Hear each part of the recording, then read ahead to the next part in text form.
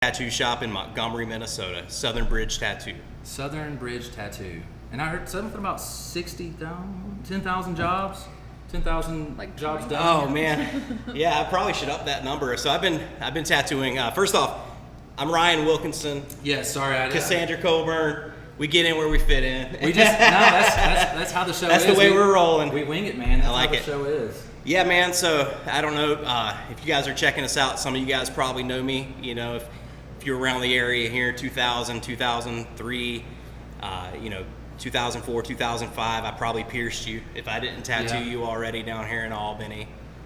You were where when? So I came up. Oh gosh, let's go from there. So we'll get it right into it. So the tattoo shop. I don't know if anybody remembers the Asylum tattoo. I do. Man, I was still in high school, so we graduated high school, 2003, something like that? I did 2003. Yeah. That's back when Loser Fest was a thing? Yeah, Loser Fest 99, man. Yeah. The Train Depot. Loser Fest 99. I remember, I tell Cassie about those. Man, it was amazing. A good time for music around here, you know. Yeah, that whole area is beautiful for that. You can literally block off the whole street and make it a big venue. It's coming soon. Anyways, continue. Anyway, so a little backstory, I guess. So we'll jump right into it. I born and raised in Albany, Georgia. My family born and raised Albany, Georgia, Lee County, Georgia. We came up, man, and then found that I wanted to tattoo at an early age. So I was 13, 14 years old. Started seeing people with tattoos. Did you start burning pens and Yeah, almost. Yeah. So I tattooed I had a stepsister. I hand poked a little cross on her at the time. She was what? How old probably then? I was 12. She was maybe 15. She's probably hardcore. She's probably I'm hardcore. Yeah, she was oh, I'm badass. Yeah, it's probably a cross. We're don't tell your mom. So one of those kind of things. I was about 14, 15 years old and seeing a bunch of people with tattoos, and so I'm 37 years old, so whatever the math works out to. But anyways, that time period in Albany, Georgia, you weren't seeing a lot of really heavily tattooed people. No, not we really. were still kind of at a time around Albany during that time period. I was doing the math earlier, and I guess that the Asylum tattoo opened up in maybe 98, 99. And if anyone knows Brandon David, Joey David, their mom, Julie David, and her husband at the time, Gil, had a big part in opening that shop up. And at that point in time, I think that was one of the first shops in Albany, Georgia, that was a little more acceptable for a different crowd of people to come into and get tattooed. And what I mean by that, so going back a little bit of tattoo history, when I was 15 years old, there wasn't really any tattoo shops around here. There was a couple. There was Hats Tats, I think you could call it. Tats. If anybody remembers Hats Tats. Not. Randy Hatmaker, still a really good friend of mine to this day. Still tats? Little brother. Randy, last I knew, was up in Tennessee somewhere. He floats around. I'm not sure if he's actually tattooing anymore. Real old school tattoo shop that he had, though. Hats It was Tats. pretty neat. Yep, Hats Tats. You had American Horse, who had a shop here in Albany. At that time, he was an older fella. He kind of had a shop that, unless you were there to get tattooed, or you knew him personally to get tattooed, it might have been a little sketchy situation, to my knowledge. Yeah. And there was another guy around here, an old fella I met some years later after he wasn't tattooing. They called him Gangrene. Oh. He rode a Harley. He come up to the tattoo shop off Slappy several times. That's a comforting name. Yeah, for a you guy get that's tattooed by a dude named Gangrene, right? Yeah. Anyways, Albany was pretty old school at the time, man. People were probably Bible thumping. They were we gotta get this place the hell out of there. Gangrene rolled up, and you knew he was there because his motorcycle left a puddle of oil, no matter where it was. Albany was pretty much 2 steps away from the town from Footloose. Yeah. So at that time, fire. it's there was. And not to point any fingers or anything, but you walked into these particular tattoo shops, and I feel like we're past the point where it's kind of safe to talk about it, but, you may have walked in, they may be cooking drugs in the back, man. You never knew what was happening, so it was kind of a sketchy situation. And the first shop that opened up in Albany here, to my knowledge, that kind of had some young people around, that welcomed the younger crowd. I remember hanging out back with Brandon and Joey David. Yeah. Skateboard, and there was always younger kids around it, and we weren't getting tattooed, but we were had high hopes, and we said, hey man, well, what can I do, to get my foot in the door, and that's what we did. We got our foot in the door, You run the pigskin thing? Yeah, so I started tattooing pigskins, so I actually met Julie. So my mom was super cool, man. My mom growing up, she was, at an early age, she kind of knew I was weird or different, whatever. You knew at an early age I was weird. Yeah, and walking around with black shirt, he had a chain wallet with the Jinkos. Yeah. Oh, the Jinkos, man. It was Metallica shirt. It was going on. Yeah, Brandon and I were. What's going on, Mama Sharon? Brandon and I were bonding over our love of Metallica earlier. Yeah, we were still I actually reconnected with Metallica, but I loved it as a kid, and he was about the only one that actually loved Metallica too. Yeah, it was cool. So, anyway, so I met Julie David. I was probably 15 years old. Let's go back a little bit further. I was 14 years old. I don't know if the Biodome. What was that place? There was a place off Slappy. BioBuzz. BioBuzz. Yeah. So BioBuzz. Burned man. down? Did it? Yeah. Oh, I think it did. Yeah, I remember that. So BioBuzz off Slappy. My mom took me there. I was 14 years old. So we're talking about, what is that? 84. 98, something like that, right? Sounds about right. I'm not doing math right now. You guys didn't see it beforehand, but I've already partaken in a couple beers. So Tequila. yeah, maybe a little tequila, but you know that was otherwise. But anyway, so BioBuzz. My mom took me there. I was 14 years old. I had my lip pierced. I said, Mom, I want to get my lip pierced, you know. And she said, all right, well, you're doing good in school, you know.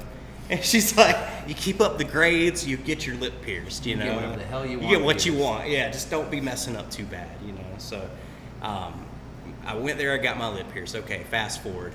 I meet a friend of mine just starting high school, Lee County High School.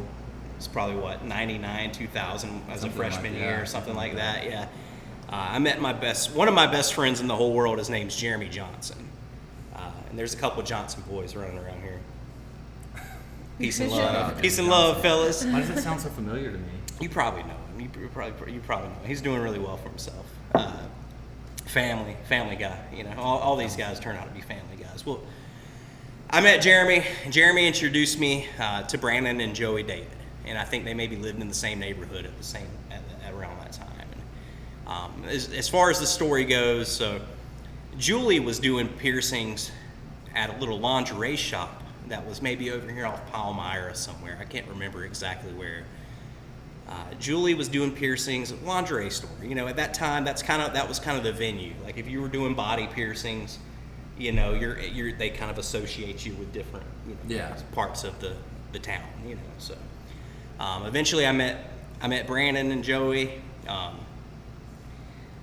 Developed a relationship. My mom and myself developed a relationship, you know, with Julie, and it kind of got to the point to where, you know, I was like, hey, I want my nose pierced, and Julie's like, well, call your mom. You know, like call your mom and make sure it's good. And, Mom's like, it's cool, let's go. And that's kind of the way it went down. Yeah. Where's it at now? It's still there. I could probably get a pencil through it if I wanted to. Or a straw. That's a story for another day. Yeah. But anyway, so I met Julie. I met Brandon and Joey, and maybe a year later or so, Julie, I remember, went down to I think to Panama City Beach, Florida, and she was taking a class on body piercing. Maybe, you know, some health and safety type stuff. You know, maybe get a particular license. You know. And she went down to Panama City Beach, Florida, and I guess during her time there, she met a tattoo artist named Matt Angel. And again, if you guys were ever getting tattooed around that time period here at the asylum, chances are you got a tattoo from Matt. You know, they came up here and they decided to open up a tattoo shop. And again, this is just my version of the story. You know, kind of looking out and thinking back, however many years, you know, after a few beers. So. Matt and Julie opened up the Asylum Tattoo and Body Art. It's right up here off of Slappy. I can't remember the exact address, but Middle Ways, I would call it. You know. Julie started that business, and I think at that point in time, I had just started to drive. You know, I was like, that was your hangout spot. That was the hangout spot. You know, if I wasn't working, I think at that point in time, I was working at AJ's Seafood. Oh boy. Shucking oysters. I was the complete opposite. You're hanging out at a cool tattoo shop. I'm a nerd just hanging out at the mall at the arcade. Like, that's my spot. Like, throwing another quarter in there, and I'm just playing people at Street Fighter. That's okay. That's okay. Taylor Mixon, what's up? Asylum is back? Question mark. I don't know. No, I don't think. So Talking about the past. Brandon, yeah, this is just all in the past. So we're talking about like the origin. I talked to Joey, Julie's son. I talk to Joey every now and then. I'm not sure exactly what he has going on, but I know his brother Brandon has built a business and he's tattooing up around Atlanta. It says, holy shit, this is a serious as fuck place. Gaster Two-Soul. Not sure what you mean, but all right. I don't know if you mean the background, or that you maybe think that we are currently in a tattoo shop, maybe, because that would be fucking rad. One day. Yeah, get you a beer and a right? tattoo. Speaking of beer, I feel like we should probably get our first pour. Dealer's Choice. Dealer's Choice, yeah. All right, let's start out with this Trader IPA. So, you said you've already had this and you did it.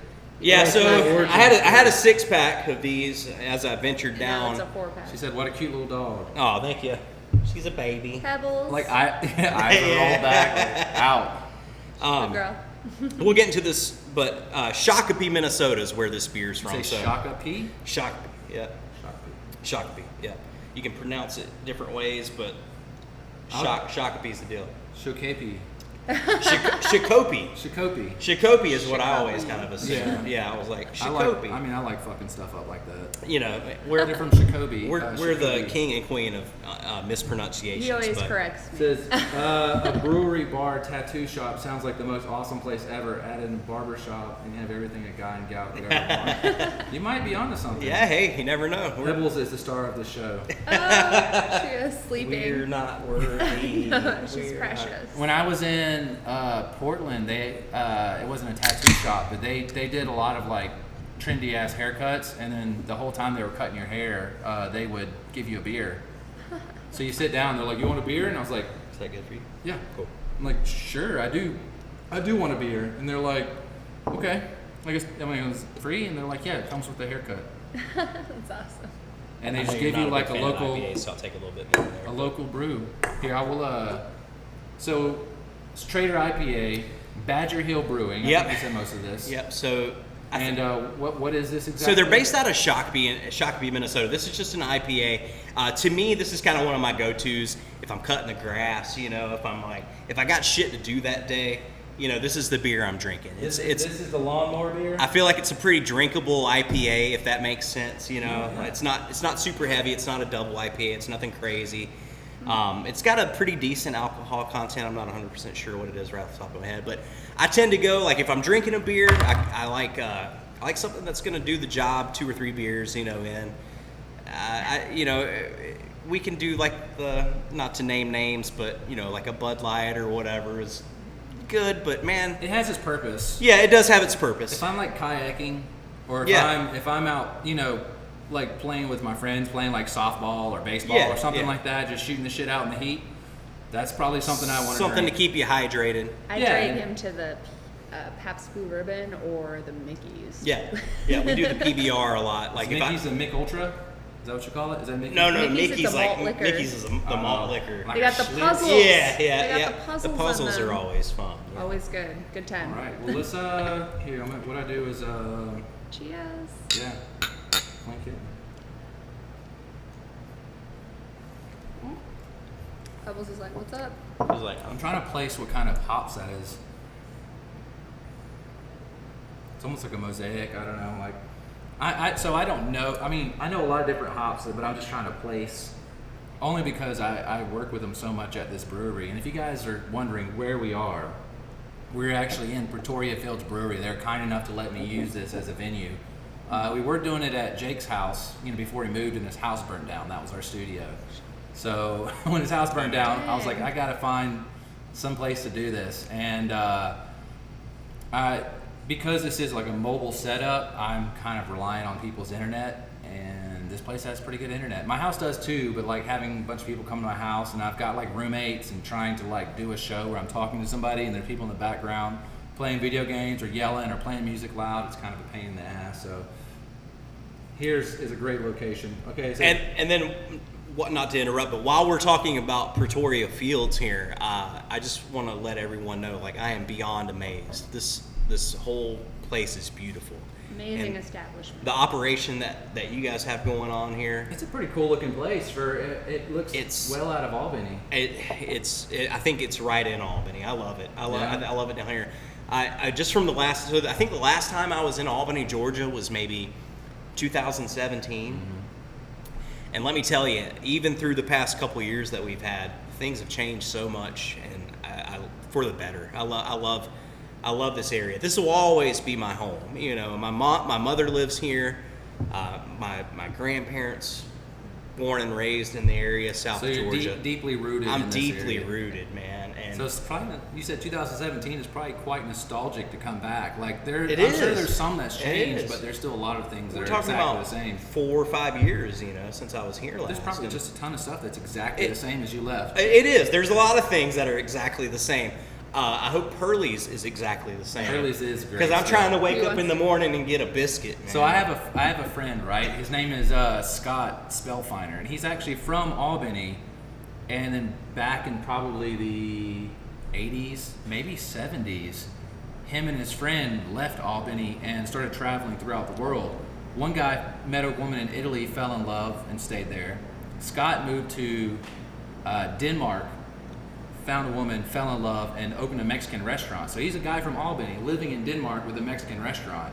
So when him and his kids come down from Denmark to Albany, the place they go is Pearly's. Yeah. That is the place. That's my jam. There are He's guys obsessed about it. walking around in Denmark with Pearly shirts on. Yeah, it's beautiful. I love Pearly He's been so telling me much, about man. it. I'm like, It's some good old Southern. I don't know. There's just something about it, you know. He's tried She's to gonna- make biscuits like 5 times in one So I'm night to guessing make you've never biscuits. had it. I've never No. know. I've You never might- even seen the You ocean. might be disappointed then. Who knows? I've had people who No, come she here won't and they be. don't like Southern food, and they're like, you've had grits, like real true grits? He's made me cheesy grits. Okay. There's some little chunks of bacon in there. Yeah. All right, I'm gonna read a So, comment real quick. yeah. And I'll get back to you. Sorry. Okay, nope. I don't like to leave people laying. It says, I do not have any beer on me today, but I do have an experiment I wanted to test. I call it Eros, a drink based off a bit of literature both me and a buddy of mine collaborated on. In the story, the recipe is written as add the juice of 3 oranges to a wineskin and then add your yeast. Let it rest in the wineskin for 3 days and 3 nights. It sounds like you're kind of making a mead, kind of. It says now we don't have the wineskin, but we do have orange juice. So this is orange juice with brewer's yeast in it. I'm going to see what it's going to taste like. Add in some hops and you got a hazy. Hey Ryan, so this is ASIN 806. Hey Ryan, you haven't changed a bit. Huh? You know what that I'm not is? sure. ASIN, identify yourself. What's up, Leah? I dig it. Super simple IPA. Yeah, it's straight up, right? Yeah, it works. Sure. It I didn't mean works. to interrupt you earlier, but continue. No, it works. And when I see people on here, I want to try to. No, I'm into it too. I've been kind of keeping an eye on it. Like, I think that's part of the fun of it. It's getting different questions, and Yeah. if you guys have any questions, anything, you know, Engaging. yeah, you guys please talk to us and let us know what's happening. If you have any questions that are yes or no questions, she literally can just. Yep. Yeah, we have the pup that can respond. Yeah. Right, well, I think. Oh yeah. Yes or no. What does it say on the fingers? Manifest. Manifest. We're gonna redo that one more time, but I mean, finger ones, they go out pretty quick, just with the skin. the palms, yep, Yeah. that funky skin there. But everything else is stuck pretty well, Oh yeah. color wise. Oh wow, I think I made orange juice. Ashley Freeman, old classmate. Oh, okay. Hey, Says, wow, I think I made orange juice hooch. thanks for watching. It's very strong. It's not far from a hazy. It's just minus the barley and hops. No, make it a hazy. Hazies are super popular right now, and they're pretty tasty. Yeah. So I guess let's just jump right back into where we started. Yeah. I think we're going back to, what did we say, 2000, Yeah, we're talking about 2007, Ashley. 2008. We've got Asylum tattoo that happened around here. The kids are skateboarding out back. I just started to drive. I had a really bitchin' '69 Chevy Nova. That was pretty cool, man. Dude, get another one. I'm working. That's okay. Okay. So let's go. We'll put the tattoo shop on hold and we'll talk about the Nova. Oh, But- they're okay. priorities. These things are more. There are things that are more important. It says so- what beer is on the table for you guys Yeah. tonight. Do I'll we show have you the- at least this one while he talks Okay, about cool. the Nova. All right, so let me tell you guys about the '69 Chevy Nova. So I went to Lee County High School. I rode the school bus for about 20, 30 minutes every day there, and then 20, 30 minutes back, right? So 15 years old. I lived over in Lee County off of Wayside Court, if you guys are familiar with the area. Red Bone, some people would kind of call it, you know, if you go back. But rode the school bus, man, and I saw this Chevy Nova, the '69 Chevy Nova, and I had no idea what it was. I just knew it was cool as hell, man. Saw it sitting on the side of the road in this old guy's front yard for the longest time. It's probably a couple months I watched this old green '69 Chevy Nova. You're like, I gotta fucking have this. I knew I was about to be driving, and I knew that was the car for me, right? So, eyes on it. I loved it. I was already feeling in love. I was figuring it out. And then one day I'm riding on the school bus, and we go back by this old dude's house, and this old Chevy Nova's not there anymore, and my heart broke. It like, you know, did one of those kind of things. I was like, man, I missed my opportunity. I should have figured it out. But I kind of move on. I move Did on you pretty. talk to people about the Chevy Nova? Yeah, I was talking to my mom. You know, it's like my mom, my stepdad. But anyways, yeah, I was like, there's this car, and I'm gonna be driving soon, and they're like, well, we'll meet you in the middle. You know, if you got some cash to pony up. I was, like I said, I was working at the time at AJ's Seafood and Restaurant, you know, good old AJ's. Anyways, the car was gone one day, man, and I was like, oh no, I'm heartbroken. I knew, I was like, all right, well, it just wasn't meant to be. You know, fast forward 2-3 weeks later, riding the school bus home, and here's that Chevy Nova back on the side of Flema Road, up by Stocks Dairy, if you guys are familiar, but, and it was red. It wasn't green anymore, it was red now. So homeboy just pulled it out. He probably figured, I could probably put a $100 paint job on it, maybe get $400 or $500 more out of it, you know.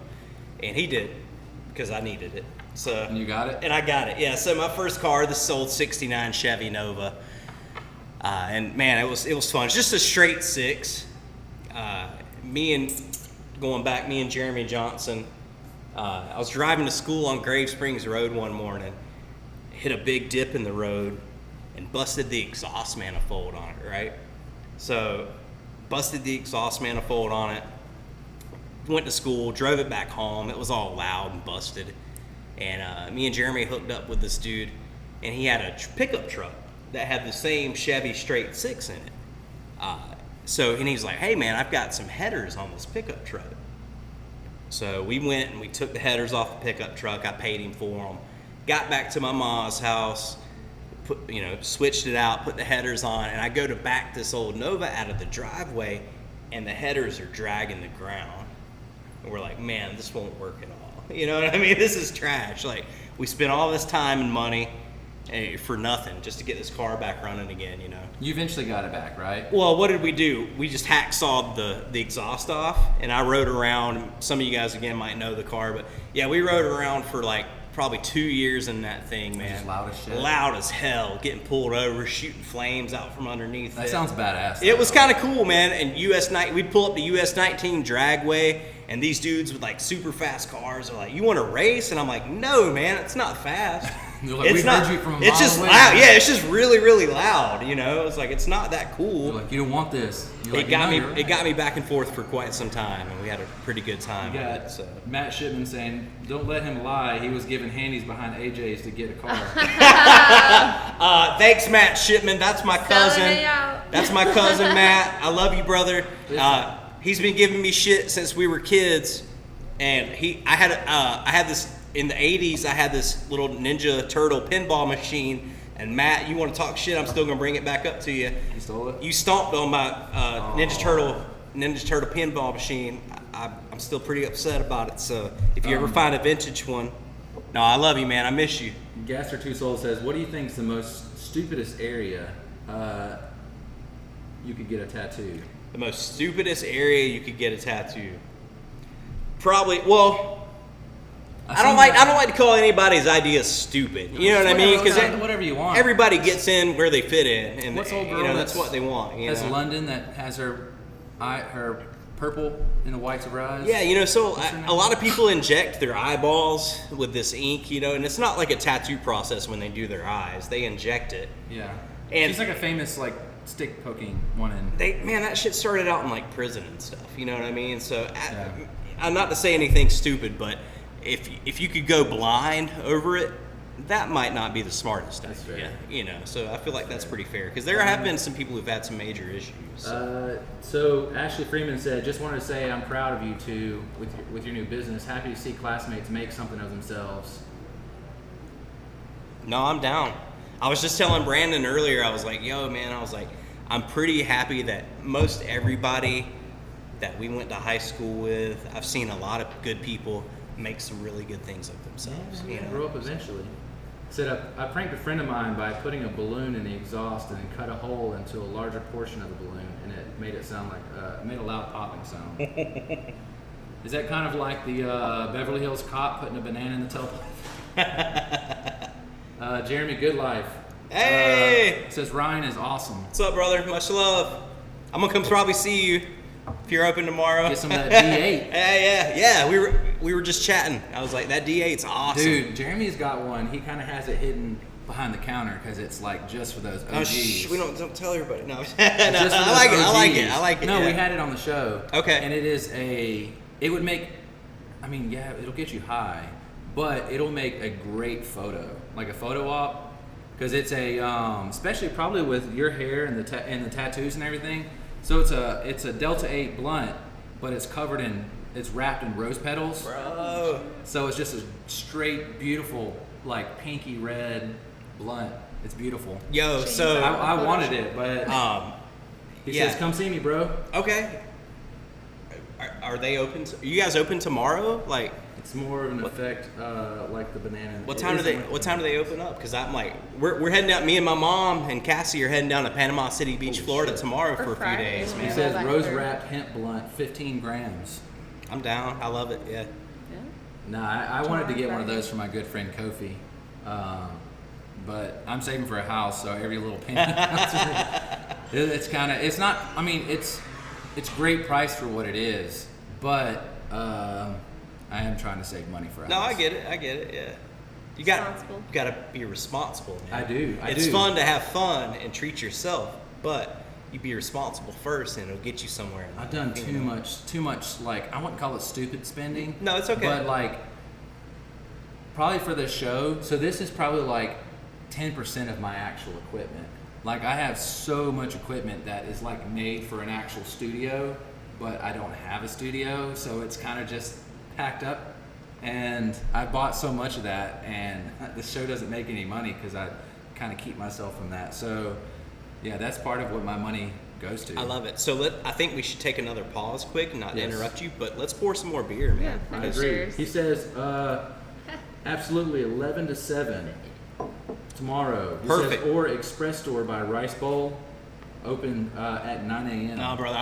Jeremy, I'll see you tomorrow around 11. I like the around 9 a.m. 11 o'clock. That one over there by the Rice Bowl is really nice. He just built that whole storefront. He did it in like one Okay. day, and it's beautiful. The hardwood You floors. if you'll be in store, you tell me where we're at. I would like to come see you, but if not, I'll get in where I fit in again. So It says, are there any tattoos that you consider the most significant to you? well, do you want to take that up? I think you should answer that question first. You have your friend Cameron's tattoo on you. Yeah, I definitely have one of my best friends that passed away back in, 2010. I have that. That's probably one of the most significant tattoos. But I also made a lot of mistake tattoos, and Ryan's probably done about 15 different cover-ups on me, so. It's like the perk of having him around, right? Right, he Yeah. called Like- it the girlfriend remodel. Yeah, I mean it's You're like, yeah, I got an alien tattoo. I hate it. And there's dolphins with an infinity symbol and a heart, and I need you to get rid of that, please. Yeah.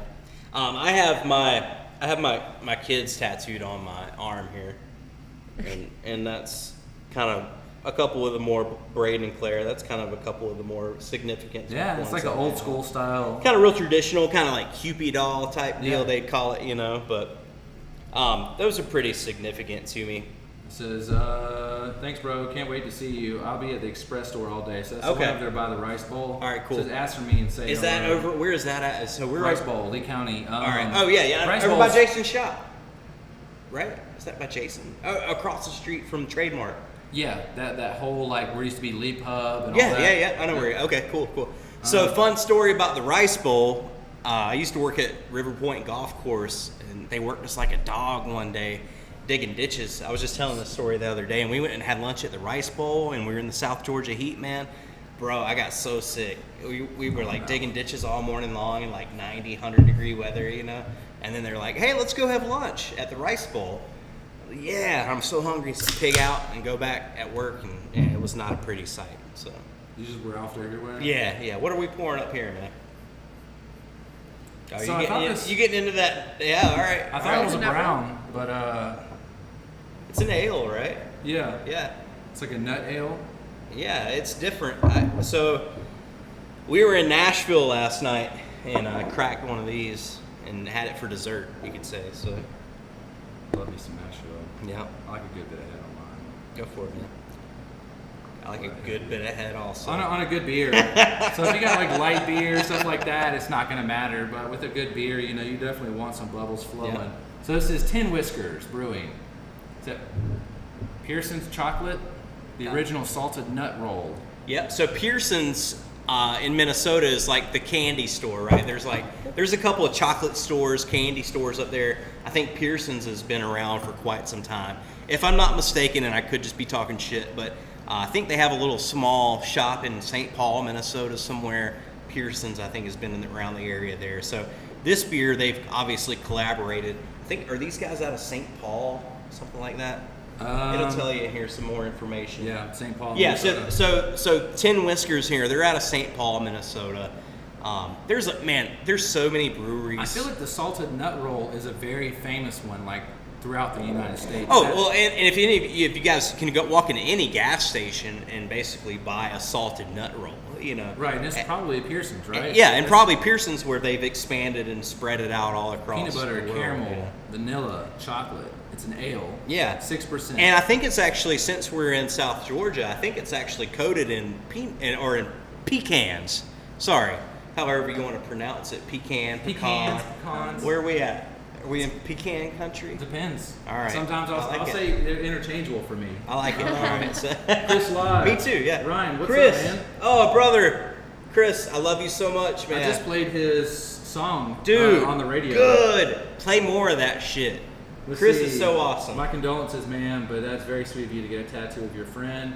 Says, I'd love to get a tattoo here soon. I do have an idea already. It's an old rusty anchor with hibiscus wrapped around it. It's supposed to be a tribute to my parents, my father being an anchor and my mother being hibiscus. Wow. Sounds like a good beer. No, that's great. Yeah, I think that's an awesome idea. Whatever that tag is, are you located here in Albany? I'm not sure who that is exactly, but So that says Gaster Two Soul. So Twitch is worldwide. So it's possible. I mean, I have tattoo in there as part of our Okay, tags or cool. tattooing. So we'll have is people like popping in that Yeah. are just into tattoos. okay. Well, hey, thank you very much for watching. All right. This actually smells like the candy. Being Cheers. real, Good. it smells like the candy.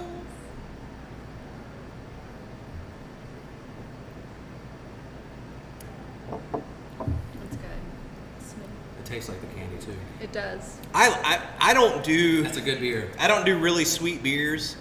I'm not like a super fan of like beers that taste like candy. He buys them for me. I But love all- however, I do like beer, and I think that it's amazing the flavors that get infused into different beers, you know? Yeah. And like how they come through so strong with something that, you know, you're just imitating, you know, so I like to cook. I grew up cooking in South Georgia here with my grandparents, you know, and my grandmother especially. I love it that you can take these What's up, Alicia? flavors.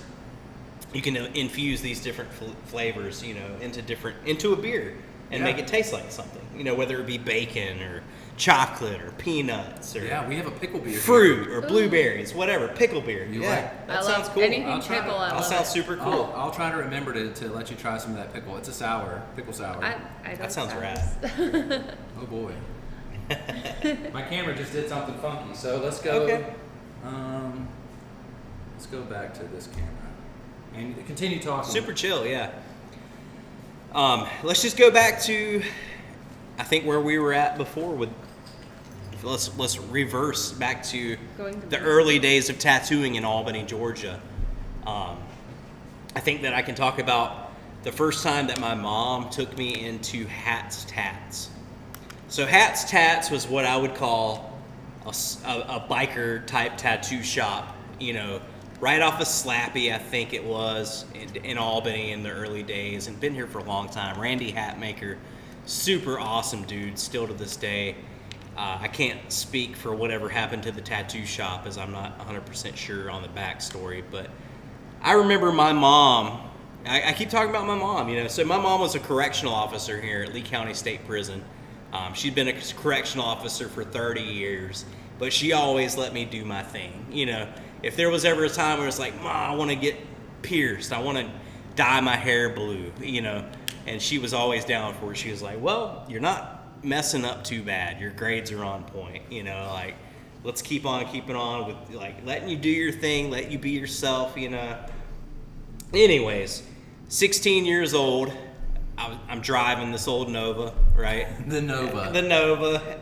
My mom walks me into Hats Tats right before she could get to work. I've been begging my mom, like, Mom, I want to get tattooed. Like, I finally decided by this point in time in my life that I want to get tattooed, right? So going back to Metallica, Oh. I had a black light poster that had a big flaming Metallica skull on it. And if you think back, you might can picture it. No, I know. Big flaming skull, there's Metallica. One that's facing the front with the black skull, and there's one that's going across. This was the sideways one. Yeah. That's more of like the later after Black album. Yeah. They started doing those with like Fuel or not Fuel, but no, Load not and quite there. Reload. Yeah. So there was like a sideways skull with some flames, and I had it on this black light poster hanging up in my room, right? So I tell my mom, like, yo, Ma, like, I'm 16 years old. 16. Okay? I know everything. I'm ready to get tattooed, Well, I think my mom had played it smart because she was like, she took me into this tattoo shop, ready to sign for me to get tattooed, hats, tats, right? But she wore her correctional officer uniform. So you walk into a tattoo shop in that period in time wearing an officer uniform, and let's just say it was like sphincters. It was pretty short and quick. They didn't have much to do with us, Yeah. It was like, hey, I'm 16. My mom, who's a cop, wants to sign for me, to get tattooed. And they were like, nah, young man, you got to be on your way, Thankfully, I don't have a big flaming Metallica skull on my arm anymore. You could make it work, man. I could probably work with it. Anyways, I put this beautiful piece from a fella named Dave Cruzman, whose tattoos around. He's got Maryland, California. I first met him up in Atlanta, Georgia. Man. Hell of a dude. And if you guys watch Ink Master at all, he won one of the episodes or one of the seasons of Ink Master, which Just make sure you pull the blue. Yeah. You about got sprayed. I knew right away when he went on. I was like, he's gonna do that. He's gonna win because he's just a nice dude, a real tattooer.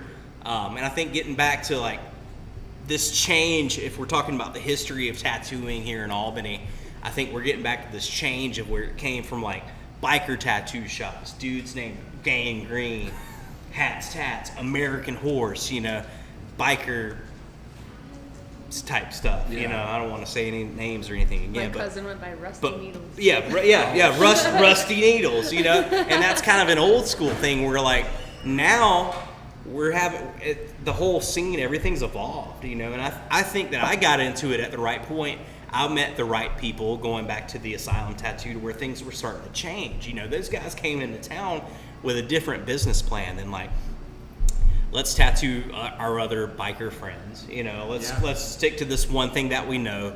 To where they kind of opened up the scene to these younger people who were all coming up in Albany at the time. And we were talking about Loser Fest earlier. Oh yeah. There was such a scene, man.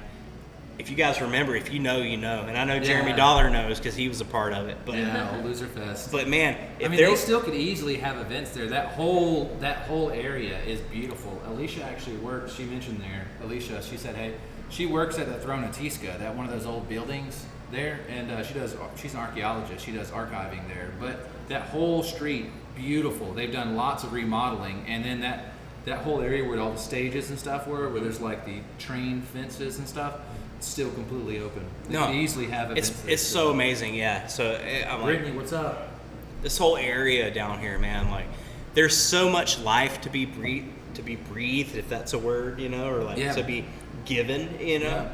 And I think like everything's falling right into place for everybody here. And I'm a little bit emotional and nostalgic. We said, Yeah. I haven't been here in a long time, and it just 5 to years, walk yeah. into this brewery, and beautiful, have man. a friend of mine that takes care of the place, There was just all these walls back here were just straight graffiti. Most of this stuff Yeah. was completely run down. A lot of these tables the counters are all like reclaimed wood from old farm barns. You might not know about Pretoria is that Pretoria is a farm as well. So the ingredients that we get and put into the beer all comes from the farm. So obviously there's some hops and stuff. There's some ingredients that don't really grow well in this area. Sure. Or you have like New Zealand hops and stuff that we have to obviously import those in. But besides that, everything else, all the fruit, everything else comes from our farm. That's beautiful, All man. the honey comes from our beehives into the beer. And when we first walked into here earlier, Cassie said, "I love the way it smells. Smell the wood. It smells like old wood." Yeah. You know, All of this is like which in a Not old, good but way good. though, man. all these little pillars. Let me just say, it smells very natural. It doesn't smell like it's good, man. So the old machines, the massive saw blades that they used to have to cut the wood, you can still see all the those grain. marks. Yeah, the grain is so from awesome. those old blades. And like, where did you guys source this So wood I came think from? some of this comes from the actual farm. So Okay. It's like a Pretoria Fields farm. There's a bunch of old barns. It's all been sourced locally. So Do it's you know all how long had that Pretoria Fields been around? So before Pretoria, that? as far as a farm goes, I'm not sure. I should know the actual farm. I know we've been here for 3 years. As far as the farm, I'm not positive off the top of my head. Okay, yeah. But it's off Old Pretoria Road, so that's been there for hundreds at least. And we've named all our beers after something local. So there's Flowing Well, which is a street here. Sholey is named after the shoal bass, Yeah. which is local to this area. Yeah. Skywater is another name for the Radium Springs. That's what So, Native Americans call it. you talk about the shoal bass. We always caught the shoal bass. The dam off of Flema Road. You go back. There's a dam area. Whatever. I can't Yeah, you think take of the name of take it. it right when you're. You pull back there, and the shoal bass. We just always used to catch them when we were younger. The you know. Walker Station is right out there off Pretoria Road. That's it's still like an old 100-year-old plus building that's just sitting there. Wow. So they try to keep it all somewhat local. I think it was called right over by the dam. It used to be called Jack's Bait and Tackle or something like that. Bob. Right over by where It's Jeremy's right at there on now. the corner. Yeah. No, that was Fred's Fred's Bait and Tackle. was on the corner, Yeah. but there was a little hangout if you go to Fred's. But if you back it up a little bit before the turn to the dam, there was a place and we're talking about the 50s and 60s, man. Yeah, I'm going way Ohio's back to. minute. I remember my grandfather taking me in there when I was a kid, and like you walk in, there's like a pool table, and it's just a There's like some little old- bait and tackle old store, dudes man. in there smoking. That's where they went to drink their beer. We're all drinking beer here, but when in the 50s and 60s, you didn't drink much beer in the house around the wife. Apparently, you stepped out and went and hung out with the boys down Yeah. at the bait and tackle We're shop. getting ready to go fishing, and then we're just Yeah. gonna knock back a couple cold ones, maybe play a couple rounds, Yeah. pull, and then Yeah. we'll go. My grandpa was drinking them Bush Lights, man. Oof. Well, thankfully we've lived and we've learned and we've moved on to better beers. at There's a least, time so. and place. So I There is, yeah. I kind of use the analogy. It's not a perfect analogy, but I compare beer to music. So my music tastes are so vast that, like, if I'm at home, right, and I've got the choice, I really want to play. I'm not going to play some really like. Here, let me tone it back a bit. I'm probably going to listen to like Ella Fitzgerald or Nat King Cole or like some old soul, some Smokey. But if I'm out at the club, I don't want to hear that. Like, give me something stupid with no lyrics. Literally, I don't care what the lyrics say. It could be the same word over and over again. As long as it's got a good beat, I don't care. When Sure. I'm in that environment. The same goes for beer. If I'm out at, if I'm at my house or if I'm at like a nice restaurant, I want a good beer. But if I'm at like a party or, if somebody's like throwing a party and they've got Miller Lite and stuff like that, sure, that's fine. I'm not trying to go out there. Game on, yeah. I'm not trying to go in there and knock back like 12 fucking IPAs and just give me a light beer and I'm good. It's a good chill beer to drink. So it's not a perfect analogy, but for me it works. In my head it makes sense. No, it totally makes sense. I'm with you 100%. It's like we're drinking some kind of, these are craft beers of what is or what you would call them, right? So craft beers, you seek them out. They come in 4-packs, They come in 4-packs for a reason because you're not. Sometimes they come in a single. Or a bottle. growler or whatever. Yeah. You're not meant to sit down and drink them all at one time. This is something You that's sit there and enjoy. Yeah, you can taste them and you can pick up the flavors. We were talking about, peanuts, chocolate, this and that. That last one, we'll go back to it here in a second. Yeah. That last one was really solid. It was like You like that? It was like the candy, yeah. Good. I'm glad I brought that one. I was on the table because I wouldn't, again, that's not a beer that I would go to a party and be like, I'm going to drink these peanut nut roll beers tonight, But, yeah, if you're somewhere and you actually have control and you want to sit down and have a good beer, that's a great choice. So 2 questions. Okay. Or not 2 questions. So I've been recently on YouTube watching this like good old boy from Alabama do like beer tastings. And it's so funny watching him do these because it's obvious that his preference is light beer. Sure. So it's like beer that tastes like beer, but he'll have a whole episode where he's drinking like sours, and it's just him basically like, this ain't beer. I know what beer is. This ain't beer. And then he's like, it's a lot damn better than an IPA. And then it'll be this good old boy who drinks nothing but stouts, and then the next episode he'll have nothing but sours. Like, it's just funny to watch somebody who doesn't really like beer. Yeah. Other than light beer, talk about beer. Well, and then you find that, you know, maybe you just drink, you want a certain reaction from the audience that you're looking at. You know, you want people to say like, yeah, F those beers, you know, like those beers aren't cool, you know. I think mostly it's just like his banter, like how he's a good old like Alabama boy, so Yeah. it's like funny to hear him talking about things. I mean, he's wearing like a trucker hat. Yeah, he's got a the big whole boy. He's got scene, the right? beard. He's got the cut off sleeves. It's called Red something. I don't know, but I love that you keep referring to him as a good old Good boy old because we boy. have a good friend named Andre Servin in the cities, and he's always like, "How do I be a good old boy?" So shout out to my homeboy Andre Servin. where's That's Love he? you. Why is he not watching right now? Andre, He might be. You never know. we'll find out. So You might watch it Um, later. my buddy Andre moved to Minnesota. I met him probably 3 or 4 years ago now. Is he from the South? No, he's from California, San Diego. man. San Diego, He's wanting to be a good California. old boy though. So check He it out, does, man. so So hard. Andre is a good old. He's a good old boy. He is. He's a family man. He's got a wife who's beautiful, and she's smart, and she. Jamie. is her name, and she has his back 100%. And they just bought a house together.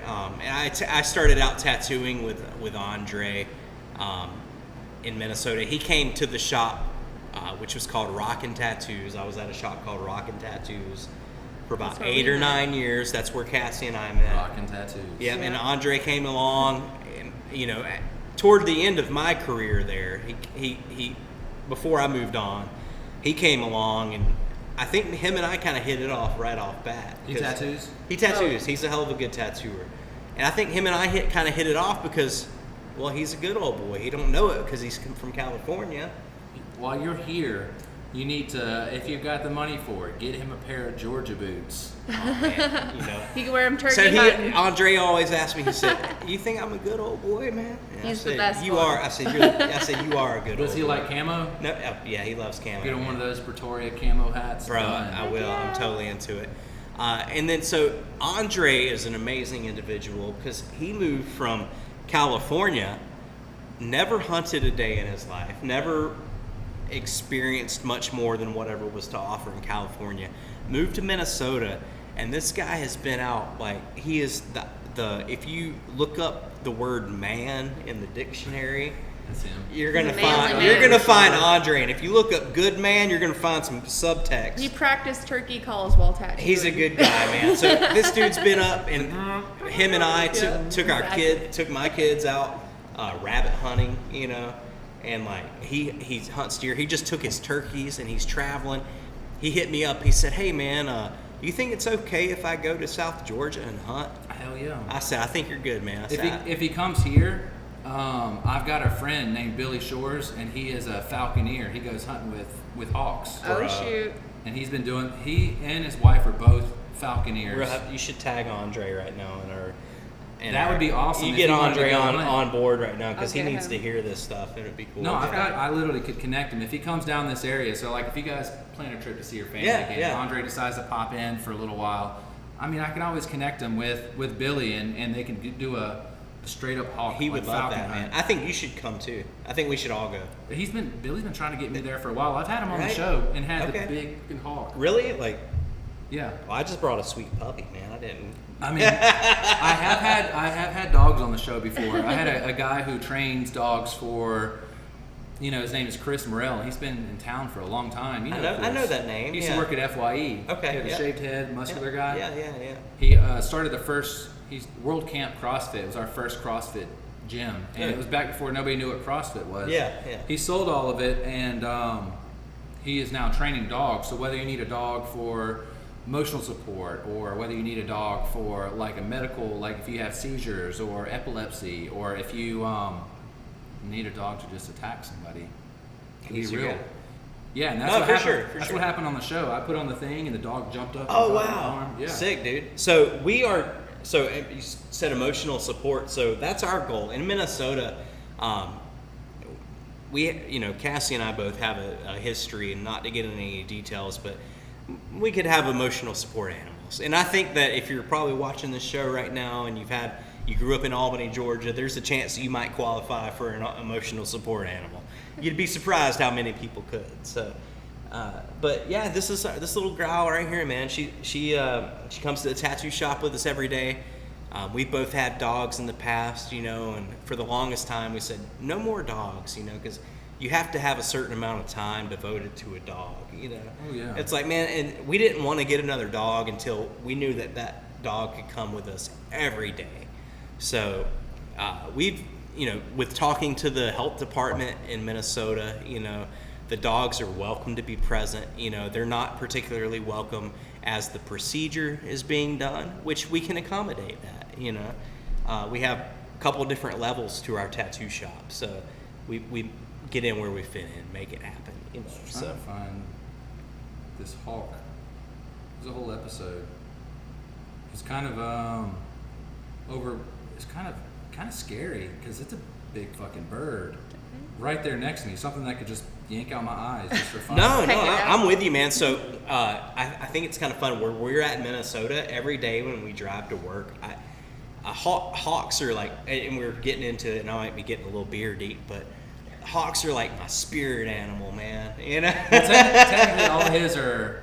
Yeah, so they're all hawks. Technically, he's a falconer, but hawks are under that as well. Okay, cool. And you have to actually catch, like your first hawk, you have to actually catch that hawk. It has to be a wild hawk. Sure. And then you train them, and then That's amazing. I didn't realize how much work goes into that. So each hawk that they have, it's him and his wife are both falconers. Every bird has like a massive book to them that they keep track of their calories and their weight, and they weigh them every day and weigh all their food. They have this perch that they sit on that sits on a scale, and they keep track of how much they weigh, and they're like, all right, they're getting a little underweight, and then they take them on hunts. So whether you need rabbits taken care of, or you have invasive species of birds that are hanging around your house, shitting on your car, he does all that. That's awesome. So I'm ready for another pour. Yeah, it's your choice. I'm like, I'm reaching for my empty beer, so I figure we're Your both choice, on man. point. Pick Dealer's one. choice. Well, yeah. What do you I have chose- here? So we got a triple berry bomb from Montgomery. We have, Cereal for dinner? yeah, it doesn't really say what kind of beer. It's a blonde ale. I can guess. We have a dry hopped pale ale. We have a sour, blackberry, blueberry smash, and then this is what, an IPA? I think we get into this. Hops, Strata, Citra. This pales in comparison. Maybe you can tell me some more about that. That's one of your picks. Edmonds Oast Brewing. So He's gonna check it out. I want to try. it's Charleston, South Carolina, and I've had a couple of their beers on here before, and it's always been pretty good. That'd be a dope ass tattoo. It's like a skull with a little hop on Hops, it, yeah, some that's wings, cool. and but yeah. So pales in comparison, double dry hopped American pale ale, Okay. product of Charleston, South Carolina. Sounds awesome. I was trying to find. Well, You go ahead and do your thing. I'll pour the beers. I mean, I was trying to find this damn bird. While Brandon's searching for this bird, I'm gonna go back and mention Chris Lodge again. Oh yeah, that's that dude. Yeah. So, if for you guys that don't know, Chris Lodge is one of the better musicians and guitar players. I don't want to say better because that singles people out, but I love what he's doing. He's getting it figured out, and he's such a wonderful musician. I love everything that he's doing in it. A couple weeks ago, he sent me a little sample of this new old stuff that they're doing, and I'm missing the name of it right now. Maybe Chris can comment if he's still watching and tell me what it the is. name of his Yeah, the 80s type. They got this gnarly It's, 80s type neon. stuff. Neon something, yeah. Anyways, it's badass, and you guys should check it out. I So got it in like 2 seconds. find it up. Neon Warlords. Neon Warlords. They just dropped one of their songs, Beyond Cyberspace. It's kind of like if you mix Dio and the Midnight synthwave. Yeah, I listened to it. I actually had let a friend of mine in Minnesota listen to it as well, who records music and whose father has been recording music for quite some time. And Jack Pokey, my buddy, he said, man, he's like, these dudes have such a good sound. He's like, the recordings that they're doing are amazing. Like, those recordings are tight, man. Like, they've got a good group. Actually, says motherfucking motorcycle Jake! samurai. Oh. Jake McCardle. What's up, buddy? Oh, yeah. We're watching a hawk video right now. Yeah, Billy Shore's massive birds. That thing he's is like feeding. badass. He's like feeding them on. I mean, they're He's here in town? Yeah. Cool, Yeah, man. there's like only 2 in town, and Tim and his wife. That's so badass. And he was hunts trying to- with those things? Yeah. Or he can take care of your pest problems? Yeah, I mean, it obviously they're hunting like small prey. So Yeah. rabbits, squirrels. I That's told him he sick, should dude. do. So there's. I'm gonna put this on the beer can. Double dry hops. But yeah, so there's a way to, with hawks and ferrets, like they can collaborate and hunt together for rabbits. So they'll send the ferrets into the rabbit holes. They usually get like white ferrets, so the hawks know, they get trained to know that not attack those. Yeah. And the hawk or the ferret will go into the hole and like kind of kick the rabbit's ass. The rabbit will jump out of the hole and the hawk comes by and swoops him up. That is the gnarliest thing I've heard. I mean, you sound like a fucking Today. beastmaster. That's wild. You've got yeah. a hawk over here and you've got a ferret poking its head out of your bag. I think that's super sick. Sword man. over your shoulder. You're the beastmaster. Yeah, wow. I need to meet this fellow eventually. And Motherfucking motorcycle samurai. so that's Jake McCardle. Jake went to school with us too. Yeah, I like you him. know. He's a nice guy. He's I cool. think he's in Kentucky still, Kentucky. maybe. Send me some beer. From Jake, Kentucky. talk to us, man. Are you? Here, let's go ahead and try this Yeah, beer let's real get a quick. See if taste. we can get a. Here, we're gonna throw in the Prost. What is this? Prost. This is the Smells good. double dry hopped. Shoam. That's right. That's really good. I like that. Dry hop. So when you say dry, dry hop, is that a play on the flavor, or is that a play on like It's part of the process that goes. they to, drop the hops in? Yeah, so- straight dry. They do sours that way too. There's some there's dry hop sours that it adds more of just a mouthy bitter feel. So some people don't really like that. I dig it. See, I'd love to send you all some Kentucky brews and bourbon as well. Damn, So I'm son. moving to Nashville, so I mean you're technically not too far away. So yeah, when this hits me, it hits me kind of like a dry wine or something. Yeah, almost, right? It's very like Is that where the bitter Yeah, type taste comes in? I say definitely. bitter, yeah. the it's- dry hop. You're definitely when something's dry hopped, you're definitely gonna get a lot more of the hops out of it. Okay, You get okay. a lot more of the bitter. So and then dry hopped as opposed to what? Wet hopped? As far as the whole Or is like that- process, so I'm not. He referred to you as a good old boy in the That's text. right. I don't know if he logged on yet. A good old boy. Yeah. I wish I was. No, I don't wish I was a good old boy. You're but a good old boy. No, You are, man. I can not, tell. Not compared to some of these guys that come into here, not throwing any shade towards these guys, but they come in, they're all wearing the same Columbia shirt. They got Costa Del Mar glasses on the top of their hat. They got the same khaki shorts and A particular feel. they all wear the To the exact style. same thing. And I was like, nah, I don't drink none of that shit. Nah, I like my beer They- tastes like beer. Yeah, yeah. I drink Bud Light and that's it, like my daddy did and like his daddy did. That's real beer. I can see that. Yeah, There's a guy who I sits get at that, the yeah. bar at Mellow, and that's all he drinks is like light beer. And anybody, if you sit next to him and you order anything other than light beer, he's like, "Ugh, I don't see Talk how shit." I don't see how you drink that shit.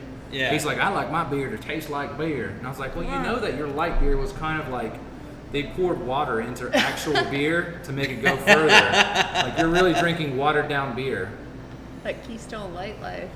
Like I get it. It serves its purpose. You can drink a shit ton of them And for next to nothing. And not to point fingers or like everybody. We're all different, man. We're all out here in the world doing our own thing. Whatever floats your boat, man. Making our own way, whatever floats your boat. Whatever makes you happy. if that Bud Light with the lime makes you happy, support them and buy a 12-pack. You know what I mean? 24-pack. Drink them for the $8. rest of your life, man.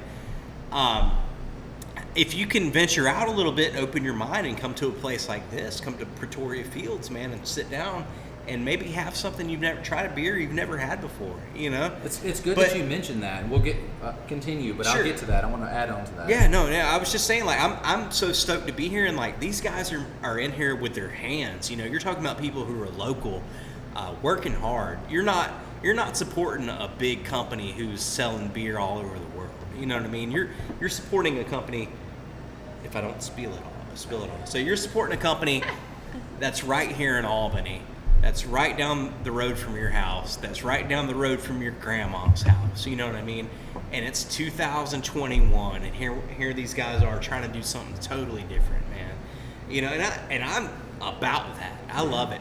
I love the history of this place. I love the history that Albany has. I love the history that this building probably has. Oh yeah. You know, this whole strip here, man. For as long as I can remember as a kid, I drove by these buildings, and I've never seen them anything much different than broken down. I've never seen them much different than just like desolate. Except for like, you know, like old Harvest Moon location. Yeah, San Joe's right next to it. There's been a few people that pop up and come and go, or come and stay, you know, Right. whatever. But like I said, like this is Albany right here. And for me to walk into this place tonight and see that it's beautiful and just as beautiful as any other place in the world, here we are, man. Like, One of the cool things that I wanted to mention is that, so our first beers were Skywater, Sholey, Walker Station, and the Flowing Well Goza. So they kind of cover, a big basis. We've got our Golden Ale, we've got an IPA, we've got a stout, and we've got a sour. So when we first opened up, we had a lot of people in here who were used to like drinking Bud Light, Miller Lite, Ultra, and because when we started with the 4, they wanted to drink beer because they were here. They tried something a little out of their comfort zone, so they tried the Skywater, and it's not quite a light beer. It's not. It's a golden ale. It's made with corn, and it's got a small amount of hop to it, but they liked it. It didn't taste like a Bud Light, but it was drinkable and it was enjoyable. And since a little bit of hop was there, we've got these good old boys who were drinking Bud Light before, who now are going to Skywater, Sure. or even further than that, they start liking IPAs. Yeah. And they start drinking stuff that they've never. you hang around long enough, and you're like, oh, I'm opening up my mind a little bit. We've got guys in here that probably 10 years ago they would have only drank Bud Light, Miller Lite, and now they're like, you guys got some new stuff on tap? Oh Right. my God, I'm gonna try a So, Saison. and with that being said, I think one of the perks of venturing out your mind is you may have to sit around for 2 hours and drink 8 Bud Lights to get the desired effect. But if you can sit around for 30 minutes and drink 3 IPAs, and you're feeling pretty damn good about life. Yeah. You know? Especially when you get the alcohol content up a little bit. you Yeah, know? some of these, I mean, like the Walker Station, 6.5. So, I mean, it'll get you there. And that Yeah. Walker Station is super easy to drink. This DEF CON that we were drinking, I think, is up around like 8 or something. Yeah. You know, We don't so have any, like, super boozy boys up here. No, there's no 12s or nothing like Ooh. that. We didn't break those. I was doing tequila shots before the show, Just so kinda warming so we himself kept up a it little pretty bit. chill as far as the beer. You know Daniel goes. Watson? I don't know if he was anywhere around here. Again, So man. he's friends with Chris Lodge. He's a music producer Yeah. in Atlanta, but he's got a location here. It's actually where Harvest Moon used to be. So Okay. that beautiful building. His lady has a bakery there, Broken Heart Bakery, Okay. and then he's got upstairs the studio, and he's really good friends with Chris Lodge. But Excellent. So I feel like, again, man. So I'm the absolute worst with like names. You know, like yeah, I'm the same way. I'm was like, if I see your face and I'm like, bro, Yes. I love you. You know, it's been so long, man. Or I'll tell Cassie, I'm like, oh, I don't need to say hey. Like, give me a name. You know, my brain has been devoted to other things in life. You know, so what I used to do when I had like a steady like girlfriend, dating her for a while, I was like, we had an understanding that so when we go to meet somebody, if I don't know it, she kind of got the cue if I didn't know their name, and she'd be like, I'm sorry, my name is David, They're what's like, up? He's rude, I'm sorry. My name is, yeah, and then like you on? I'm like, yo, yeah. and he's like, yeah, my name's David, yeah, what's up? And then you're like, I got it. she's the teamwork. Yeah, Cassie's the perfect person. So she basically we going back to let's open up. We have Southern Bridge Tattoo. Southern Bridge Tattoo. This is they're not going to be able to see this. That's okay. We'll post it up on the Yeah. whatever. Southern Bridge Tattoo, and we're in Montgomery, Minnesota, which is about a town of 3,000 people, right? It says Maybe you've done not even. 10,000 jobs, and this is probably dated. It's It probably says more I've than done You did some of 10,000 those in tattoos, Egan man. So and Crystal. that number is not just that number 10,000 tattoos, not just off the top of my head. There's some actual facts behind that. So back a few years ago, 2008 or so, I'm at the point in my career as a tattoo artist where I do taxes and I have to pay taxes as a legit business owner. You know, that's something that Yeah. nobody ever sat down and told me when I first started tattooing, like, hey man, like, you're gonna have to not only make money but pay money to the IRS and to the state as well. Nobody sat me down and taught me how to be a businessman. I've kind of tried to figure a lot of that out on my Yeah, own. just winging it.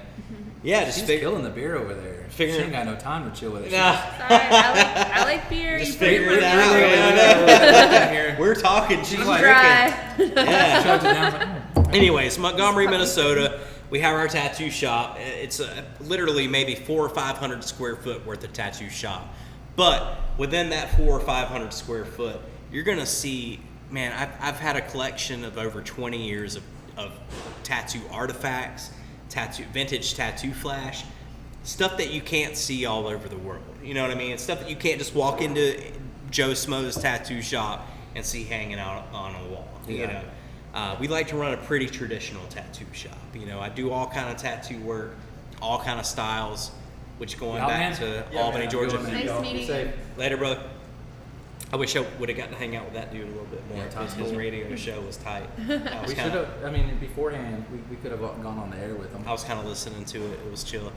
But anyway, so yeah, we've got our tiny little shop, and you know, there's a lot of stuff. I've had a dream of like this tattoo museum. You know, I love tattoos. I love the history of it. You know, and we're all progressing from there. But anyways, it's just me and her, man. We got 400 or 500 square foot. We've got one station that I tattoo out of, and then eventually we're going to build another station. Cassie's going to tattoo and then do permanent makeup type stuff, you know. And then it's a small little spot. Our landlord at the moment lives right upstairs. He's super chill. It's not super small. Like, do you remember back in the days at the old Jefferson flea market? There was this like random corner tattoo place. That dude had like a trailer. You remember that? Do you remember the dude who had like there was a guy Cat at or maybe not at the Jefferson, at Kitty's. There was an old fella out at Kitty's that had a trailer. That was probably super small. This one was super small. Yeah. It literally was like, because the Jefferson flea market actually had like buildings, but the room No, I was remember, like, yeah. I mean, there's nothing in here I can use to kind of describe how small it is. It's No, I literally know, just enough to yeah, put a and it's table hot, in. and it's like 95 degrees, and you know you got homeboys sweating on you. Yeah, it's like I got my tattoo at a flea market. Yeah, which, again, for Albany at that time period There really wasn't a lot. You didn't have a lot of choices. fairly progressive. Yeah. You know, See, our space might be a little bit larger than your studio over The studio, there. yeah. With a closet and a 2 times bathroom the added studio. on, but we I mean- also have a basement. You're the only one doing the tattoos right yeah, now, at the right? moment, yeah. Do you need all that So- space for That's then? perfect. No, That's what I'm you're saying. exactly right, man. So I went from a shop from Albany here, and I'd been at a shop in Egan, Minnesota. Again, for like 8 or 9 years, I had been at this particular shop. You know, pause for the cause. Cheers, you and Hart. Rules. You gotta catch up. Well, he's been doing all the talking. There you go. So He is. he's telling the story. So I was at the shop in Egan, Minnesota for 8 or 9 years, and nothing but love to that shop, and everything. It just didn't work out in the long run. I'm a family man. We own a home. We have children. I'm not one to just up and leave a job. You know what I mean? I get into a tattoo shop, and anybody who knows me from back in the tattoo shop days or the asylum days, whatever, I wasn't floating around and I wasn't fucking around. I find a spot, I like it, I stick to it, and I work hard until the wheels fall off. So I eventually got settled in at this shop in Egan, Minnesota, and things were grand, man, and things were really good, and I was kicking it with the dudes there, and we had a good shop vibe. And and then things happened this past year. 2019, man, they shut us down. So Minnesota was one of the, and not the Albany, Georgia. I know per capita was one of the hardest hit spots that I know, man. It's pretty rough. If we want to, I don't want to get this into a political version or anything like that. I'm not trying to take this in a weird direction, but I know my mom just retired as a correctional officer. She's in some shit. Bro, She my got mom COVID tells through the people prison. she's been in prison for 30 years, man. My mom has been a correctional officer for 28 years and 7 months is what they accredited her for. But in South Georgia, all male prisons, all levels of security, So she's been in prison for 28 years, But she, with Albany being one of the hardest hit per capita with the whole COVID thing, and I saw this from up north. I was keeping an eye down here on you guys, man. I was like, oh man, because my mom, my family and like everybody, and it was pretty gnarly. And but she works in a prison, and you keep enough people confined to a certain area, shit spreads like wildfire, man. Yeah. My mom was diagnosed, and I think that after that, especially, she was getting ready to retire. She had to do a certain number of years in order to ride out her pension, And she just retired from Lee State Prison, after 28, 30 years, And my mom's 60 years old, and it was just right on time, She's seen some shit. Man, she has seen some shit. She's attempted to resuscitate victims of hangings and beatings and. I mean, just not to be too nasty about it, but No, a few no. people I know that have worked, and they didn't put anywhere near. I dated a girl, and her mom worked. She was in the Phoebe psych ward for a long time, but then she went to the prison as and they're dealing with people with mental health issues, and she'd all the time have people cranking it down and throwing stuff at her. Yeah, exactly. They were like, "Oh, woman, I don't care." She's pointing out the kitty. Yeah. Shop That shop old- cat. Furry kitty. Old Thrasher cat. Oh, he's beautiful. But yeah, they'd crank it, throw it at her. And Yeah, she, yeah. they're like, "We don't care. It's woman. We don't care. We don't care what you look like. Toss it at Yeah, you." my mom has put in her time for sure. And it's funny how you say that, you started out doing one thing and you get thrown into the prison scenario. But my mom, when I was a child, she was a dental assistant here in town somewhere, Albany somewhere. She was a dental assistant, and then she moved into to being a dental assistant and doing teeth in the prison. And that evolved into her becoming a correctional officer. Damn. And that evolved into 30 years later. That's a bit of an evolution. It's a wild time, but and the thing is, so they don't take care of those people, man. So and at the most, she was maybe making 16, 17 bucks an hour, which for everything for she kind had of to put, shit that they had, it's tough. Well, that's why you run into the opposite side of things, where you have correctional officers who aren't as legit, and they bring in contraband. Yeah. They have to have a side hustle. They get caught up in the shit, man. You spend 4 or 5 years in prison with all these other inmates, and you get caught up in it, and then they start bringing whatever to make a little side hustle, But yeah, you get paid like shit. Obviously, if they're not valuing you, you don't value them, and your Yeah. loyalty isn't going to be towards them. You're like, look, I got bills to pay. yeah, unfortunately, there's a lot of that, I'm And not to assuming- say that everyone is that way, but it happens. to be expected in Yeah, a place where it you're happens. undervalued. Yeah, in any profession, in any profession, if you don't feel like you're being taken care of, then you find other ways to take care of yourself, and that's only natural, So So I think the last thing we talked about was, I think we talked about Ashley Casey there for a little while. yeah, Right? And we talked about Asylum. yeah. When did you leave from, was that the last place you worked at in Albany? So I'm trying to see how so you so got to so let's go Minnesota. through this whole progression. So I was at the Asylum Tattoo just merely as a peon. I was running errands, and I let Julie know that I was interested in doing body piercing, and eventually I think I did 2 piercings out of there. And Brandon and Joey, I love you guys so much, man. I think I remember piercing your father's his belly button in there as practice one day. Julie What a and him trooper, were on the man. same page. What a trooper. Real trooper, man. And, rest in peace, So, but that experience as a whole was something else to be said. So eventually I graduated high school. I'd been hanging out at the Asylum Tattoo and Body Art as a child. And I say child, 15, 16, 17 years old at the most. You know? Somewhere during that time period, let's fast forward. I graduated from high school in 2003. Right. So from Lee County High School, 2003, I graduated. And then I went to Albany Technical College, and I started doing automotive paint and body. So I had already been doing automotive paint and body. I'd been practicing at it in my backyard for probably... Was the Nova part of Yeah, this the Nova experiment? was definitely a part of this experiment. Yeah, the Nova and a few other unfortunate vehicles that crossed my path. Fuck. Yeah, it was a hard time for me as a body man. So anyways, but that's what I wanted. I had already kind of came to the realization, backtrack a little bit, 15, 16 years old, I'm buying all these heavy metal magazines, I'm buying tattoo magazines. I knew that my mother, thank you, Deborah Stroud, my mom, was fortunate enough to instill like a hard work into me, and my grandparents as well. Ethics, so I knew by the time I was 15, 16 years old, here's the deal. I was like, I knew I wanted a bunch of tattoos, right? I knew that I also needed to have a job where I could have a bunch of tattoos because they weren't as widely accepted at that point in time, right? And then I also know that I needed a job where I could afford tattoos because tattoos are expensive. It's triple whammy. Nobody needs tattoos. You don't need to miss your rent. You know what I mean? Yeah. Like, tattoos are a novelty, man, and tattoos are expensive. And good tattoos are expensive. I mean, hopefully if you're paying for good tattoos, you're getting good tattoos. You know? There's a lot of jokers out there that'll make you think you're paying for a good tattoo, and then you find out maybe not such a not such a thing. You've done your fair share of cover-ups.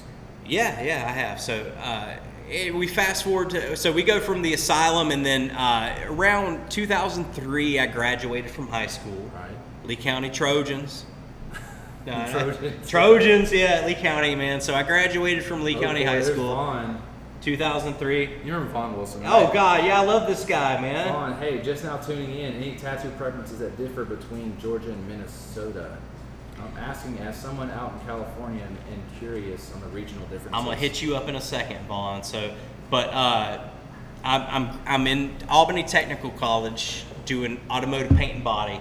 I did like a semester, and eventually I realized, like, with that 3 months or whatever it was, I was like, man, I could be working a real job and getting paid for this. I'm going to learn how to work on cars, and it was all fun and games as long as I was working on cars. But then they wanted to take me back to math, and I think the what drew the line was psychology class. I'm like, man, I want to work on cars. I'm like, you guys want me to fuck around with the psychology class? I'm like, dude, and not to sound like a dummy, but they wanted me to learn like a bunch of words and stuff, man. And I was like, words and phrases. Yeah, proper sentences. Not to sound like an idiot.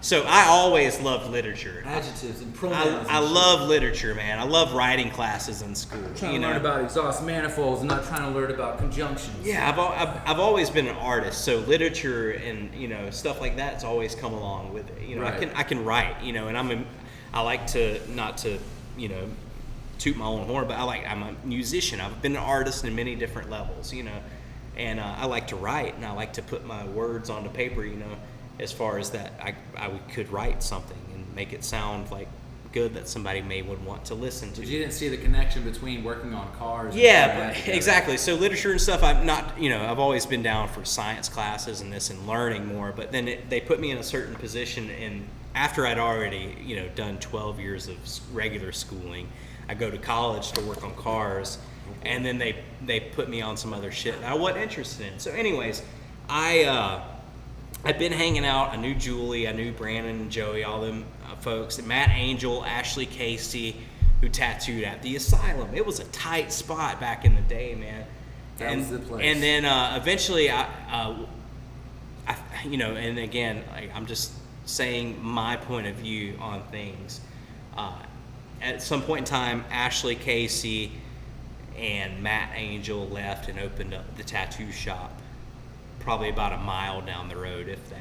Yeah. And I don't know the whole scenario behind it, but there was a bit of a split. You have a business that is doing really well, and then potentially making some money.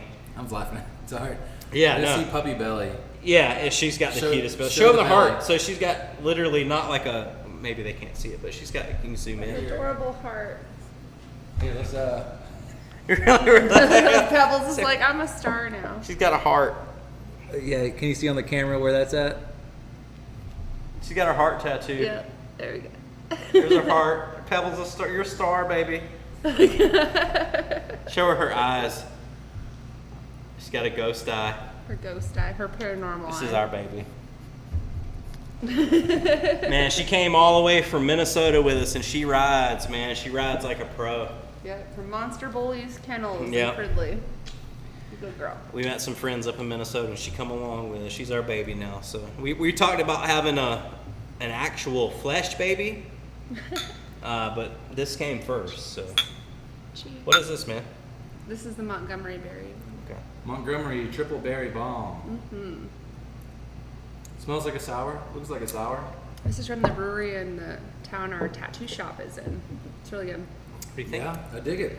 That's cool, right? There's not many beers I don't like. No, I know. I'm in the same boat. I like a beer just for being a beer, just for doing your thing. Like you're going out of the way and trying something different. I like it, and I already like sours. I was telling you earlier, I was like, so me personally, I'm not the hugest fan of sour beers, but the more that I drink good ones, Yeah. I think that I am becoming a fan. This tastes like a kettle sour. So there are other sours. So if it was a sour, do you like them to be more tart and more sour, or probably less so? More tart, more sour. So- You lose me, and sorry to interrupt you, but You're you good. lose me when it starts getting milky. I like the, So there's a style where you can add Brettanomyces and their farmhouse or their wild ales or wild sours, and they a lot of times are bottle conditioned. So you'll find a lot of these sours in big ass bottles, and they'll age them for like a year and a half, 2 years in these like. So we had one for a while, excuse me, and we aged it for a year and a half in white wine oak barrels, and then we dumped a lot of peaches in it. And then we poured it in the bottle, and then put some more in there and capped it. And Georgia let it- peaches? Yes. Yeah, yes. Got it. Hey. Yeah. So it was you can definitely taste the difference between like a wild ale and a kettle sour like this. Those wild ales, they're really funky, super sour, super tart, and they have this funky. It's hard to explain it. It's the Brettanomyces they put in there. Sounds weird. I'm sure you can find them easily in Minnesota. But yes, we're going to get back to what you were talking about. So there was a divide, right? The tattoo shop, Asylum, we got people splitting. There's beef, I'm sure.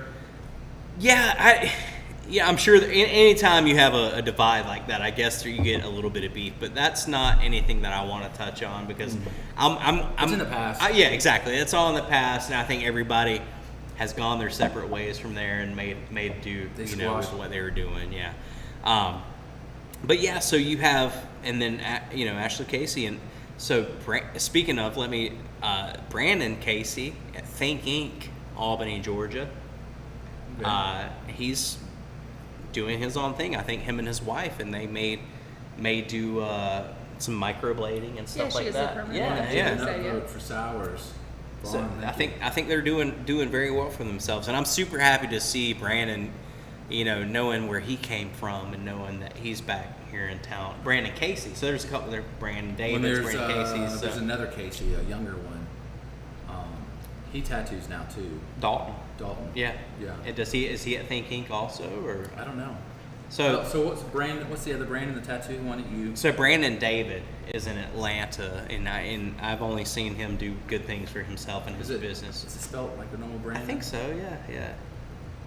I was trying to tag him real quick. I'm not sure how prevalent he is on social media, or and Well, whatnot. I contacted him not so long ago because I saw some of his line works, which were really amazing. He does kind of stuff like what Yeah, you have here, like awesome the line big works. black geometric type bold yeah, yeah. designs, I dig it, yeah. And he's super tight, man. He's on, Clean. and so again, I'm just talking about what I've seen from social media and stuff, but man, he's up there in Atlanta doing his thing. He's ventured off into several different business areas. I've seen him do. I think he maybe maps stuff out with drones type stuff too.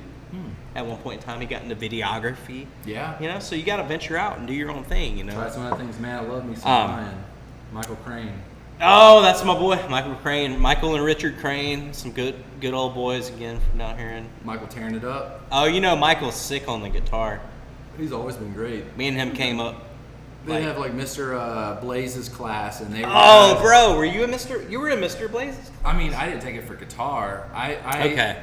I could have graduated early, and I just had extra classes. I had to take a whole semester for one class. I had to take 12th grade English, and they wouldn't let me take it in the summer. So I took 12th grade English, and the rest of the classes were all bullshit. So I chose like Spanish, I chose chorus, I chose like weightlifting, I chose just a bunch of extra like art classes. Bro, and I was stuff. just trying to get the fuck out of there. Mr. Blaze, man. But Mr. Blaze was so I was tight. gonna say- I Yo, was Mr. gonna say, Blaze. you said Mr. Blaze, and I was Shout like, out, Mr. Blaze, if you still around, Mr. guitar Blaze will teacher. never remember you though. That's okay. That's okay. He's We bad. don't want like, that. I would see him like 2 years later. I saw him 2 years later. I'm like, Mr. Blaze, what's up? like, and he's like, "Do do I I know know you? you?" Yeah. And I Yeah. was like, I had class with you. Vaughn Wilson. bro. We had Zach McBrayer. We had, we were all hanging out. So, I don't know, were you in class? So there was this one time in Mr. Blaze's class. I don't know if, going back, I was a bit of a smart ass and Blaze hated me because I knew all the classwork already. oh shit. So it was Crane. I know you did, and- Crane. It was Crane and Andrew something. He played the guitar. Bro, Andrew Mr. something. Blaze They fucking fucked me up, ghostwriter. man, because like I went in there like as a fresh new musician. I was like, I can play guitar, all this Metallica, and then and he was like, learn these chords, and I'm like, now I only know 3 or 4 chords, I'm like, you take an artist and put him in a box. I don't know. Michael's come out of that. Because So. Ryan was the guy who helped me fall in love with guitar. Yeah, me and Michael used to hang out, man. I'd come over to his folks' house, and I remember we jammed a little bit. And Shame. Which Man. Ryan are we talking about? no, Michael Crane. Yeah, me. No, they keep talking about Ryan. That's me. Oh, okay. I'm thinking of a different Ryan. I think he's talking about me, man. No, Yeah. no, I was thinking of the Ryan that was in it's in UDL. I know who you're talking about. Yep. So I keep thinking because he plays, but I keep fuck it, man. All you need so- is 4 chords. Oh God, what is that? What is that? So me and that Ryan, is it the same Ryan? He fishes a lot. Oh God, where are we at? No, He's different Ryan. All the rides. Man, yeah. Anyways, Ryan Myers. we're super proud of you too, Mike.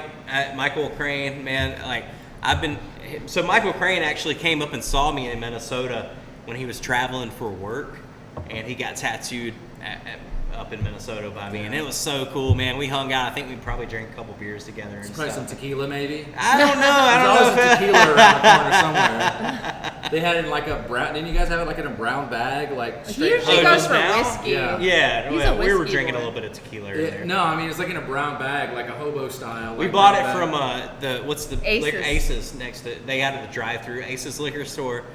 Got the drive-through. He typically Shout drinks out whiskey. Shout out Aces, yeah. Proud of drinks- all you guys, Michael Crane. Yeah, we're proud of you too, buddy. Jake says, "Fuck it, man. All you need is 4 chords." That's right, Jake. And so Jake was always super cool to me, man. Me and Jake had been buddies, and when I first moved up to Minnesota back in 2009, and we can maybe get into that, but I first moved up to Minnesota in 2009.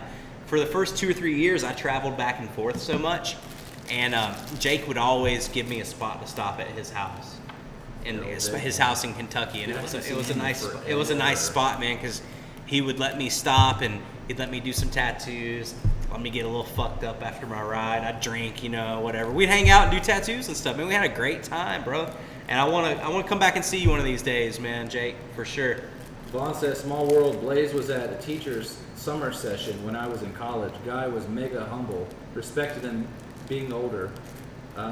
Part of Georgia Symphonic. Sheesh." And Jake says, "You always got a spot. You too, Brandon. Hell yeah. Thank you. I'm Dave saying I'm in Brown? Nashville, so Yeah, dude, David Brown, where you at, Oh, bro? David Brown. That's the old Jake, game. Ryan, man. I see. So David's like just kind of doing like the dad life these days. Okay, yeah. So my one of my good friends, Zach McBrayer, his sister is married to Dave Brown. Sesh. Okay. Yeah. Cool. And then you got like Michael Morris. I don't know if you knew him. He was. in Oh high school. yeah. Him and his brother, Matt. I remember always the thought- talent show. I remember there was like a talent show in high school where like his brother, maybe Matt had this.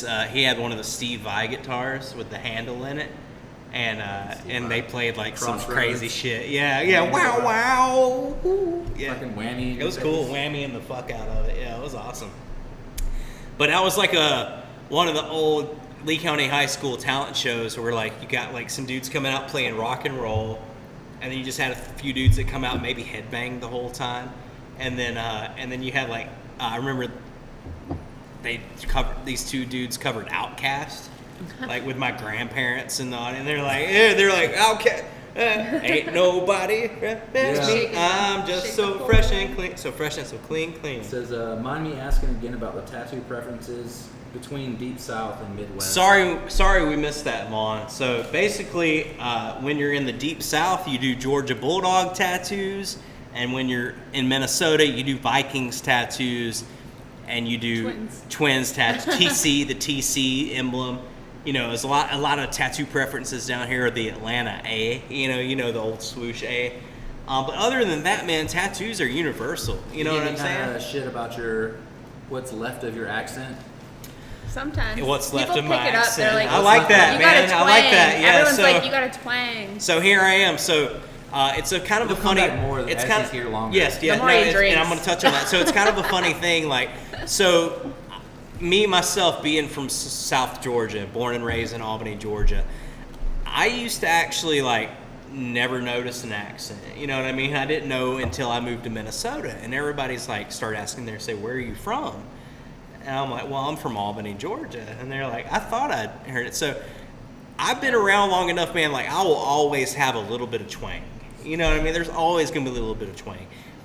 And as I drink more beers, it's kind of funny. I drink more beers. Out. I get a little loose. I get around some like-minded folks down here back in the South. Straight up start sounding like Toe Mater. And I start getting like a little boomhauer on you every now and then. Yeah, I always said you boomhauered me. I'm like, what did you say? Yeah, exactly. Yeah, I get a little fast. I told him, I said, when do we start hearing the accents as we were traveling? Because I wasn't hearing many in Nashville, but as soon as we hit Georgia. Yeah, right. So it was awesome, and I love the accent thing, man. Accents are so much a part of like who we are, you know.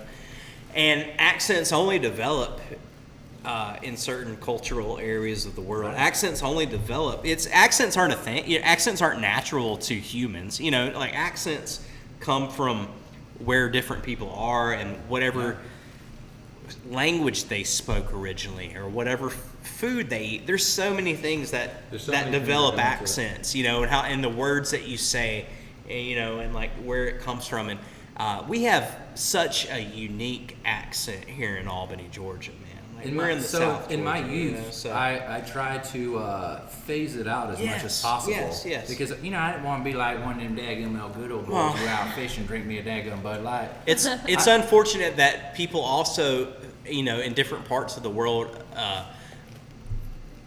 put a Southern accent. They also, in the same sentence, they put uneducated, you know, dumbed down. Dumbed down, but it's not, man.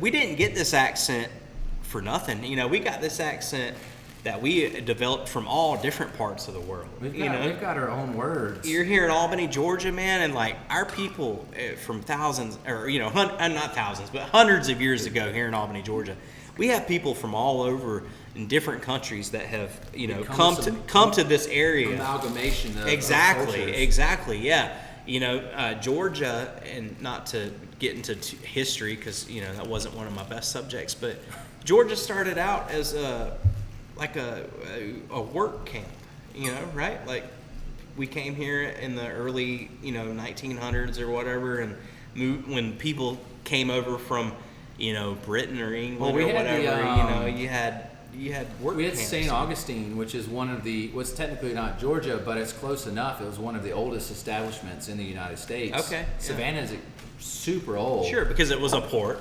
Yeah. I mean, there's houses here in Georgia that are, you know, late 1700s. Well, of course, yeah. And then just Cassie and I riding up, like, I point out different cemeteries, and I'm like, look at that little cemetery over there. I'm like, you'll find you know, yeah. definitely Civil War. What's crazy at is least, like you know. how we view old, and it's all a bit relative. But you know, we look at a gravestone and we're like, oh, 1896, man, that's fucking old. And then you know, when I was in Scotland, like I was in Edinburgh, and there's a cafe that is quite literally in a cemetery. It is a cafe. They're making coffee. When you go out on a bench, you're sitting down at a bench, and what you're standing on is tombstones. Sure. Like you're standing on flat tombstones. Somebody's grave from like 1600s. Wow, yeah. That's wild. Like they just stick a bench there, Well, and you're and- standing on somebody's grave. That's something that we having take good coffee. for granted sometimes. You know, we keep going back to this whole good old boy scenario. Like, you know, you get the same, you know what you want, you don't think much about it. You were born in 1992, and then you just keep on going on. Yeah. You know, but Albany, Georgia, came from a long, you know, line of history. You know, from all over the world. Yeah. You know, At least you could actually dive on that a good bit. 'Cause since she works at the Throne of Tisca, they're archivists. Like they take information from actually all over the state. yeah, I love that. And they've got stuff in there from like, they've got paintings in there from like the early residents, Okay. the first residents of Albany. They've got paintings and books, and they've got newspapers in the Throne of Tisca, like a block over. Yeah. That it, the origin of the I town. love that, and just knowing to be able to track some of my family's history from Scotland, you know, and from Poland, and you know, and to know that, you know, our families came here, and a lot of our families came here to South Georgia. You know, we're all one people, man. Like this has been a long time coming to where we take this brewery, you know, and take this restaurant across the street, you know, like this has been a long time coming. This isn't something that just happened. Like we've always had people from different cultures coming to this area and making something of it. People from that didn't just drive here, people that came across the oceans, people that, you know, hundreds and hundreds of years of history that they've come to this area and they've built it to be what it is today. And whether good or bad, you know, you have different times in history to where Tons of Spanish and French colonies. all yeah, throughout there's so there. many things that have happened to get all of us where we are, and all of us Native here American, today. You know, English. Yeah, and then you throw the whole Native American culture and everything into it too. And I know, you know, it's something to be said. You're like, oh, I'm a Cherokee. You know, like, oh, yeah. But you realize that a lot of folks down here aren't just talking shit. They're not just whistling Dixie. You know what I Yeah. mean? Like, Some of you guys that are listening from elsewhere might not always get some of these references. Maybe they'll get Whistling Dixie, but that's definitely a southern kind of thing. South shall rise again. so we were talking about earlier. I've had a few beers now, so you guys get to hear my Southern's coming southern out. accent. 3 to go. Shit. Yeah. You're like, We I'm have words empty. like ruined. Runt? Yeah, something, Yeah, well, it's something being ruined. Yeah, you don't That's want to leave it ruined. out. Don't leave that out too long. Don't leave that deer hide out too long. You're gonna get burnt. She's like, what the You're fuck? trying to. Me? Yeah. Oh, I grew You've up heard deer runt? hunting. She's picked up on it. Yeah. Okay, all right. She's seen Sometimes enough I of your tequila speak. days. So and she's from a different. Cassie, you can speak on it, honey. I don't want to talk for you, from but South Dakota. though. I'm Which from is a here, whole South nother type of Dakota, redneck. But it's funny because he corrects my grammar. I'm gonna let it go for a sometimes. minute. I'm gonna. Yeah, do your thing. Do your thing. And let you. All right, it says, I currently have Broke no the ink, seal. but I want to get a paw print inked circa my cat bandit. I will make a Minnesota visit happen. Lots of good shows, concert in that area. When then I'm going to make it happen for sure. Don't make Absolutely. it too traumatic. Yeah, no, message us. We can definitely set it up. We have Yeah. our email, our Not that Facebook, you're gonna see any of this. Instagram. Yeah, Ryan's direct cell phone number 229-894-1012. He still has a 229 number? He still has the 229 He's number. been over there for like how long? 11 years. I still have a South Dakota number. I'm still 605. I've had it. Yep, been up in Minnesota for 12 This has a years. 507 number, which I'm guessing is that. That's local Montgomery. Yep, that's the newest Not number. Montgomery, Alabama. We'll just say that. Because anybody in the South, we're going to say, oh yeah, Montgomery, Alabama. No, Minnesota. Yep, it's not very much, but it's a nice town. It's, Yeah. it's cute and quaint. I like We're cute taking and her. I don't like back big to- cities. It's, Even though I say I'm moving to Nashville, but I am moving on the outskirts of Nashville, probably 30 minutes outside of Nashville. it's nice to be close though. Still be able to drive. Close enough, experience. yeah. If there's something big going downtown, you can still go there, but you don't have that extreme, you know.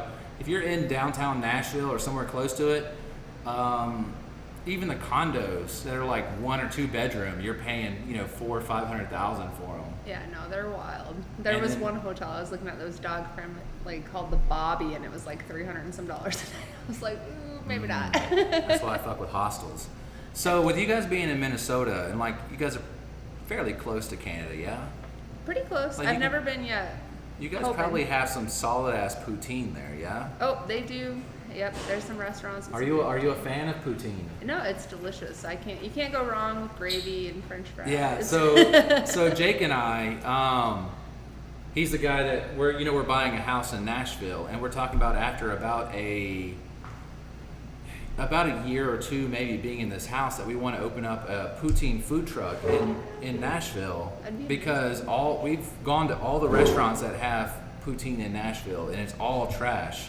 So we want to have like a legit poutine food truck, go to these different breweries, and let's say they have, you know, a sour like the one we just drank, use that to make some kind of berry, use sweet potato fries and make some kind of berry gravy, or if they have some kind of stout, use that to make the gravy. Nashville's famous for their Nashville hot chicken, have Nashville hot chicken poutine, you know. There's no good poutine in Nashville. So we're like, dude, Jake and I were sitting at a cafe talking about it, just mulling it over, and we had people coming up to us like eavesdropping, and they're like, did you just say poutine food truck? And I said yes, and they're like, dude, Interested. yes. We had a lady come from behind the counter that worked at the cafe to come sit down with us and talk to us about this poutine food truck. So I think that's something we're really pushing for once we get nice and situated in Nashville. So Jake, Vaughn, 2 questions.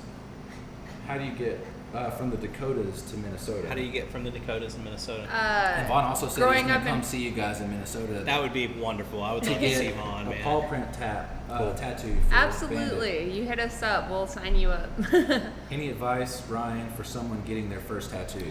Cool. So you go ahead and start. How did you get from South Dakota to Minnesota?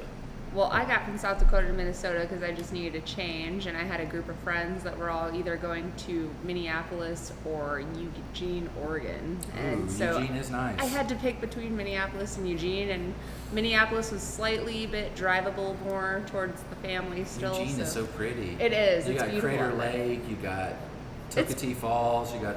I love that whole Corvallis, Eugene. No, absolutely. It's gorgeous out there. But it's funny because most of my Expensive. friends that lived in Eugene have moved back either to South Dakota or other states. But all of my friends that have moved to Minneapolis have stayed. Cause it's so expensive to live in Oregon. Like, Definitely. is that you huffing about? She's puffy. Huffy puffy. Huh. Look at that belly. It's full of oxtail still. Oxtail. Yeah, she got Bro. some oxtail. So, and not to cut you short, but yeah, I always tell Cassie, I'm like, anytime I drive through Atlanta, I gotta eat, man. Obviously, I like to eat, man. So it was about lunchtime, and when we drive through Atlanta, Georgia, I always tell Cassie, I'm like, yo, this is the way I like to pick a restaurant in Atlanta. I just drive until it starts looking kind of sketchy, and I start seeing some bars on the windows. The hole in the wall. I'm like, no other person would stop here, but I'm feeling this spot, man. So we stopped at a spot, a little Jamaican restaurant, and gosh, Polly's number 2. Polly's number 2, Atlanta, Georgia, just off I-85 somewhere, I-285, something You're like going that. back that way? Yeah, we're heading back up through Atlanta. I'm hoping to meet a couple friends in Atlanta as we go Ox back stew up. was so. on point. But There's a place there called the Porter. If you guys get a chance to go, Okay. The Porter is amazing. I take trips from Albany to the Porter. nice. Steakhouse or No, it's not a steakhouse. I mean, they do have food, and it's some of the best food I've ever had. But their beer selection, I've never seen anything like that. They sell their beer, so they'll have like an Allagash from like 2012. They've got just a massive book full of you can find the Oh, wow. rarest, funkiest. It's one of the best places I've ever been to. We Continue, though. stopped in this little Jamaican spot, man, and so up in Minnesota, I've actually found a Jamaican restaurant that I really liked in the cities, and plantains, and jerk chicken. A lot of jerk And so I chicken. but so I like to eat clean, man. I like to eat stuff that I would cook at home, grow. And I just saw that spot, and I read the list on the outside: curry chicken and his jerk chicken. You know, I went and asked dude, I said, I was just driving by, man. I've never been here before, but like I knew this is where I wanted to get lunch from today. And he was like, yeah, my family makes this jerk chicken. He was like, it's really, really hot. I still had a little ride to do in the car, so I wasn't trying to jump on the jerk chicken, but I did the curry chicken. You had that mud butt on the Yeah, you don't want that, man. Yeah, so as we say, the swamp ass. So Cassie had the oxtails, man, and it was so on point. It's just a nice small little spot that, you know, if you didn't know about it already. Polly's number 2. Polly's number 2. In this little strip. It doesn't look like nothing. Like I said, amazing. You take the Atlanta bypass 285 or something like that, and it was off over that way somewhere. So there's 2 temples over there y'all missed as well.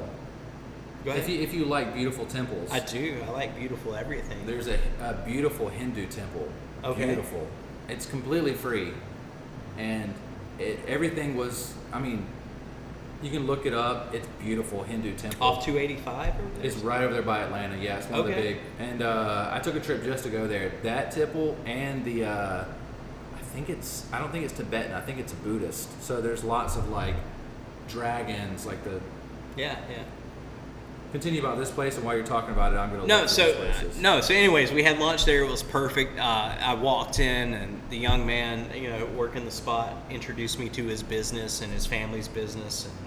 And we ate some really good food, man.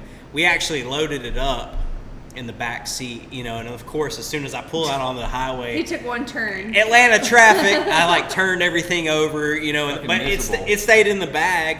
So it was decent, but we pulled over at a grocery store eventually 2 hours down the road and ate our lunch, man, let the dog go do her business, you know, and then it was super chill. We ate lunch like just how it was supposed to be, out the container, you know. Actually, one of the beers that are missing, I cracked it open, you know, halfway. It was meant to be. It was good. Speaking of beers. So yeah, that's the place. That's the Tibetan. That's beautiful, man. The Buddhist temple. These are going all the way around, and there's these beautiful, like dragon, crazy statues everywhere. I'm down. Completely free. So we actually have I wanted to say a Buddhist temple close to where we are in Minneapolis as well. I've never personally been there before. When I first moved to Minnesota, I met a gentleman named Phil, and he had worked at taught at a couple of the larger, you know, corporate type karate, taekwondo type places, you know. And then Phil and I actually trained together for a little bit. You know, by then he had split off at his house, but he introduced meditation, you know, to me, and he said, he's like, hey, for the first 10 minutes of class, we're gonna meditate.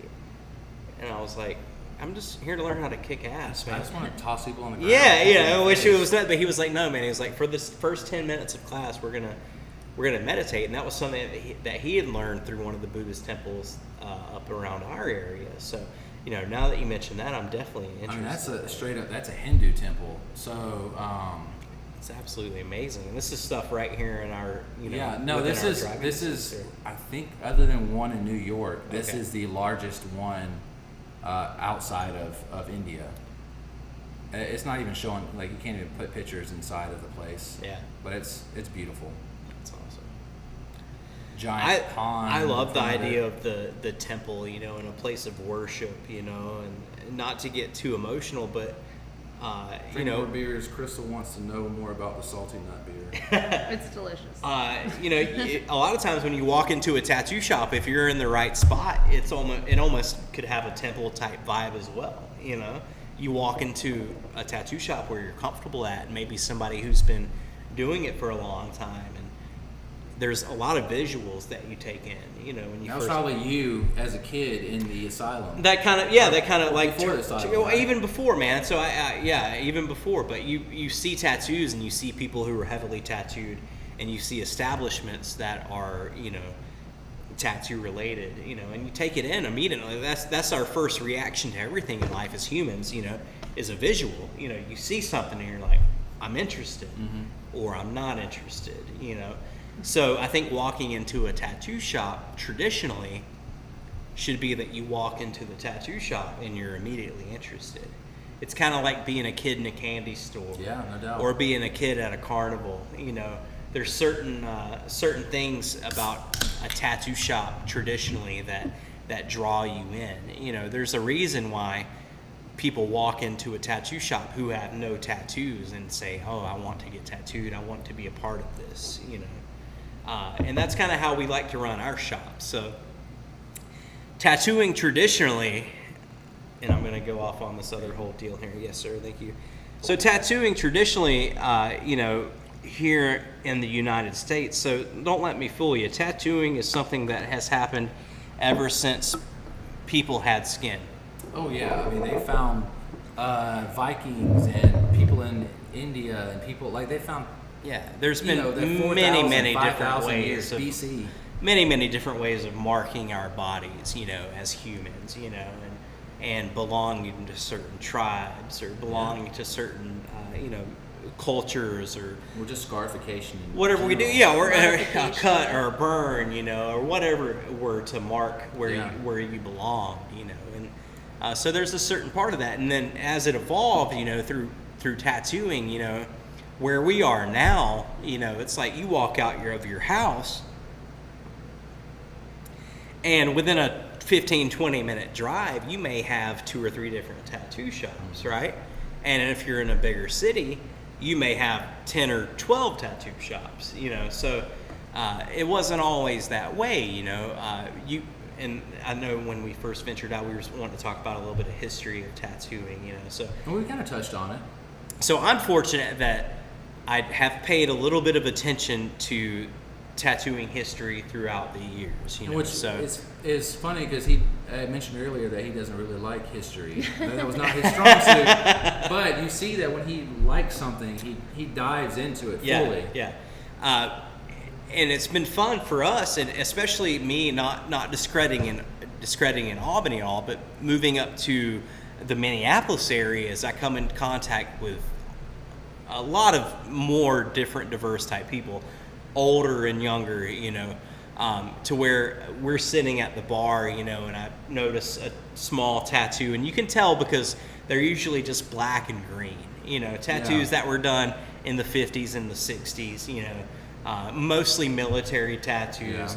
And even those guys have just one tattoo or they have a bunch of tattoos, you know. It's all or nothing. But we're sitting at the bar, and I've got a couple pictures that I could show you eventually, but we're sitting at the bar up, you know, and I'm like, I noticed an old tattoo poking out from under a fella's sleeve, you know, just something that hangs out just enough. And I'm like, hey, can I ask you about that? And usually they don't want to talk about it too much because they're a little bit like, no, I did that when I was a young man in the military, you know, or they want to talk a lot about it, you know. But it's neat to be able to point those tattoos out. And again, going back to history, in the 1950s and 60s, there wasn't a tattoo shop on every corner. So by knowing about the year that these older fellas were tattooed, and by knowing what military base they were on at the time, I can usually go back and look at the design and know what tattooer did that tattoo. It's like a fingerprint or something. It is a fingerprint. So every tattoo, if you've walked into a tattoo shop lately, you may see tattoo flash hanging on the wall. Right. If you walked into the wrong tattoo shop, you did not see any tattoo flash hanging on the wall. You know, so if you walk into a decent tattoo shop, they got a lot of flash hanging on the wall. Man. A lot of that comes back to just a few single people who were kind of making that, right? Like like a coined name for. Well, so rewind, you know, back to the 1940s, 50s, 1920s. A lot of tattooing was man and woman based. You know, if we traveled together in the 1920s, we would have been a part of the circus. You know, she would have been the tattooed lady. I tattooed. She tattooed. Because it just made sense. We're traveling together. We both do tattoos. Tattooed lady. 2 times the tattoos, 2 times the money, right? Yeah. You know, so and that you see a lot of that coming up from the late 1800s to the early 1920s. Barnum circuses. Yeah.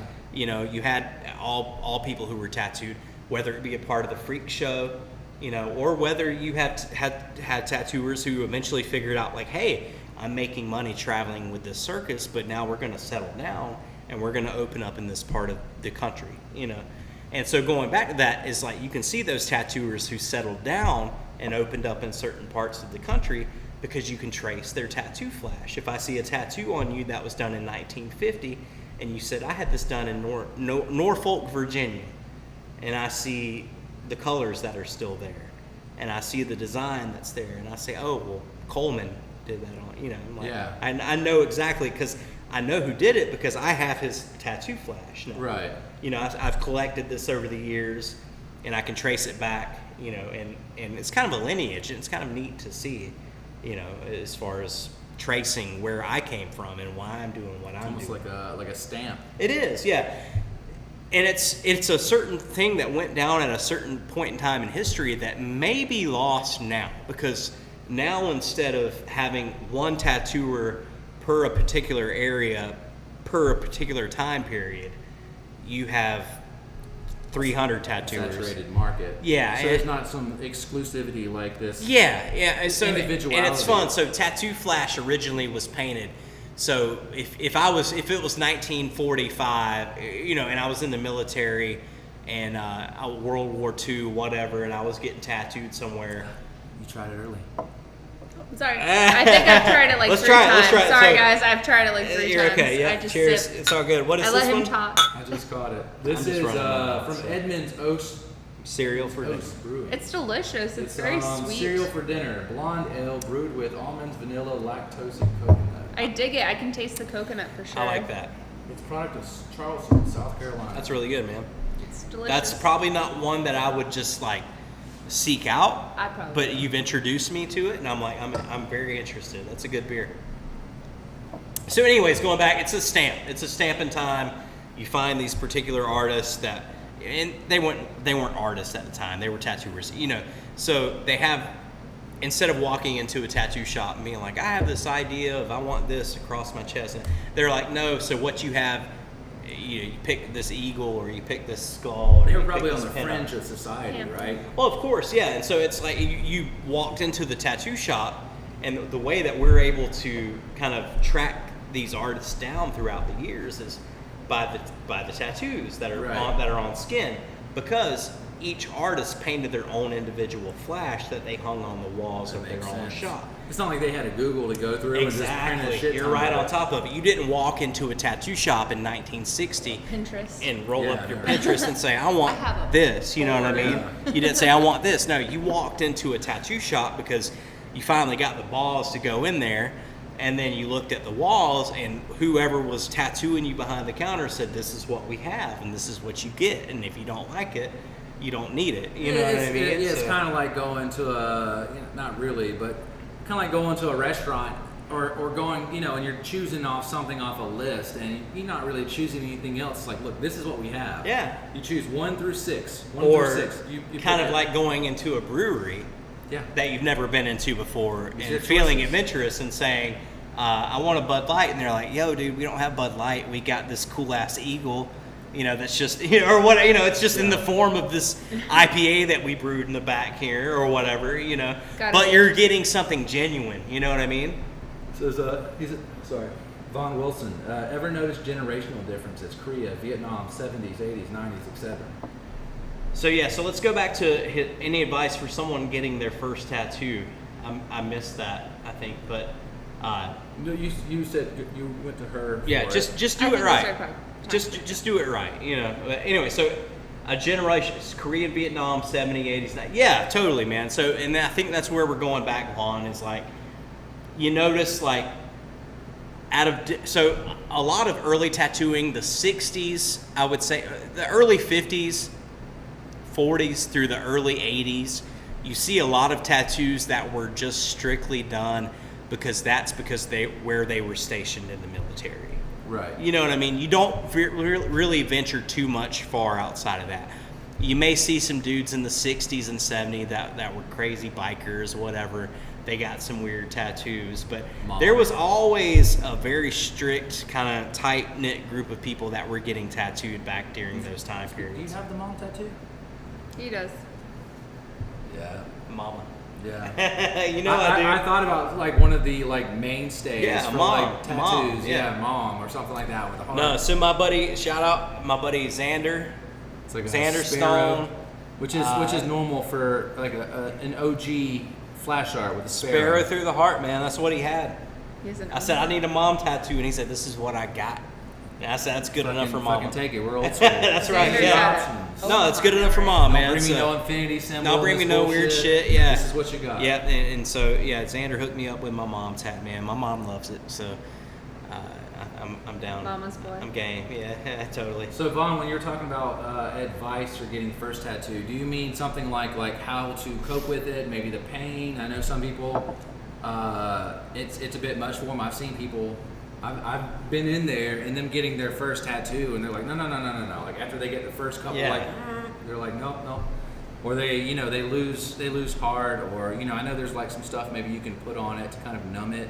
So I think with any adventure that you take in life, you have to be prepared for what's to come. Mindset. full on. Prepare You know what I mean? yourself. You have to go into it and be like, this is what I want to do, and no matter what, I'm This going is to what I accomplish have to this do. goal. And so Cassie and I took off for Minnesota, and we didn't have a game plan. I bet some of those tattoos were pretty rough, yeah? Oh, of course, yeah. Sternum and palms suck. For me, I don't have a lot. For me, like right here on the funny bone, my hand was just like going like this, and then like back here in the sweet meat, like getting under my armpit. Oh yeah. That was He's not gonna too do good. my armpits. So and- you take off. You don't have too much of a plan. Go to somebody who you've already researched. First off, find somebody that you like the tattoos that they post pictures of, Makes you and feel then go talk to comfortable. them in person.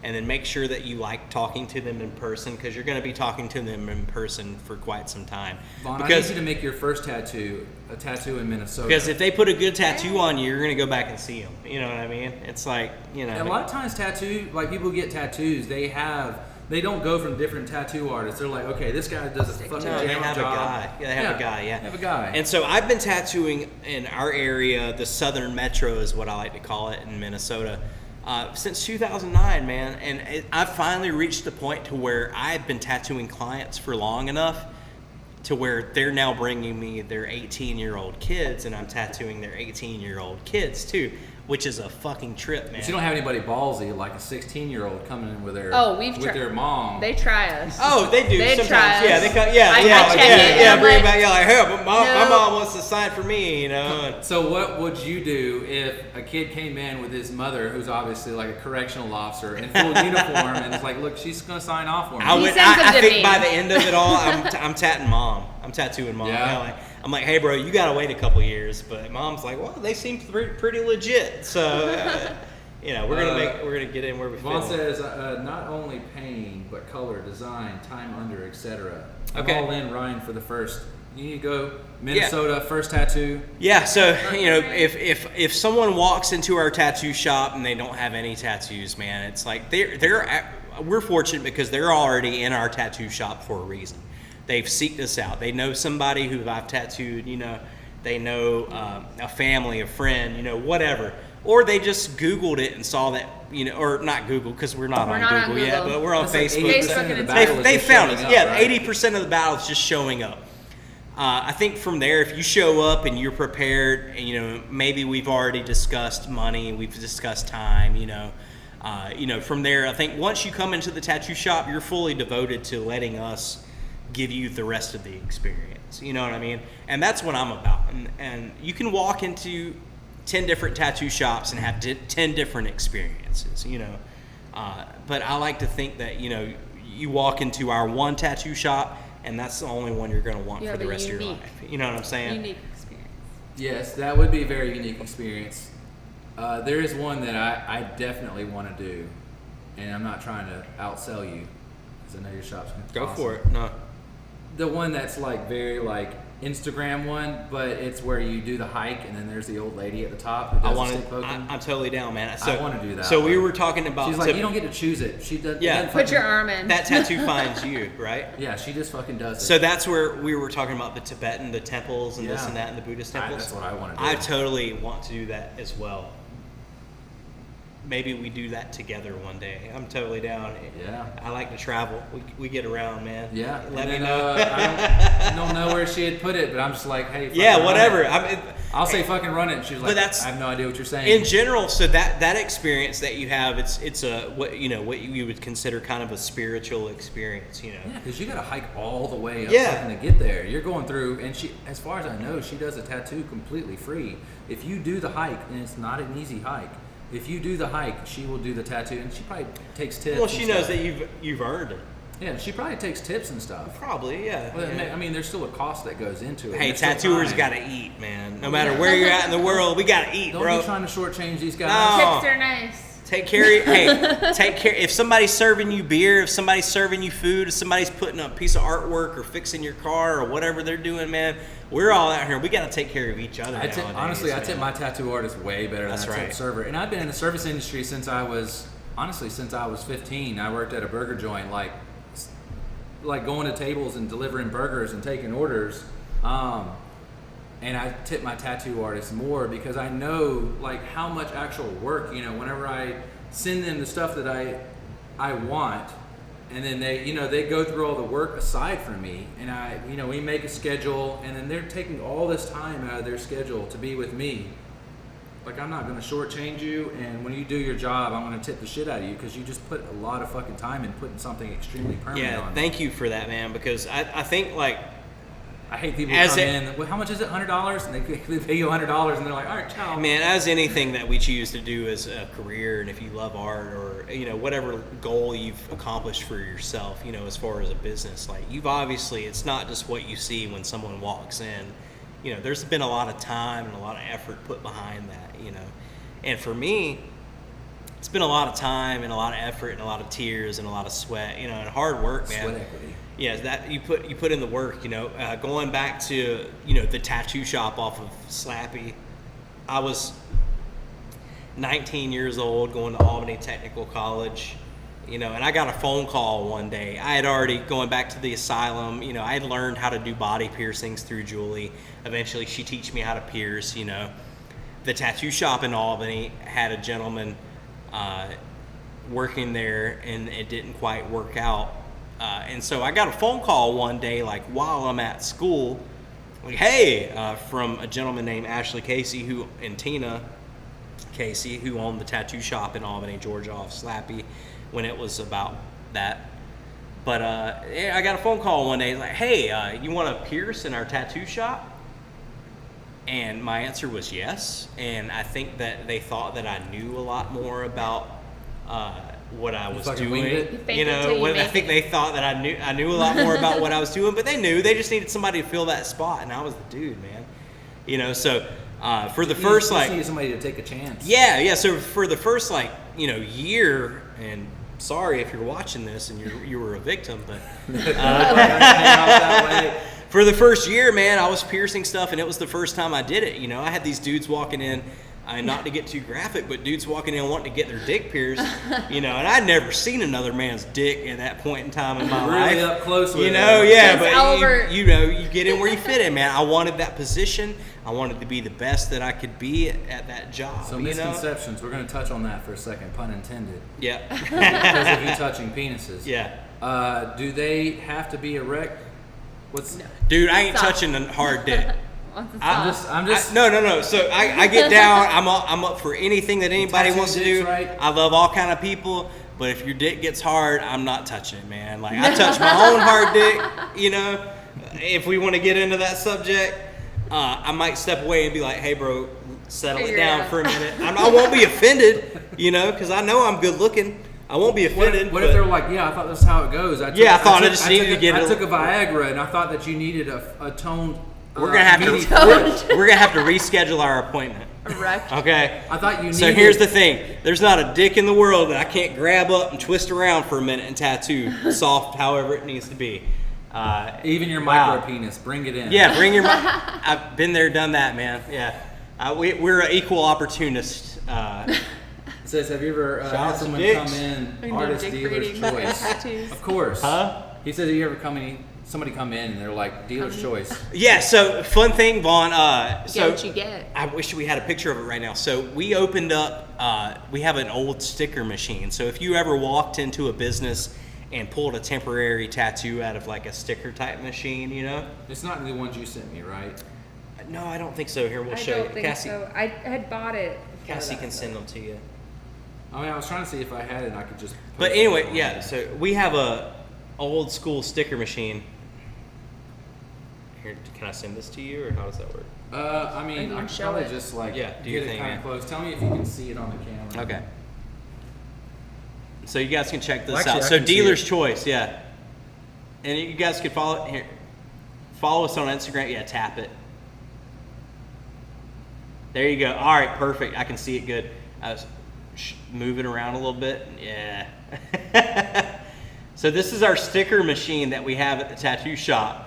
And you can find this. This is at Southern Bridge Tattoo on Instagram right here. But this is some people playing the sticker machine. And it's just your old school. Say, that's this is not just Kathy. somebody. Not just somebody. So this is an old school, man, sticker machine. Vaughn can see it. Cool. And you get what you get, man. So we have a few different categories. There's like 6 different categories. Skulls, There's, flowers, Yep. hearts, banners, Skulls, tunes, flowers, hearts, banners, cartoons, which is a little bit of everything. daggers. But $100. What'd you say? What? Daggers. I said daggers. I may have. $100. South You get to come in. You get to play the sticker machine, and we make it real life. It's like old school temporary tats, but now we're all adults, you know. So it's fun.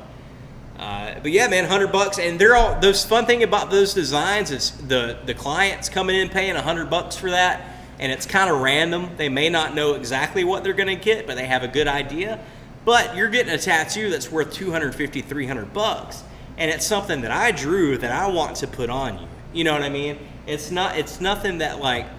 You know, it's something that like maybe 50 more years from now you're going to be sitting down doing a podcast with your grandparents or your grandchild. You know, your grandkid's going to be talking about, my grandpa had this old tattoo on him, you know. And How'd you get it? Sticker machine. sticker machine, yeah. Do you have a wheel of piercing? No, so we You actually roll it? don't pierce at our shop, man.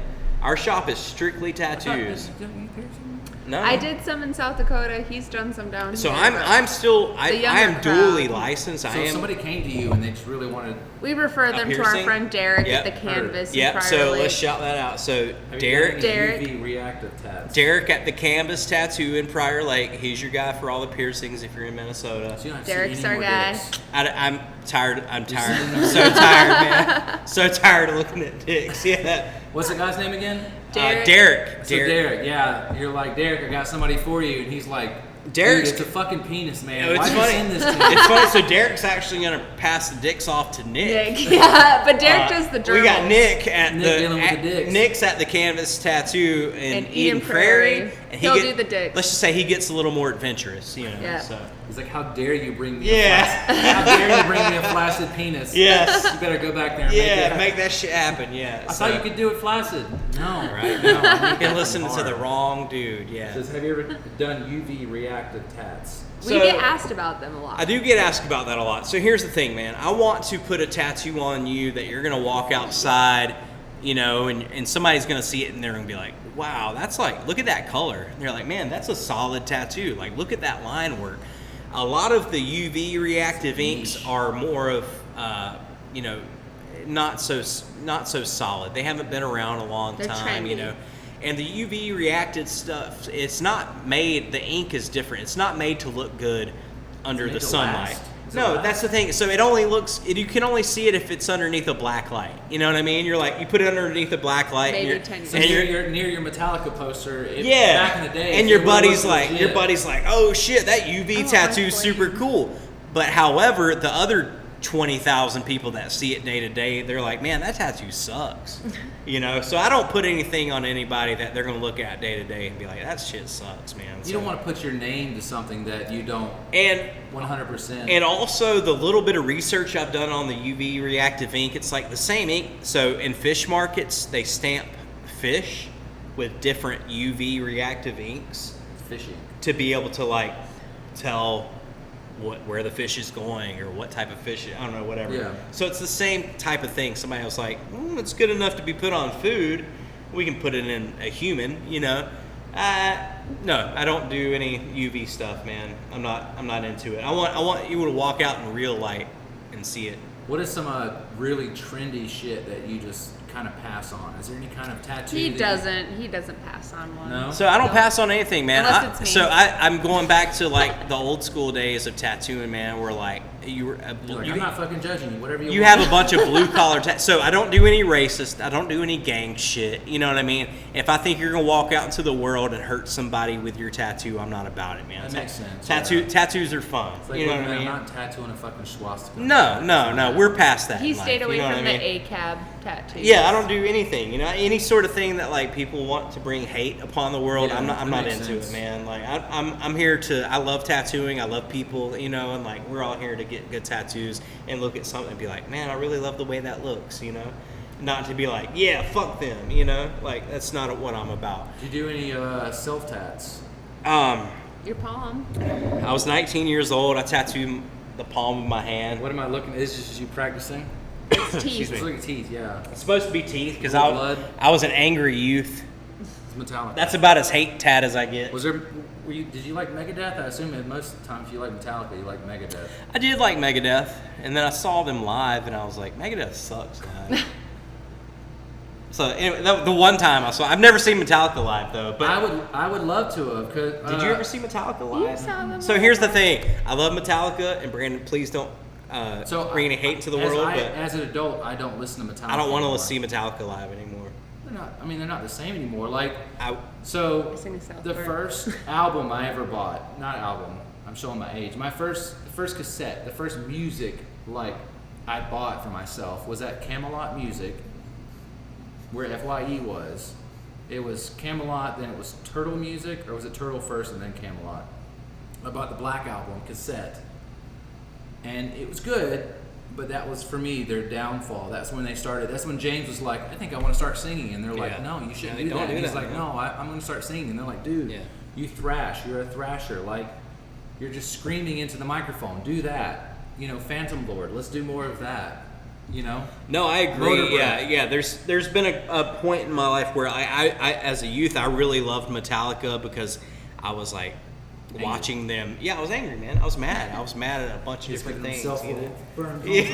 Snake burn. Yeah, he's listening to this Metallica. fucking battery. And then it came a point where I was like, wow, these guys are, you know, they lost me at some point in time. Not to say that they weren't still fully involved in what they were doing, but it just wasn't quite what I was interested in. No, I feel that. So recently I've gotten back, I wouldn't say I've gotten back into Metallica. I listen to them while I work out. Okay. But I would say once I became an adult, so like 19, 20, I guess young adult, I kind of started shifting towards like, I listened to like Sam Cooke and Otis Redding and Ella Okay. Fitzgerald and Billie I'm Holiday. with you. Like I like the old styles. I like the people with like really perfect You ever voices. listen to St. Paul and the Broken Bones? Yes. Yeah. They I do love really St. good Paul. Otis. They do really good Otis He covers. does, yeah. He's what's weird though is like Kingfish. Who's Yeah. the young man? Kingfish. yeah, does blues. Yeah. So I was just listening to one. So of his like what's crazy videos is earlier. a lot of those musicians, it's like God, like they came out super ugly and God was like, my bad, dude. But here, you can be a savant in this. You can be really good at this. Like Marcus King, you know, he's hard to look at. Or like the lead singer of St. Paul and the Broken Bones, hard to look at. Yeah. But God's like, whatever you believe in. It's like, here, I'll give you a majestic voice. Yeah, no, My I love bad, that. my Marcus, bad, you dude. mentioned Marcus King. I love Marcus King. Dude can man. fucking shred. Dude, so I've sick. I was telling, it's funny because I was telling Todd Fox back there, he was playing his country music, and I heard some Billy Strings Yeah. doing a Bob Dylan cover, and I was like, dude, I've got back there Marcus King and Billy Strings doing Summertime, so like that Billie Holiday, Ella Fitzgerald kind of song, you know, Summertime. Sublime ended up doing like a Summertime and the living is easy. yeah, they did. Something like that. Yeah. Sublime did kind of like a Yeah. cover kind of thing. But anyways, Marcus King is just like destroying the guitar, like Nice. doing the jazziest, bluesiest fucking guitar you can think of, all just on the spot, just improvising all of it. Well, I think we're all empty, man. Where do we go? So, did you want to finish with something sweet? let's go ahead and move the. How are you feeling? I think that the blackberry blueberry smash would be a great dessert. A Okay. final beer. I was gonna say let's move. This DEF CON is a serious beer. He likes it a lot. We'll see about All that. right. So it's an You IPA, be the judge. correct? It's an IPA. It's a New England IPA. Yeah, New England IPA. So it's not going to be cold anymore. Yeah. That's all right. It's drinkable. You can drink it still. I think it's faster. still drinkable. IPAs, so the warmer they get, the more of the bitter that comes Yeah. out. Yeah. The more hoppy and So it's got Citra hops in it. I see that for sure. And Strata. so yeah, 8% It's alcohol. one of the beers he brought. Live beer, keep cold. Hops. Minnesota, There you go. good question. Strata, Citra, Nelson Savin. Did I say that right? From Montgomery. Nelson. That's a weird font. Is that Savin? Savin? Savin? Is that a U? Or is that another Savvin maybe, or Sauvin. Let's see. So, Vaughn says, Minnesota beer question. What do y'all like up in your neck of the woods? Yep. Well, this is from it. So, yeah. So this is the Montgomery Brewing Company. Montgomery, Minnesota. Montgomery, not Alabama. Minnesota. Yeah. So, Southern Bridge Tattoo, our tattoo shop, is actually in Montgomery, Minnesota. It's a small It's a small brewery in a small town of about 3,000 people. DEF CON. And it's kind of in the middle of nowhere, man. But they've been there, I think, 8%. since 2017, 2018 or so. And I really think that it's one of the more fun and hip type areas. It's 306 2nd Street. Northwest Super cool Montgomery. little Yep, brewery, across yeah. from the grocery store. Yeah, and they're venturing out a little bit. So, and at DEF CON, and to me, like, to be a stronger IPA, I think this is more like we were talking about drinkability. Yeah, I'll get a sniff. I feel like, yeah, get a sniff, man. Like, I dig it. Cheers. cheers. Yes, let me go back to camera. Prost. Show you guys that can. So yeah, I think even warm, this beer feels kind of light. It's good. The hop's definitely coming through. I dig it though. Like I say, there's not many beer that I dig. Yeah, no, I've never met a beer that I was like, I Blake hate it. Watson, I don't know if you know Blake Watson. He says, is this a UV reactive beer? That I don't think so. But Yeah. we did talk about UV reactive tattoos earlier. Maybe if I drink like 6 more of them. And you drink one of those glow sticks from Stardust casing. Yeah, we're totally in. I was showing Cassie earlier. We drove by what the noobs call the Great American Fun Park, but it's always gonna be putt putt to me. Putt-putt. You know, putt putt. What's up? A giraffe, what's up? Yeah, you walk under there, elephant, Lion, giraffe. yep. I remember, I was That's always a kind of laser a tag. bigger kid, and I think that elephant or the giraffe or something, you get stuck in that thing if you're not careful. So yeah, hello. You got a laser tag, man. That was like revolutionary to us growing up. Yeah. Like, you get in, you set up your vest and you get your gun, and then you have the whole what do they call that? In debrief, you have the guy. Yeah, they're like, this is what's gonna have your red team and All blue right, team. soldiers. Yeah. They're like, oh shit, am I gonna die in putt putt? You're like, oh fuck, come around the corner. You're like. I just shot my wife. Michelle, then sorry, take a gun. You're like during rolling on the laser tag. ground. You got to go into the thing Yeah. and To shoot the face. it. At the time, in the late '90s, early 2000s, it was quite revolutionary. It was the shit. I hate that they didn't see any of that. Good times. They didn't see any of me like. In the There's- action. That's okay. You guys were They were looking looking at at the the beer. beer, which is a great beer. It's a great can. How do you feel? This is unrelated to any tattoos, but how do you feel about a can, like its design? So with you being in, I guess, kind of related. With you being in tattoos and you dealing with art and labels and logos and all that kind of stuff. Do you like a simplistic can, or do you like a can to just be really, really wild? As far as looking at beers, Yeah. I think I like the wild cans. I I'm the like same I way. like to look at something and I like to be like, wow, this is Crazy looking. just different. It's colorful. I think it's only natural as people and humans is like find things that attract us first visually. Are there a lot of tattoo shops near this place? We're the only tattoo shop close to that Within place. about- within about a 35, 30-minute 40 drive, minutes, which yeah. is awesome. I Because need you guys. Sorry, continue. go ahead. No, it's kind of few and far between.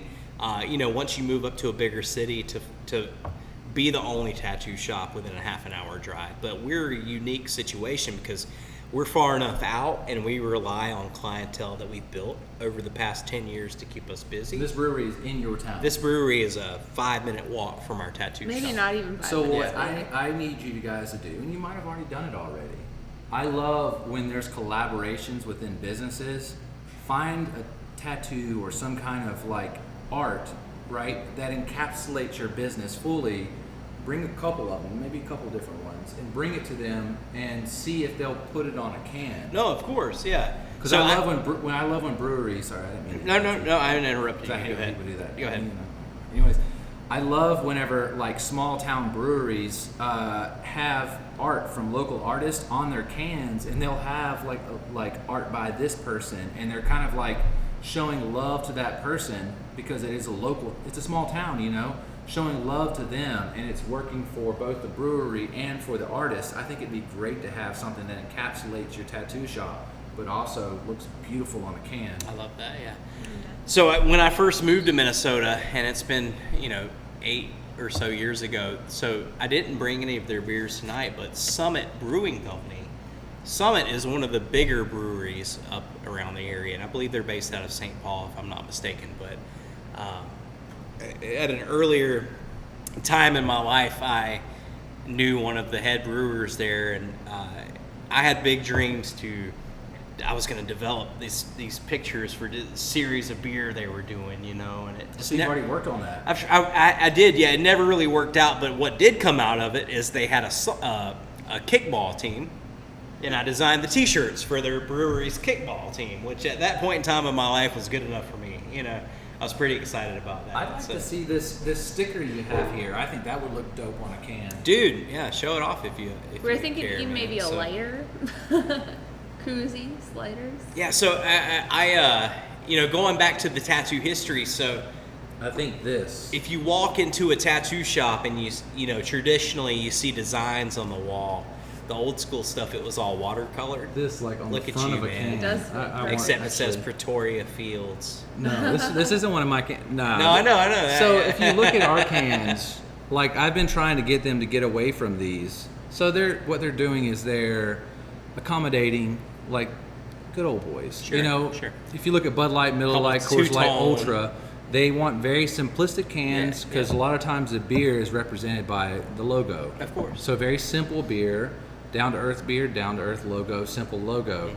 Me on the other hand, I see Recognizable. something like this and I'm like, what the fuck is this? I wanna see drink it it. in a big stack and I'm Yeah. like, Whoa. grab that out. Yeah. And then, the beer, not to sound sexist, but the beer is kind of like the beautiful body, the beautiful girl. I see it. It's what brings me in. Of course. Personality is what keeps me. The style of beer is what I'm like. And when you drink it, and then you're like, "Oh, this is exactly what I was looking for." Yes. Or you drink it, and you're like, "Well, I was entertained by the visuals, but I'm it turned glad out not to be I'm what I glad wanted." that you were a know, beer. so- I'm glad that somebody designed you. Yeah, yeah. But yeah, I would love to see Jesus focusing on that. The more I move my hand out, the less it's in focus. Is that somewhat in focus? I can see. Yep, you're in focus now. Yep. 45% of it. I'm yes. hella in focus. It looks great. Yeah. He's over there flexing. But for yeah, you. I think I think that would look beautiful on a. Sorry, I gotta focus on you for a second. He's like Jesus. I'm like, yeah, you put it right. So when I hit the focus button, it zooms in really close That's to make cool, sure man. I tag my focus. But I mean, it's beautiful art, and I think it could be great for a Well, thank beer you. can. Thank you very much. So that's a design. It's an old tattoo design that I took and hand painted it. It's watercolor, so it's a pretty simple type of watercolor, traditional tattoo flash type art. And this is a design that's a little bit more Japanese inspired. Yeah. I'd say. You have the kind of traditional Japanese dragon. You've got Mount Fuji. You've got a sunset. So traditionally The blade is more like almost like European though. and kind of a strong type design. A lot of old tattoo designs, you may have anything. You put a heart, you can put mom, but you put a blade, you put a dagger in it, and now you have a nice strong design that, Zoom back a if you're in the military, you go show your buddies, and you're like, check this out. They're like, bro, you got a dagger that's sick. We're gonna go kill some people tomorrow. We did say we were talking about murder. We did. We talked about murder, and here we are. So, anyways, It wouldn't be the first time I talked about murder and mass genocide. Actually, one of my persons I had on my show before, okay, that was a photographer. This was a paranormal investigator. Like, you can't really see it too well, but it was 2 photos, and it's a woman looking. The first photo is her looking to the right, and the second photo is her looking to the left. Where were those photos taken at? They're in Georgia. Okay, yeah, I believe it. There's been a lot of dead people in Georgia. Yeah, I mean, I assume that's kind of like just around the board kind of deal. Pebbles confirm it with her ghost eye. Yeah. Yeah, that was Austin. He's a boudoir photographer. That was a guy that he That's just saw. cool. He saw a guy on the beach Is that wearing this. Panama City Beach or what? I guess, and he was like, "Hey, your fucking tattoos are cool. Do you mind if I take photos of you?" And the guy was like, "Yes." That's beautiful. So I guess if we want to get off the situation and talk about photos for a second. So Cassie does some modeling. You guys can find her on Instagram at Inked2Please. I have so many up here that are in our background. So these are things that can pop up on the screen. Slut bag. I just saw that. Perfect. I Yeah. fuck with people, so I put that on the screen sometimes. Yeah. They don't see it. It No, just it's says good. slut bag floating over their head. True. And that one over to your Oh, right it's says, true. "Eat my donut, daddy." Oh yeah, we were already talking about Krispy Kreme, man. Yep, I need This Krispy girl's been Kreme. telling me about Krispy Kreme since I haven't Nashville. had one for like. We were in Nashville. She says 13 Krispy years. Kreme. I said, "Nah, we're gonna get that Albany Krispy Kreme because it's the best." So. Where are you? Let's see. Let's get rid of that one. We're gonna get rid of that one, and we're good. Cool. I have new equipment that I bought that's gonna allow me to kind of do all of this, so I can add sounds. So I can add whatever I want sounds. Mind me asking how Ryan and Casey spelling met. CASSY. Yep. Cassie, yes, Cassie. Cassy. All good, Vaughn. There's been many different ways. So, I've been up in Minnesota since 2009. So I worked at this tattoo shop in Eagan, Minnesota.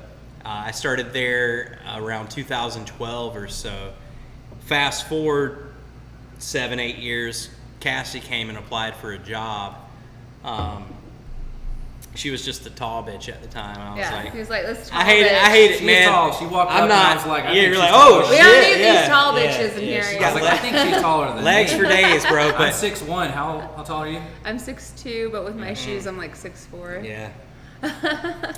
Anyway, so 7'6" when she's on my shoulders, but anyway, so she came into the tattoo shop that I had been working at, and I was already established, man. I was established at this tattoo shop for about 7-8 years, and she came along, and I was not a big fan of anybody that came into, a place of business that I had been established. And I think if you've ever worked in a particular field where you've like been in a particular business for a long enough time, and then you feel like you vibe with everybody who's there, and then somebody new comes in, you're like, who the fuck is this? You're He like, tries this, to haze me. you're like, I don't like this new person, So for the longest time, I don't think I spoke to Cass for like the first couple of days, Oh, I she thought you were worked about at to say the tattoo first shop. couple of years. No. She walks up. What's up, Ryan? No, it You didn't learned take for that a long. few It days. didn't take that long, but we hung out, man, and like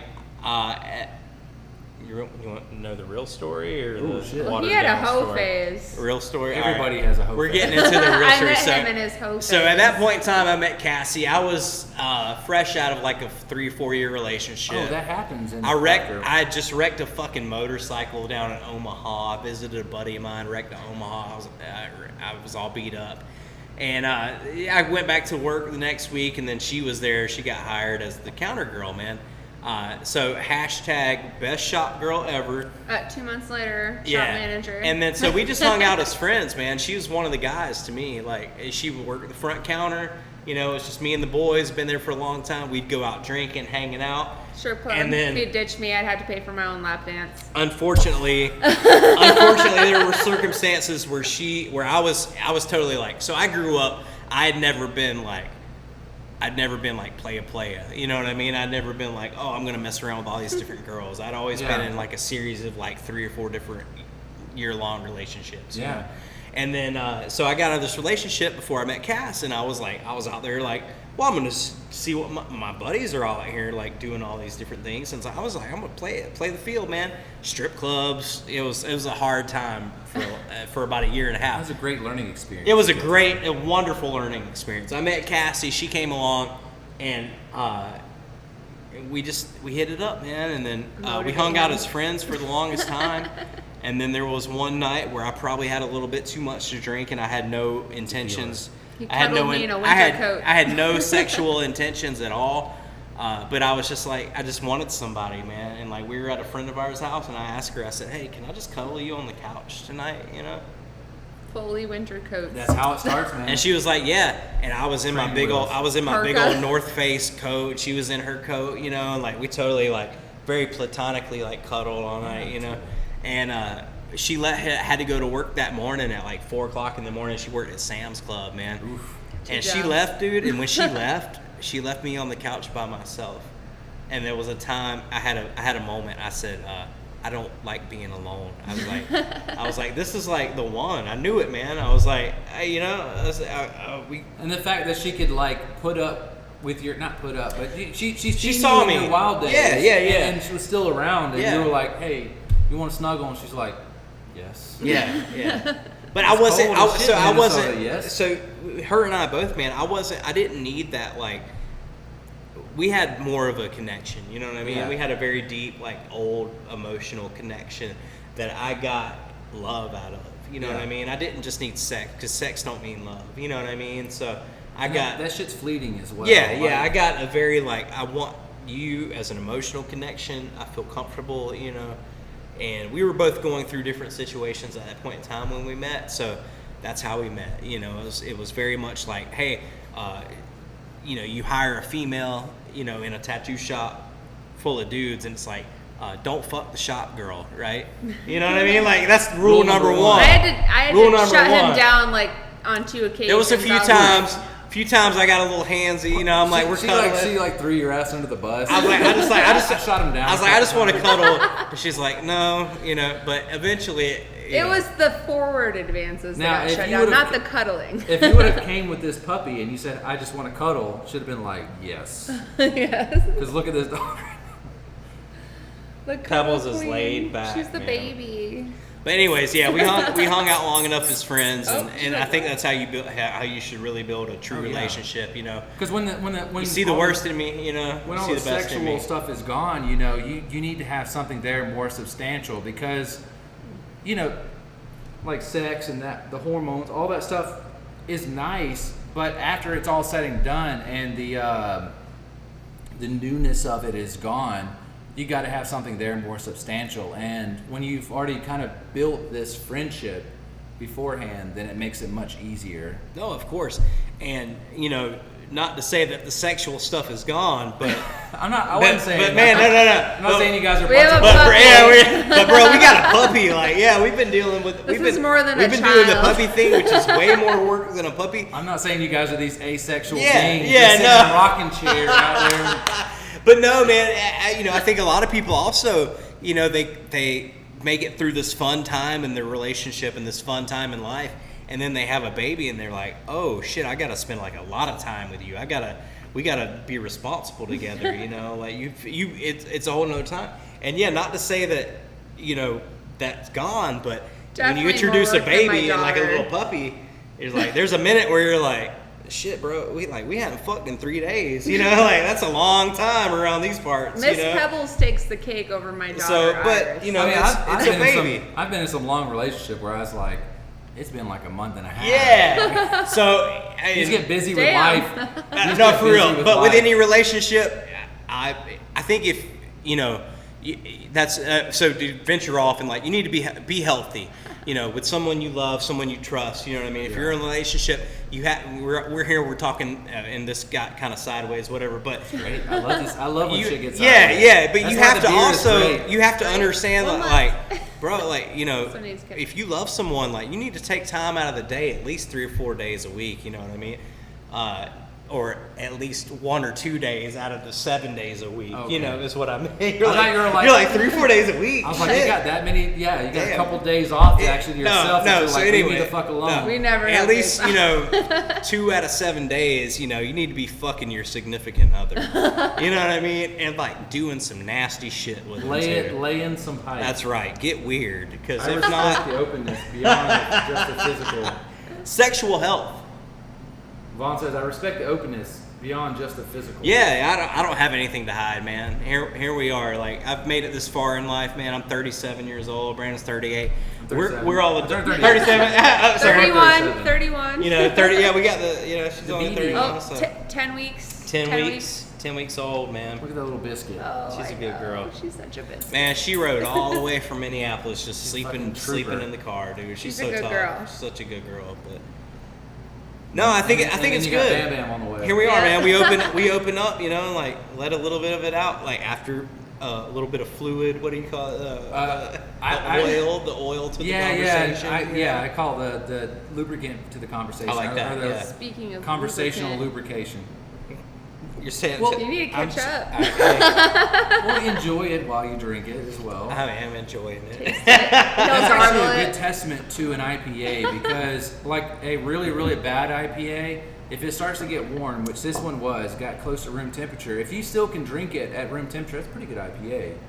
I agree totally. Like, I just obviously finished that last little Yeah, bit you of didn't beer, finish and it it all. does get a little skunky. I mean, but if you're used to drinking that type of beer, I feel like you know. So beer almost, and correct me if I'm wrong, but beer is old, man. Right? Beer's been around Oh, yeah. for like, I and mean- beer wasn't always drank cold. Well, correctly? they've got not always. So they've got beer and mead. So mead is kind of like the precursor to that. But they've got mead, honestly, in India, and China and India, and then in the Romans, and 6,000 years BC. I mean, you got stories of Beowulf where they're talking about mead. You know, mead halls. You got Yeah, for these sure. things are like the Renaissance days. yeah, it's not technically beer, but it's still like honey and you know, you have yeast and it's kind of still within the same realm. it's the same process Been around almost, for right? fucking ever. You get a little bit of you get some sugars and you get some fermentation, Yeah. and then you basically have Yeah. the same result. kind of closer to a wine, Yeah.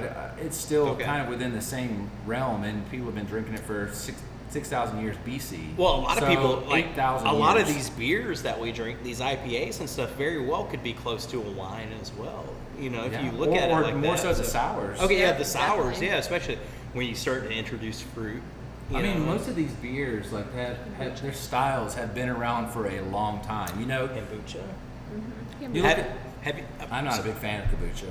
I don't like vinegar, so the smell always stops me. I have a big nose, and it catches everything, which is catching my organic deodorant that's already run out. Yeah. Just in one arm. We've This been on the sounds road, good. man. This So sounds bad. we're all good, man. You want We're all puppy good. breath? Yeah, Um, puppy breath. But no, a lot of these styles, like you look at the Goza, it's German, it's from Leipzig, you know, that style, and it's been around for a long time. You look at the IPA, it's India Pale Ale. It's whenever the British were in India, that's the beer that they made with kind of what they had.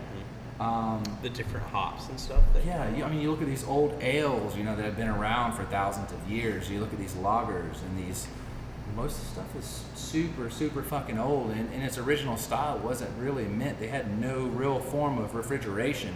Sure. Not really. Like, Oh, of if they're in course. cold areas, they have areas where they can kind of put it underground and cellar it, and they can lower it by 20 or 30 degrees. But most of this beer isn't really designed to be super fucking cold. The colder a beer is, the less your palate is actually tasting the flavors. That's why when you drink a beer like Coors Light, when it says that it needs to be at a certain degree, Cold as the Rockies. Lights. right, it's because you're not tasting as much of the beer. The colder it is, you're not actually getting the real beer. So when you let it warm up and you drink a Coors, that's actually what Coors tastes like. And it's not good. It's not bad either. I've So- had worse. Have you Warm. had warm Coors? Warm Coors I've had worse. is.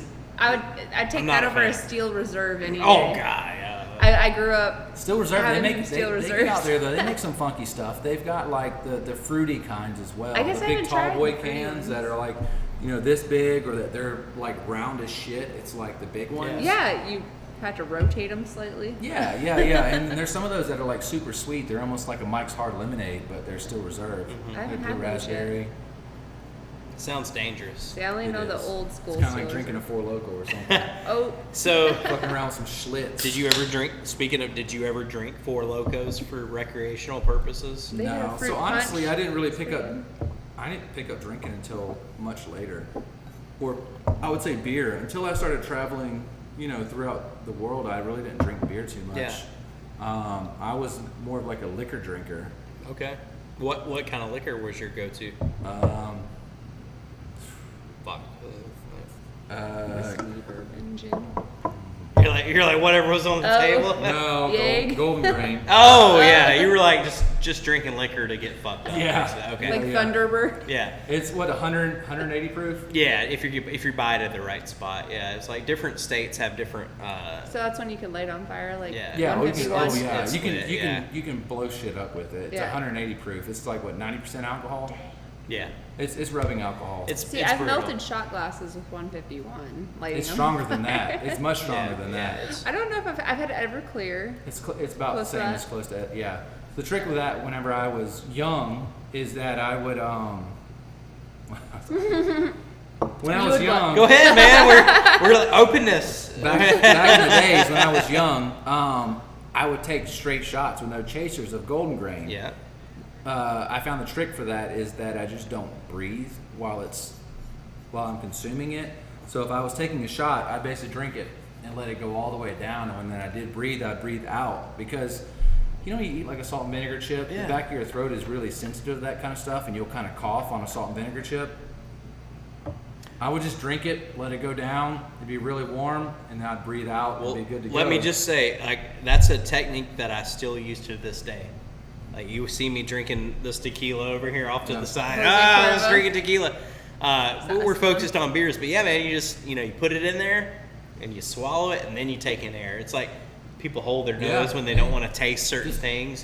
hold it, let it go down, and then.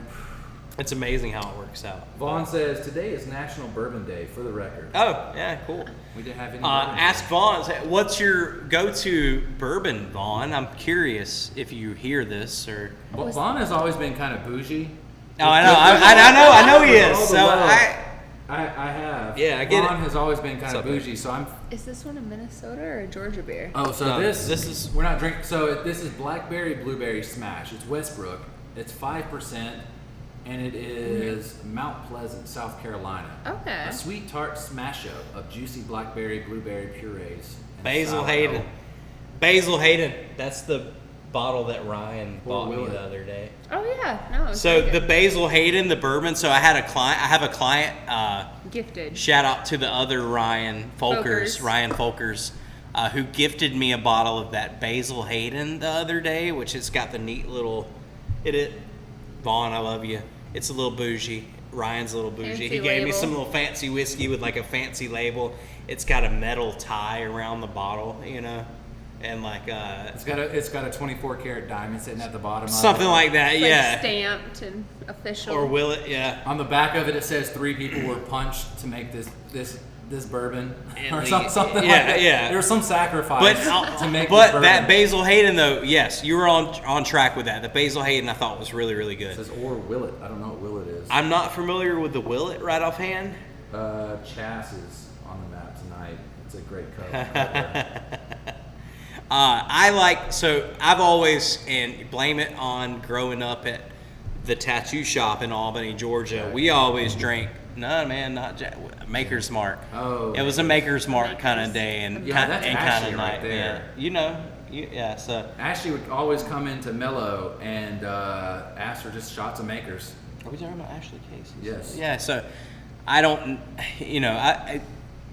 I don't say too much or know too much, man. So Ashley Casey and Matt Angel, those guys basically brought me up and taught me how to tattoo. I know Matt Angel's still down in Panama City Beach, Florida. Seen him. Ashley's son, Brandon Casey, tattoos at Think Inc. here in Albany, Georgia. and I've been super impressed by his tattoos here lately. I haven't spoken with Ashley Casey in a long time, man, and I just assume let bygones be bygones as far as all that goes. Yeah, So. I mean, ultimately, like, fucking a long time. But has much passed. love, man. But here we are. I'm back here. We're talking about stuff that happened, 10, 12 years ago. Right. Now, But I mean, so a lot of time has passed, and ultimately, you are different people.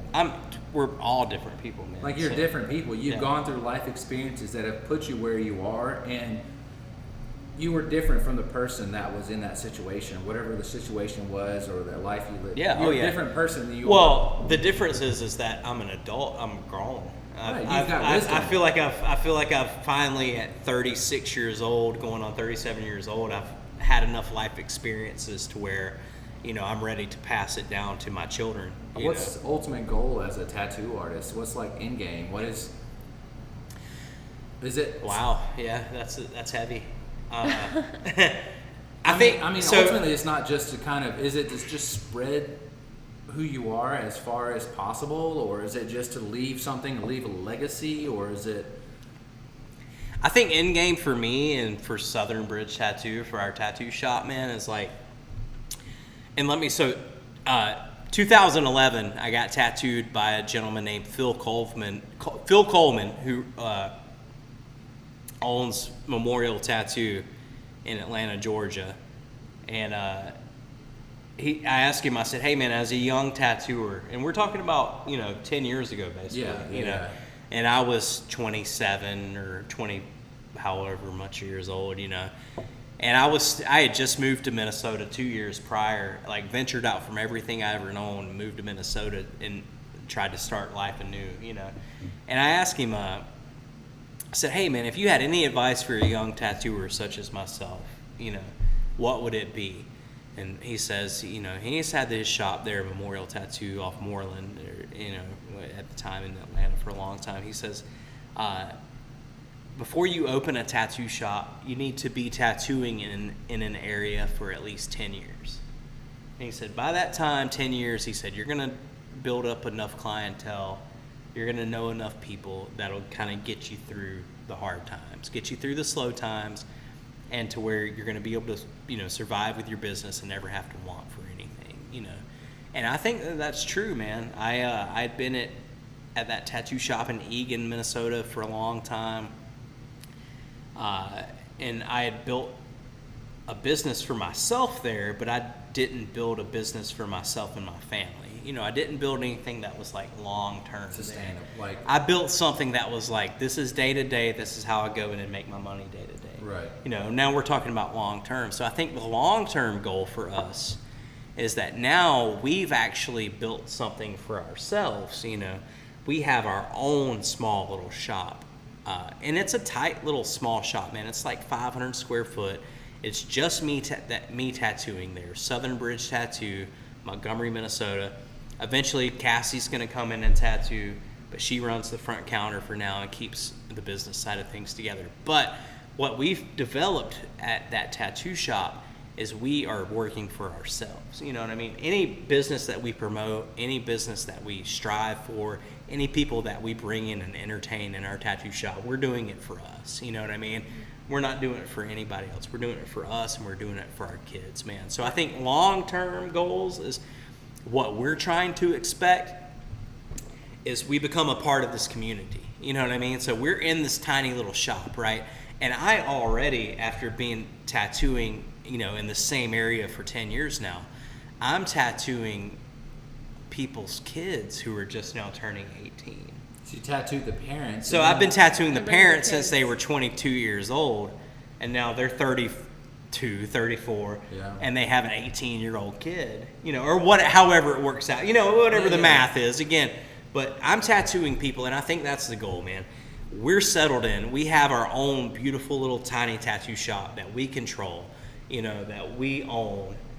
And I never once got into this business to have a private tattoo shop because I love the walk-in stuff, man. I want people to walk in off the street, But we've survived, and after this past year, and that's a whole nother story, is getting into like being shut down and like, if you want to talk about the COVID stuff and like how to evolve a business out of that, Yeah, that's where we are, you know. Well, So I'm saying he thinks it's amazing. Mega respect for making it through 2020. thank you, brother, so much. But yeah, so out of all that, we found our own little spot, We've helped and that's sponsor friends. that's my main goal, long term. I want to tattoo people's kids who are turning 18, and then if I'm fortunate, when their kids are old enough to have 18-year-old kids, I'm tattooing their kids too.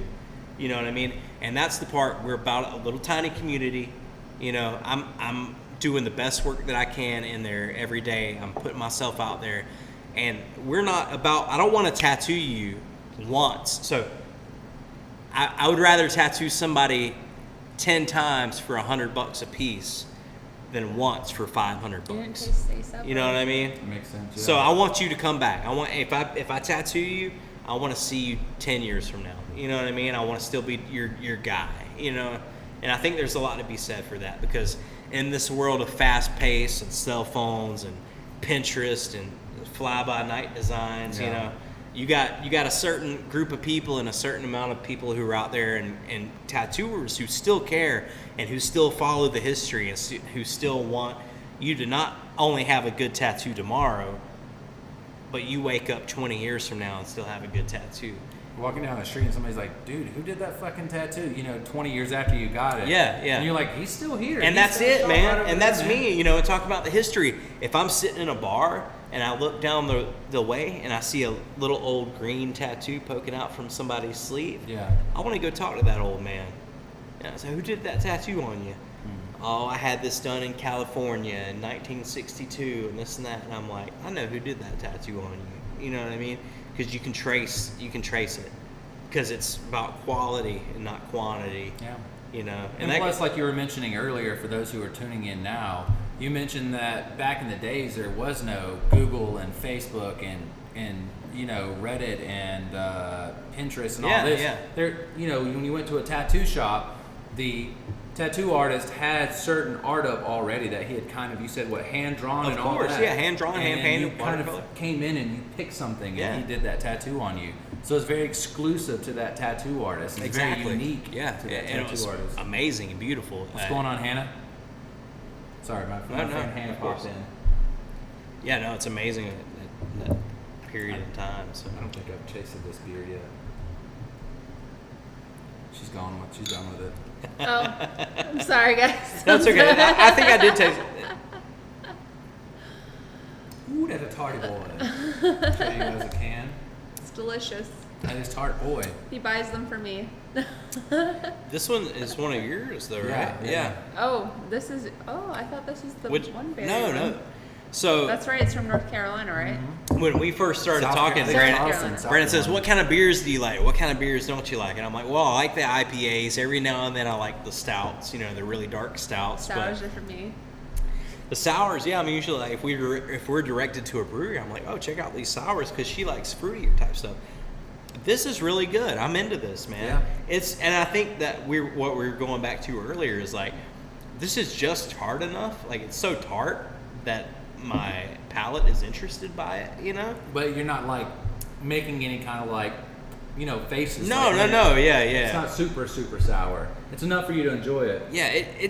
Man. What has been the most difficult pattern tattoo that you've done? Mandalas. I guess anything that's like has to be extremely symmetrical. Yeah. and very. No, yeah. There's a lot of like ancient symbols and there's a lot of ancient Celtic type stuff. I mean, even this is the Veg Vasir. So this is the Veg Vasir, which is, you know, like it's like a ward for protection for sailors so and travelers. these look very similar to like when I say like Nordic type designs, what it which is, would be like Scandinavian, These are very similar, different symbols that portray different magic, to get you through life or to get you through a battle or to get you through a time or just travel or and it's stuff that. So I flipped it. So what? Yeah. Instead of it being like that, the same way a compass would be, I flipped it to where it'd be that way. No, And it it's starts great. off I with see what the, you have going on. The east, north, south, east, Starts west. off with the desert and I love Death Valley. I love the desert Okay. and I love that. And then it goes to I love Scandinavia, Norway, Sweden, and Denmark. And that's the mountains, snow-capped mountains with the Aurora Borealis, which you probably need to touch that up some. I didn't even want to add color to it. Have you but he seen had the it Northern touch. Lights I on haven't. your travels? No. No, I went to Alaska, didn't see him. I went to We see him right now. Denmark, Sweden, and Norway, and didn't see him. We've seen them from the back deck at our house in Minnesota before, Damn. which Here was comes State Belflame. fucking crazy, man. And it's not It anything. has to be perfect. Yeah, it was not anything that's like, yeah, you come to Minnesota, I'll show you from our back It's in deck. the fall. Yeah, it was a strange, but Typically. I was like totally out back on the deck, and I was like, what is going on? I'd never seen them. Well, I went. I think I chose wrong times to see him. Okay. So I went to Norway during the off season. So I think I was in Norway and Denmark and Sweden. I was there in like September, and they have like really long days, the same as Alaska. Very long days and very short, mild nights. So I mean, even in Alaska, I was there, off season. So It's a lot cheaper. So it's like midnight, and it looks like it's still bright outside. I still see the sun. It's still bright.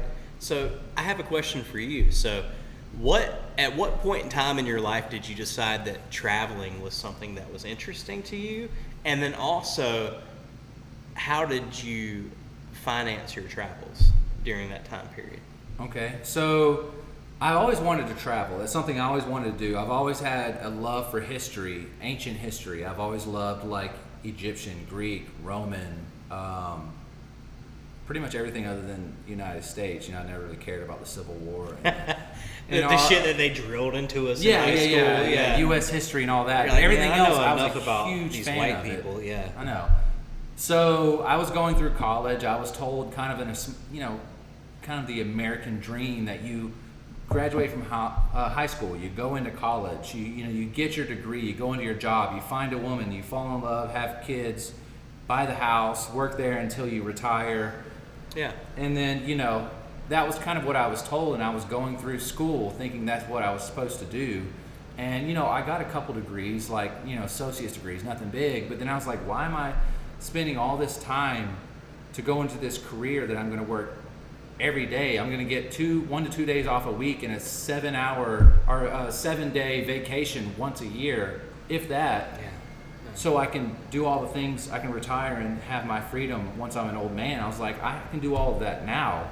So I put all the school on the back burner, and the first big step is I figured out where I wanted to go.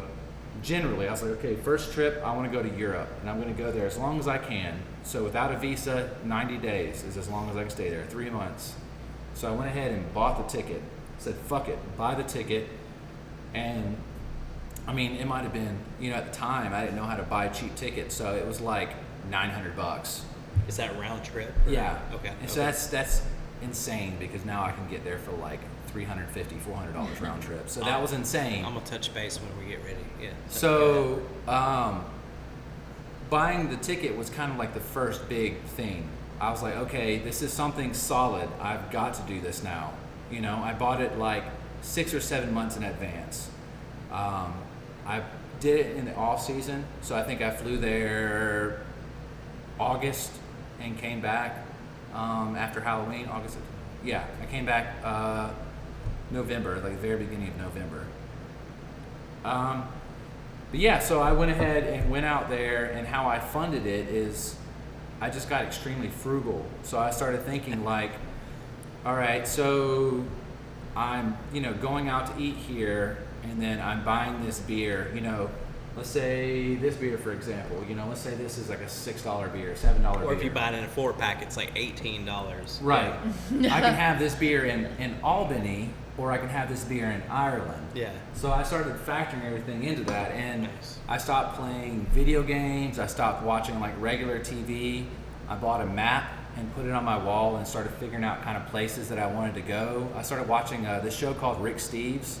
He travels all through Europe, and he has since the 90s, and he's got like 18 seasons or something stupid like that. And I just had that on like Hulu or Netflix and just played it nonstop for like 5 or 6 months, because it's like, 20 years of him going to Europe. And I would wake up and see that, and I'd see a cool place and be like, oh shit, Croatia, Plitvice waterfalls, yes. And then, I would go to sleep seeing it, and then it kind of kept pounding into my mind, this trip. I bought the Euro Rail Pass 3-month trip. It's a 3-month pass, so for 3 months you can hop on and off the train as much as you want. Sounds like a lot. I think I paid like $1,300 or $1,400 for the ticket. Sounds like a lot, but it literally allowed me to be spontaneous. How often were you hopping on the train?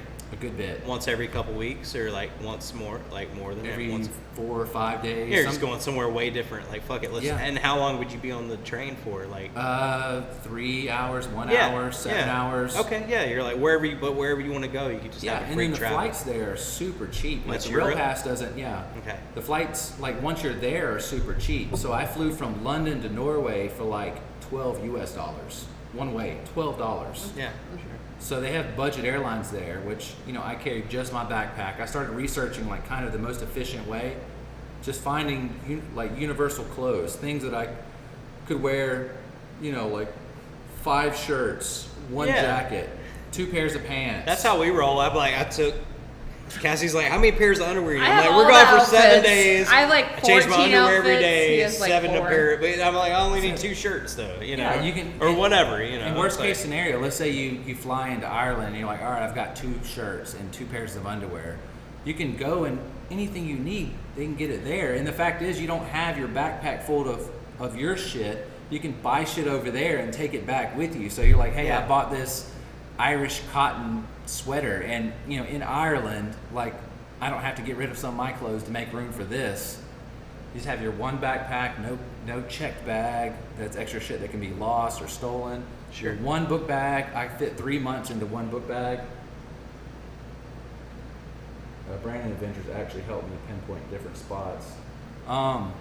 Thanks, Vaughn. Croatia and Italy, both awesome. You gonna take them for a walk? Oh, heard.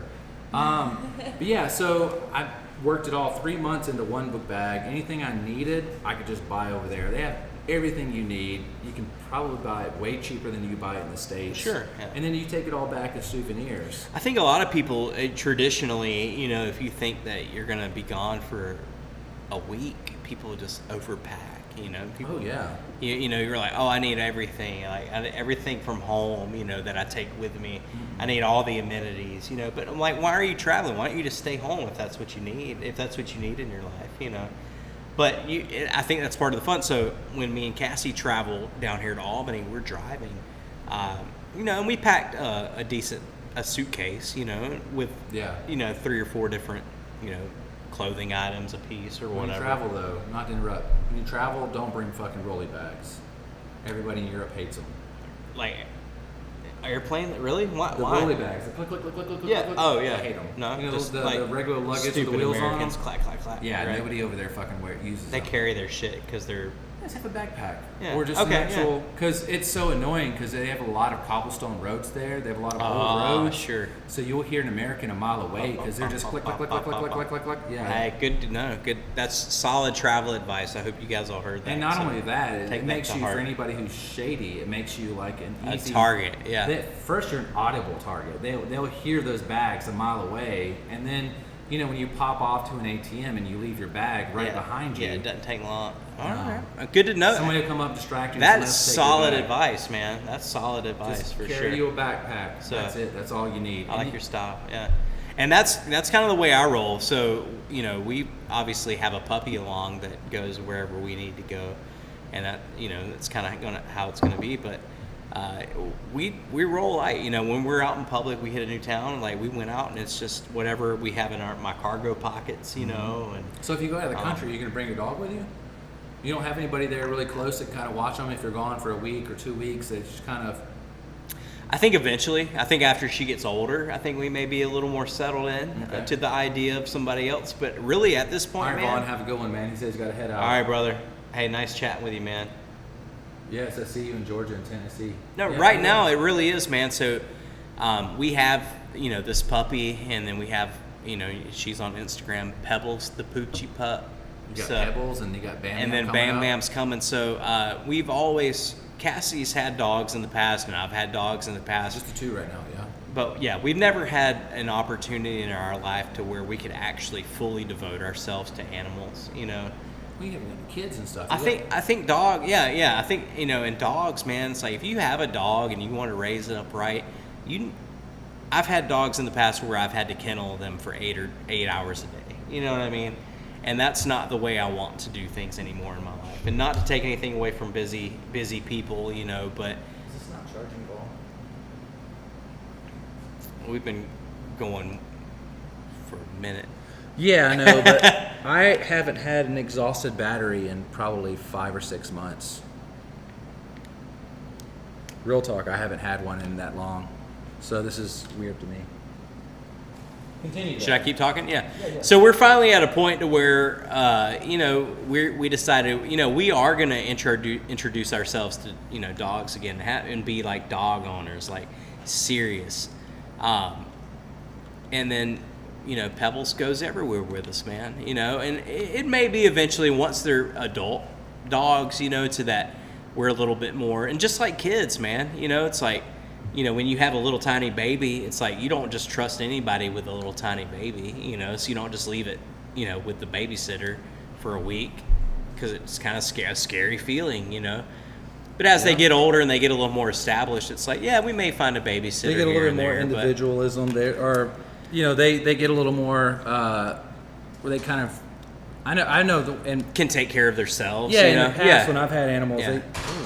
But I think that was one of our main goals with like, so we're, you know, a year and a half, 2 years from now, we're hoping to have puppies. You know, we've got a female and a male. You know, and they're good dogs, and you know they've been bred, you know, throughout the past few years to, you know, with their grandparents and parents. We got a lineage, you know. Yeah. And so not only do we have pets, but we also are looking at it as an opposite business opportunity as well. You know, so there's a certain clientele, just like anything in this world. You know, you have certain clientele that seek certain things. You know, and Pebbles and Bam Bam, man. You know, we're out here and we're just taking it one more step at a time. And again, we go back to this whole COVID thing. Really switched up our ways of thinking about life. That's one of the things that I think was kind of like a positive to COVID, that it kind of like rewired a lot of people and reprioritized people. They saw kind of like their core values. Yeah, exactly. They, So, like what is meaningful to you in life. So it got people to really touch. no, of course, man. I worked at a shop, you know, for 8 or 9 years in Eagan, Minnesota, and Cassie was there for 3 years, and then I never once thought, I always thought that liquor stores and strip clubs and tattoo shops would be an everlasting, never-ending thing, you know. Which makes sense if you look back through history, you know. It's kind of the one thing like that's the oldest kind of thing. the one thing that's always been there, you know. And then we all experienced, you know, 2019, 2020, you know, on our own levels, and everybody developed out of it differently. But I think for us, you know, it's like I had been working a job since I was 12 years old. I had never been without work. I've always been a hard worker. Cassie was in the same boat. So all of a sudden, to be put in a situation where society or the government, sorry, I just tapped the microphone, but society or the government or whatever, and not to make this political at all because I'm not about that, but whatever happened in our lives to change our ways of thinking, you know, throughout this tragedy for some people and throughout this triumph for others, you know what I mean? It was really a do or die type situation, you know, for a lot of people, man. And me personally, I had to adjust so hard. I've never been in a situation where somebody told me that you can't do what you've been doing for 15 years. Yeah. You can't go to work tomorrow, you know. And granted, you know, whether you believe it was for the health of everyone or for whatever was working out, you know, I like to be a good citizen. I walk the line. I fall right in the middle. I'm not one extreme one way or the other, you know. Yeah. I feel like if it's good for everybody else, it's good for us. You know what I'm saying? And the opposite. But it does get to a point to where I'm like, okay, it's bad for us. Let's make it better, you know. So Let's find a way to work. I mean, exactly. were you guys able to, and I know a lot of hairdressers and people like that were able to just do very small, just appointments. Everybody wore a mask and all the precautions were made. And that was kind of like maybe 5-6 months after. So in Minnesota from March 16th to June. to June, March 16th to June the 1st, They had hair salons and Nail tattoo salons. shops. A lot of business, restaurants, bars completely shut down. Restaurants and bars found a way to develop a takeout type menu, obviously. You wouldn't be able to do like home. Yeah, no, that's totally out of the question, because the number one rule of us being licensed by the health department in Minnesota is that we only work out of the tattoo shop. You know what I mean? They don't want you going, and they like to know your environment. They come inspect the environment that you're working in. Okay. They know where you're at and what you're doing, and they don't want you just like willy-nilly everywhere and about, you know. So for us, it was straight up like March 14th, I was tattooing, everything was happy. March 17th, whatever, it was like, hey, you can't legally go to work anymore. So shut your ass down like that. it was different. But so anyways, fast forward out of all of it, it's worked out for most people, I think, and then for some people it hasn't. But Everybody got a little wiser. out of it all, we discovered that I don't need this. Like, man, I've always been in like a walk-in tattoo shop where my number one goal was to go in early and tattoo for 10 or 12 hours a day and do as many tattoos as I could and make it happen. Turn them and burn them. Turn them and burn them, right? Now we've realized that I don't have to live that life, man. Yeah. We go in and we go into our tattoo shop and we start at maybe 9 o'clock, 10 o'clock in the morning, some mornings, and we have 3 or 4 clients that we tattoo, people that I know, people that have been coming to me for a long time. It's a quality over quantity. Yeah. Shredda, we're in a brewery, Shredda. And then Shout out, thank you, Shredda. hey yo. And then we get them in and we get it done. But we're fortunate enough that I built that clientele to where we can go in and do at least 3 or 4 tattoos a day, 7 days a week. Yeah, it's quality over quantity. And quality over quantity. And not only that, but we're actually learning about our clients. We have people in that I'm like, I sat down with you, and now now we're family. You know what I mean? Instead of just being like, oh, the shop person hooked me up and I already know what I'm tattooing on. You come to me and I tattoo you and you go. Right. But now it's just us, and we get to chat. It's not so much like an exchange, and it's more of just like you said, like a family. Yeah. It's not about the money at that point. It's not like, hey, I do a job, I do a service, you give me the money, you get the hell out. Exactly. It's like, hey man, come here, hang out. With that tell me being your story. said, we What's up? also cater to a little bit different clientele as well. That throughout everything, if beer prices went up, if lumber prices went up, if tattoo prices went up, I've been tattooing for almost 20 years, man, and I found myself at one point in time quoting prices for tattoos like it was 20 years ago. So people were like, damn, that's a cheap ass fucking tattoo. Which isn't necessarily the path that I'm on. Just keep track of inflation.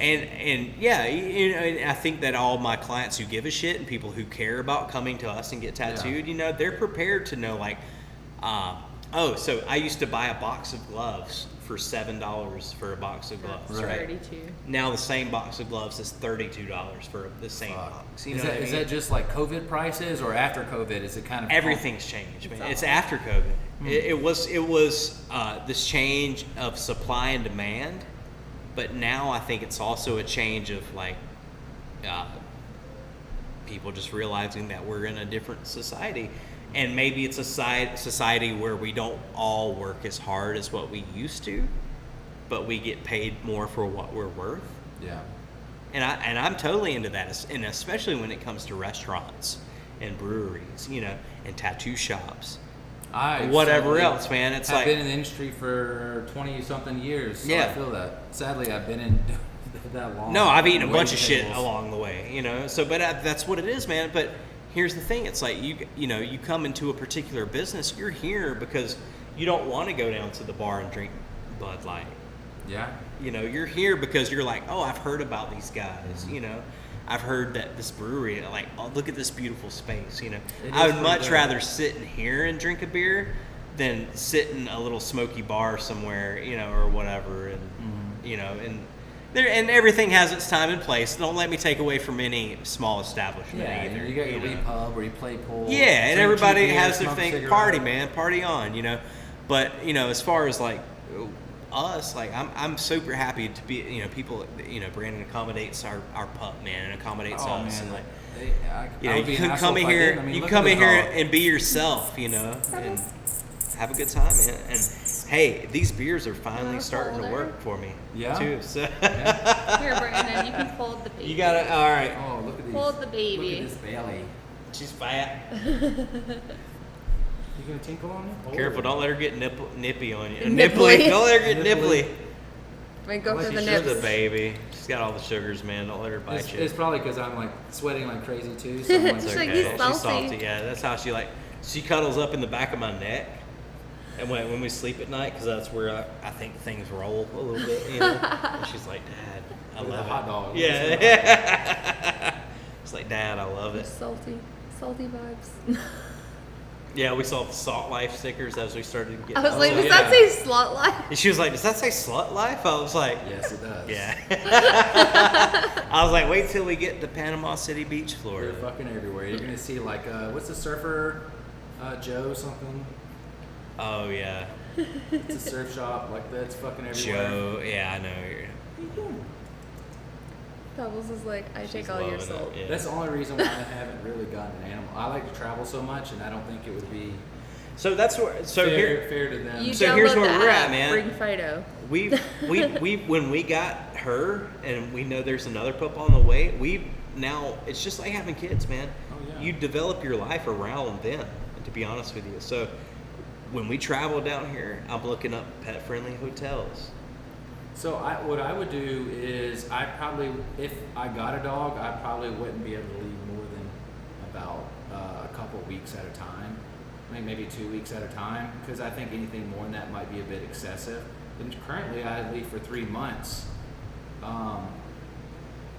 Just because I like to stay at hostels. Have you guys ever been in hostels? No, I haven't. You'll never. I've get seen an a movie. environment- Yeah, in a movie. You're like, don't let. No, I'm just kidding. I know that's Child. not. It's an environment like that, Yeah. to be able to be able to be in a room with two guys from Australia, a girl from Italy, a girl from Spain, and then you guys all buddy up. Like, the reason I got the rail pass is it allowed me to change it up. So and I did a lot, when I was in Berlin, and I was like, oh, Berlin's kind of boring, and I met these cool people, and they're like, hey, we're going to Bratislava, we're going to Slovakia, or we're going to Slovakia, and we're gonna hang out. And I was like, that sounds dope. I'm gonna, I buddied up with them. We hiked all through the town together. Then we went to Slovakia and Bratislava, hung out all through the town. We went to Prague.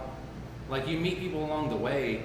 When I went to both the times that I went to Vancouver, Canada, it was with people that I met in Ireland, and we hiked around. We hiked through Pompeii, Vesuvius, Rome together. I stayed with a girl in Spain. I had met her in Galway, Ireland. Like, you just meet cool people along the way, and you have such a great experience just going through the town and hiking together and drinking together. Hostels have like pub crawls, so you pay like $20 and you go to all the different restaurants and Drinks bars in many town. beers is whatever Yeah, you you can guys get, buddy yeah. up, and you just can't get that anywhere. The few times I stayed in a hotel, they're the most boring times, like in Europe, because you have a TV and you got a bed, and you're like, I could have done this shit in Albany. No, for sure. We rolled up into Nashville last night, and we had a moment where we were super tired, and we just drove 13 and a half, 14 What, hours did we from stay or Minneapolis, did we go? and like we got to town and we tried to find a place to smoke a joint, and it was a fiasco, but we made it happen. But we got finally checked into our hotel at like 4 p.m., after driving all night long, and we had a scenario where we were like, do you just want to go across the street and dinner eat and at come Ruth back? Chris's Steakhouse? There's a Ruth Chris's I don't know Steakhouse. what that is. It's like I feel like it's a pretty generic It's like an steakhouse. Outback. Maybe like a super Longhorns. fancy. I've never expensive heard of it. Outback. I don't know. Ruth Chris, I don't know. Anyways, but I was like, do we just want to go like eat across the street and come back home? Pebbles. And Eat that food. And we were like, you know what? Eat that food. Let's go downtown. Let's go where the party's at. And it worked out because we were trying to Lyft and Uber, and we were already had like a little anxiety about trying to get down there and We get had a back. Lyft ordered. And we had a Lyft ordered, and we walked out, and the homeboy the dude who runs Like the valet. concierge, the valet, we were like, where's the lift gonna pick us up? You know, he's like, nah, man. He's like, I got you. I'll drive you down there. So we just hopped in this big ass Escalade with him and like drove down Denali or whatever. GMC And Denali. he drove us right down to the bar, and we hopped out and walked into the restaurant and sat at the bar, see some Showed them live the music. puppy, you and know? they're like, yeah, let her They're in. like, yeah, let her in. The whole time. And then I called him up when we got ready to go, and he came and picked us up and brought us right back to the hotel. You know, so it was a good experience all around. That's pretty much like a hostel experience. Yeah. You meet super cool people along the way that are going to completely change your trip, and you'll seriously buddy up with them. And the hostels, like when you get to a hotel, how much actual information do you get from the hotel? Like on a real talk, you go in, you fill out your paperwork, you give them a credit card, debit card, whatever. You go to your room. They say you're in this room, and that's it. Yeah. When you go into a hostel, you know, once you sign in and you give them their passport and they photocopy it, they're going to bring out a map of the town. They're going to start circling things to see. They're going to start talking about places to go. That's awesome. And there's always like tours, usually free tours through the hostel, and then stuff that you can book. So where you've traveled in Europe, was there language barriers at all, or no, with these hostel stays? no, Like, no, it's pretty, everybody speaks. That's English. always kind of been a concern of mine. friends Not go to that I can't Germany, figure it had a out. hard time. And with modern, media Yeah. and social, you can usually translate however yeah. you need to. You know. So one of the things I was worried about is the conversation. I was worried that I was like, okay, my Italian's kind of weak, my Spanish is kind of weak. I know very little German, like French, no, none. parlez-vous français? Just the comment, the words that have basically like French words that have worked their way into English, you know, resume and like fiancé and these kind of words. But honestly, when I went there, I never. So every once in a while, you'll go to like a very, very small hole in the wall. All the kids, young people our age and younger, they all speak English, no matter where I went. Okay. The old people are the only ones that didn't. Sure. So if I went to like a small cafe, there's a time whenever I was getting ready to shit myself, right? I'd come back from, it was bad. I feel you, bro. I was on a train coming from, I think I was coming from Florence, Italy down to Naples, Italy. And I had been riding that long ass train. I mean, it was like a 7-hour train. I'd eat tons of pizza in Florence and other food, great food, super cheap. The whole train ride, I wasn't feeling it. I mean, I wasn't like feeling bad. And then I got off the train and I was like, ooh.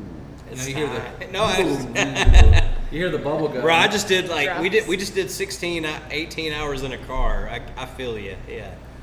So I go, I'm looking around for my Parties. hostel, and you know, great thing about Google Maps is that you can just, like if I know I'm going to go to Naples, Italy, I can go ahead and just download all of Naples, and even though I don't have internet, I never got a SIM card, because everywhere is Wi-Fi. You go into a cafe, free Wi-Fi. So Google Maps, you can do it completely offline. You just download the town, and it'll keep track of where you're at, and you can just kind of walk. You put stars on places when you do have That's cool. internet Like that places you you want to like. see. Yeah. Yep. Okay. Yeah, so I just walked to the next star. So it's like, okay, my hostel's here. I don't fucking see it. I got to shit so bad. I'm gonna die. Oh my god! You know, you're starting to get in the sweats, and you're getting shivers, and you know, We still got some viewers. Yeah, probably. So if any of you guys are still watching, tell us about your worst shit moment. Oh, yeah. to where you thought you were absolutely gonna die, Or you did shit yourself. or you did shit yourself. Please, like, 'cause So I was like leaning up we're all against adults. a wall and looking like I was like contemplating something, but I was really just kind of like squeezing, just trying to like, I'm gonna die. you were like, maybe I shit on the corner. yeah, or something. You're trying to figure it out. I was worried. So I go into this cafe and with my limited, I was like, bagno. I was basically in my worst Italian. I was like, hey, I'll buy something. Can I use your bathroom? And it's an old man, and he's like, oh, yeah. He shows me where it's at. He's like, you just want to shit in my bathroom. I bring my own toilet paper. I basically take a toilet paper roll. This is like a little hack here. You take a toilet paper roll, a full one, pull the cord out, or the core out of it, Yep.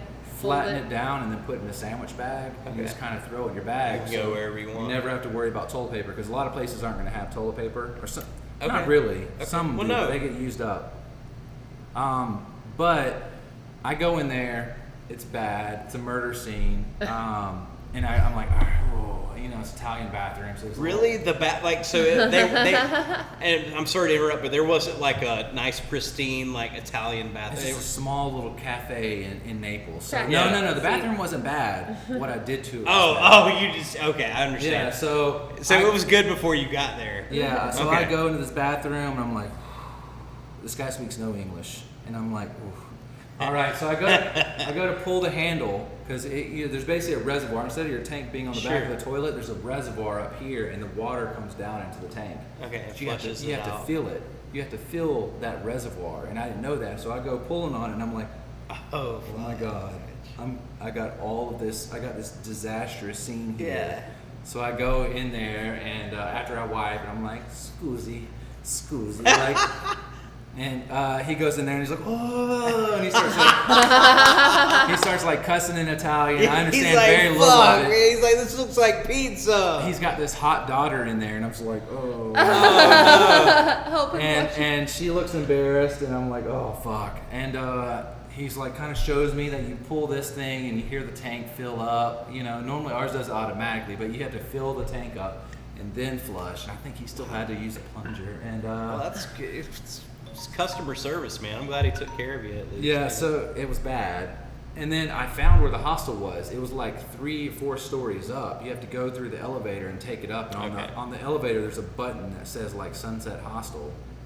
So I go up there, and then that girl, his like hot daughter, she regulars up there to bring coffee to the hostel. So the next day, I'm just like, Yeah, and she's telling all her friends, she's like, Okay, he's this scusi. guy, He's scusi. she's like, this guy don't know how to flush a toilet. no, I'm sure she heard with her dad cussing in there. Yeah. But so that's like one of the few times that the language barrier has been an issue. Other than that, everybody else speaks English.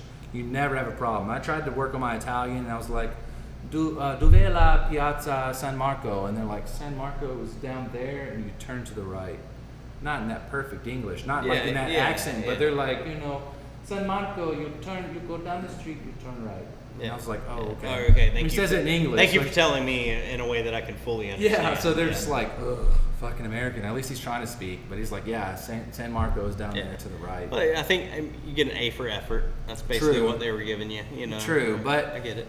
a lot of times I try to pawn myself off as Canadian when I go up there or when I travel over there, because Americans, we really are like assholes over there. Like, it's a difference between somebody like me or somebody like how you would travel. Would You'd be approach the respectful. situation. Yeah. But they get a lot of like military guys over there. They're like, rah, rah, me another beer, and they're slamming stuff and pushing each other, and they're just being American. Disrespectful. Just being super American. Is And, it true that you can speak Spanish slowly and that Italians Oh, yeah. can pick it up? Oh, yeah. Okay. My first hostel, because I was a little worried about hostels if I was going to like them or not. I hadn't seen the movie, so don't pay attention to the movie. But I was like, No, I'm going that's to just ease. I'm going to ease yeah. into it. I'm going to choose a 4-bed hostel, which is 2 bunk beds. And a hostel basically is where they take a hotel room, they gut it, they take all the beds and dressers and TVs out, and they put bunk beds and they put lockers. So if you want to like lock your own shit up and you don't want anybody to take it, you bring your own lock, so that your security is on you. Sure. You lock up your laptop or whatever in your own locker with your own lock. But I chose a 4-bed dorm, and the least amount of beds you choose, the more expensive it gets. So like a 2-bed dorm is more expensive than a 4-bed, and it's more expensive than an 8-bed. That's So if you have like crazy. it's basically if you have like a 10-bed dorm, you're paying like $7, Because you're $12. splitting the whole cost of the room between 10 suppose, people. yeah. Pretty as much. opposed to, do you want to stay with these 10 people, or do you want to stay with 2 people, or just by yourself? But Yeah. you get, pick your price point. So I chose a 4-bed dorm. And the first time I stayed, it was with like, I think it was 2 girls from Spain and 1 girl from Italy and me.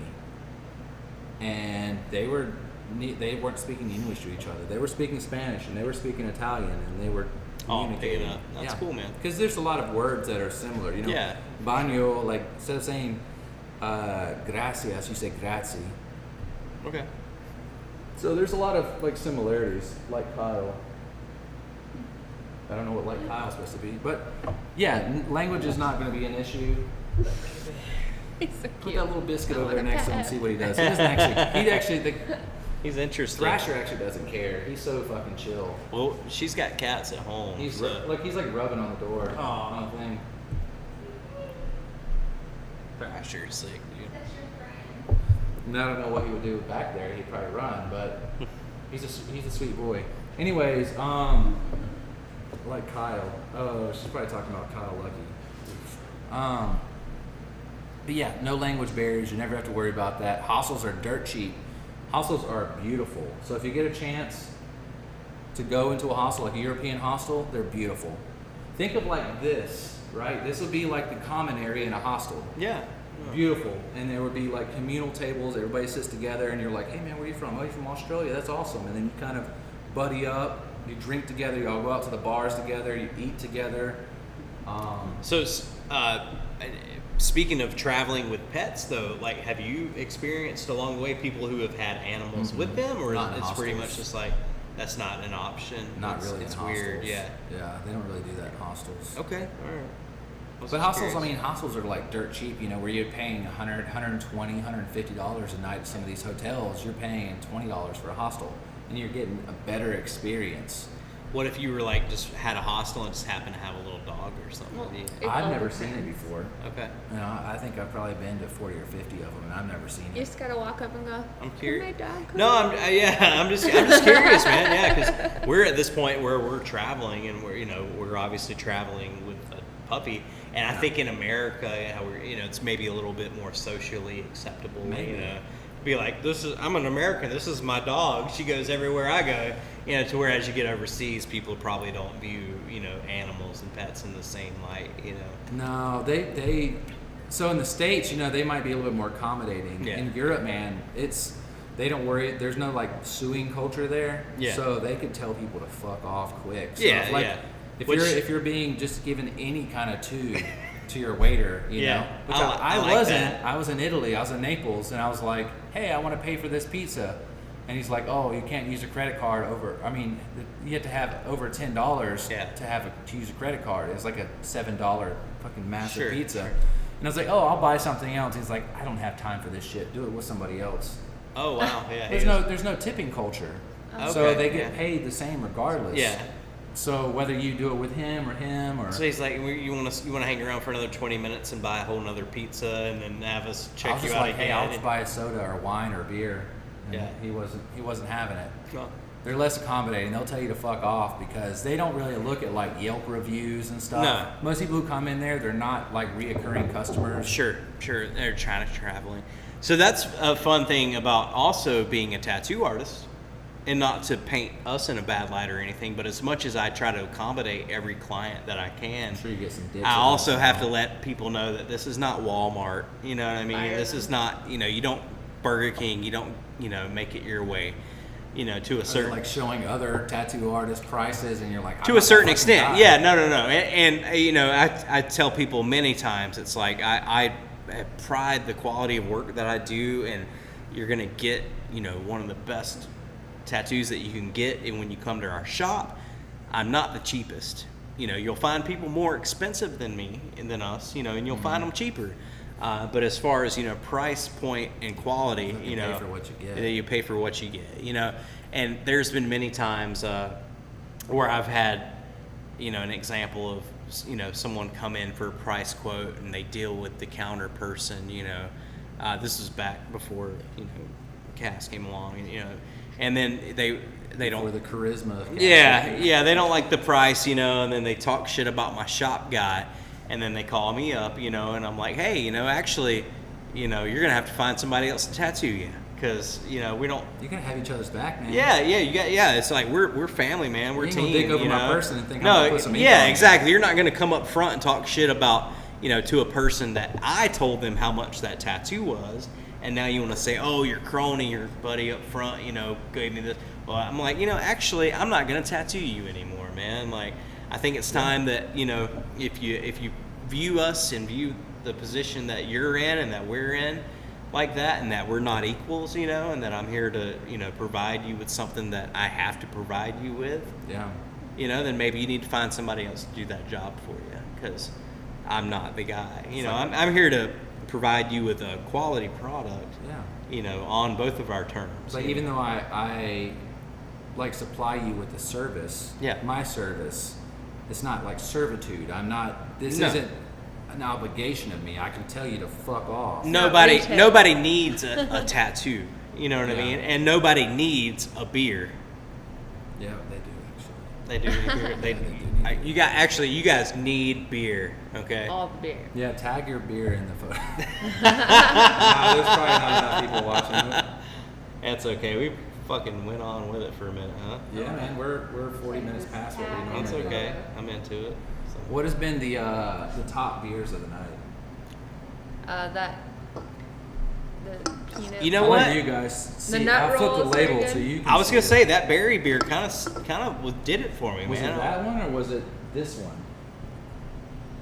I did That's like the one that. we just I drank. did like that cereal Yeah, one okay. too. I'm like reaching over my laptop here. I'll hand that to you. Just put the label towards you, and then we'll flip them around as we decide. All like right. us putting a beer first Does this or mean last. we get one more or You what? can if you want. That we drank. So us No, there's putting more.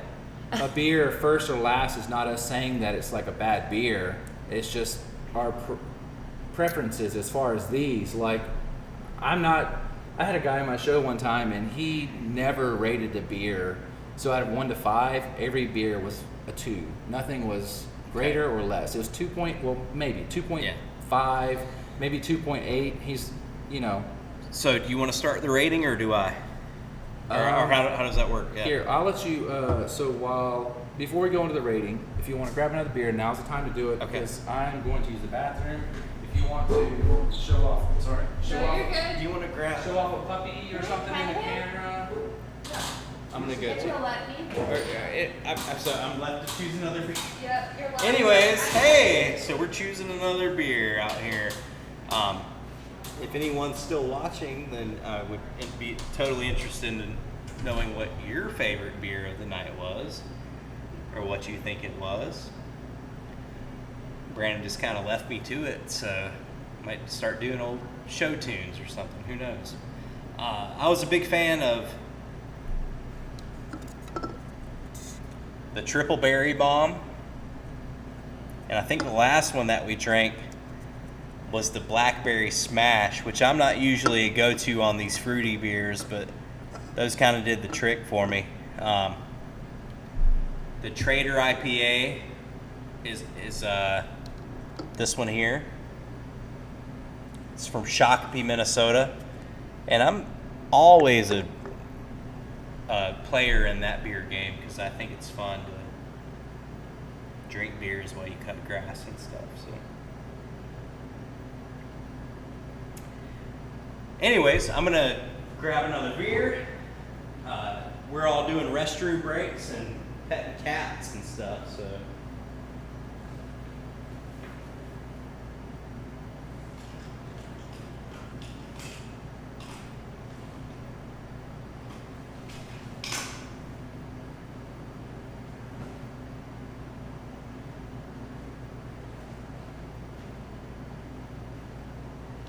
I'm actually going to finish this off with this Triple Berry Bomb because those ones were working out pretty smooth, kind of fruity, and we seem to be bullshitting quite a bit. So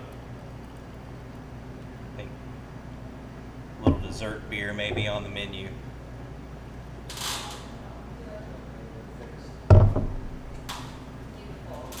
Ooh, we got another. I'm pouring up this, man. I was like, I don't know if anybody's still watching, but If they are, then they're in luck, and if not, it's late. You know, they might be sleeping. it was good. But I thought we were doing pretty good with this. I was actually enjoying this. Like I said, it's not my go-to, but tonight I was kind of into it. Well, man. what's going to be good is that the last one we had was this blackberry blueberry smash. Yeah. So that was kind of the last thing on our palate. So no, it wasn't, was it? It was. I think so. Yeah, it Yeah, was. the That was our blackberry. dessert. I wasn't sure if the DEF CON was, but so that was the last one we had. It was the blackberry blueberry DEF CON was smash second. in Westbrook. So having that right before this. That's what I was like. Like, I was wanting to kind of compare. compare these two because I know I was like I didn't know if this is triple berry. We already had that, but the blackberry was the last one. The fruit is definitely much more forward And this on is these. much more. Yeah, it is much more bright.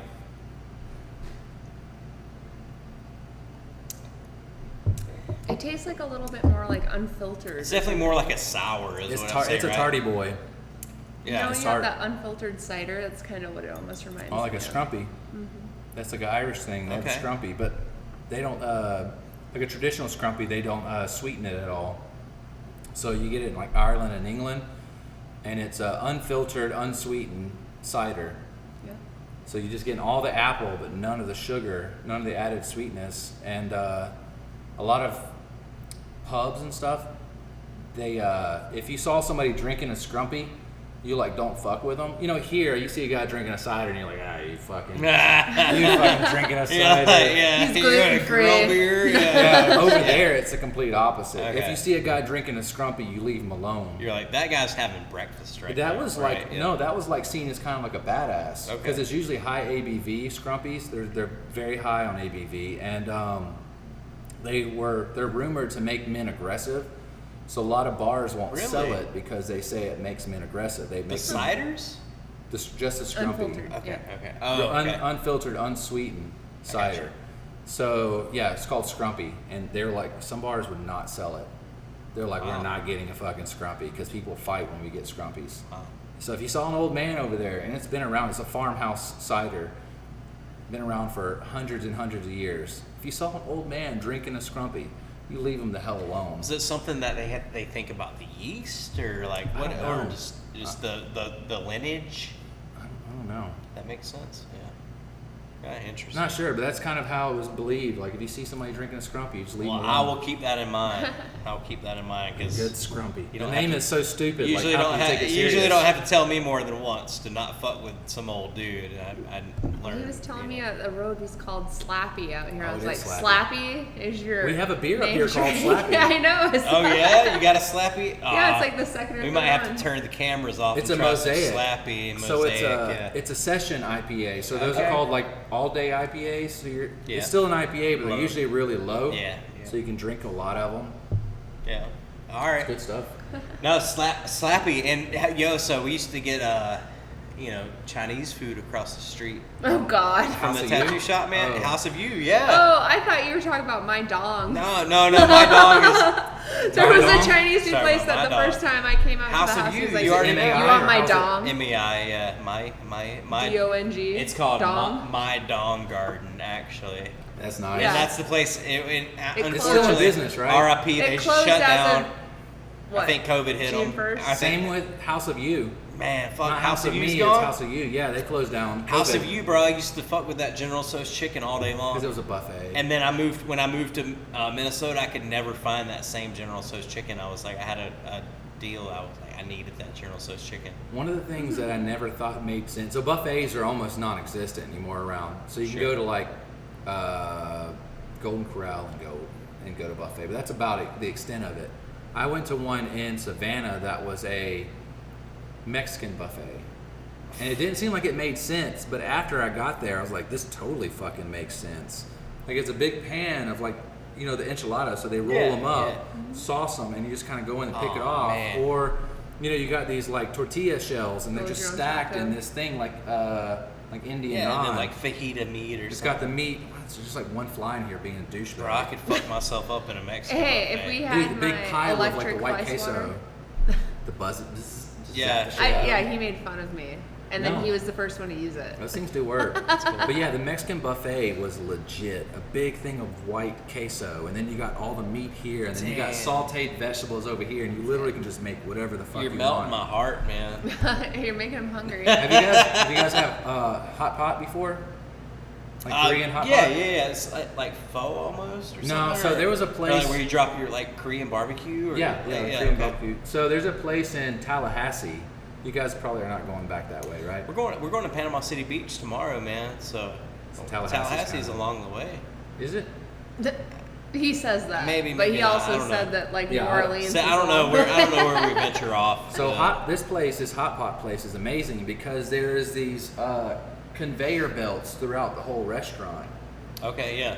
that have these bowls that are held in. It just looks like a regular shelf like this, like white though.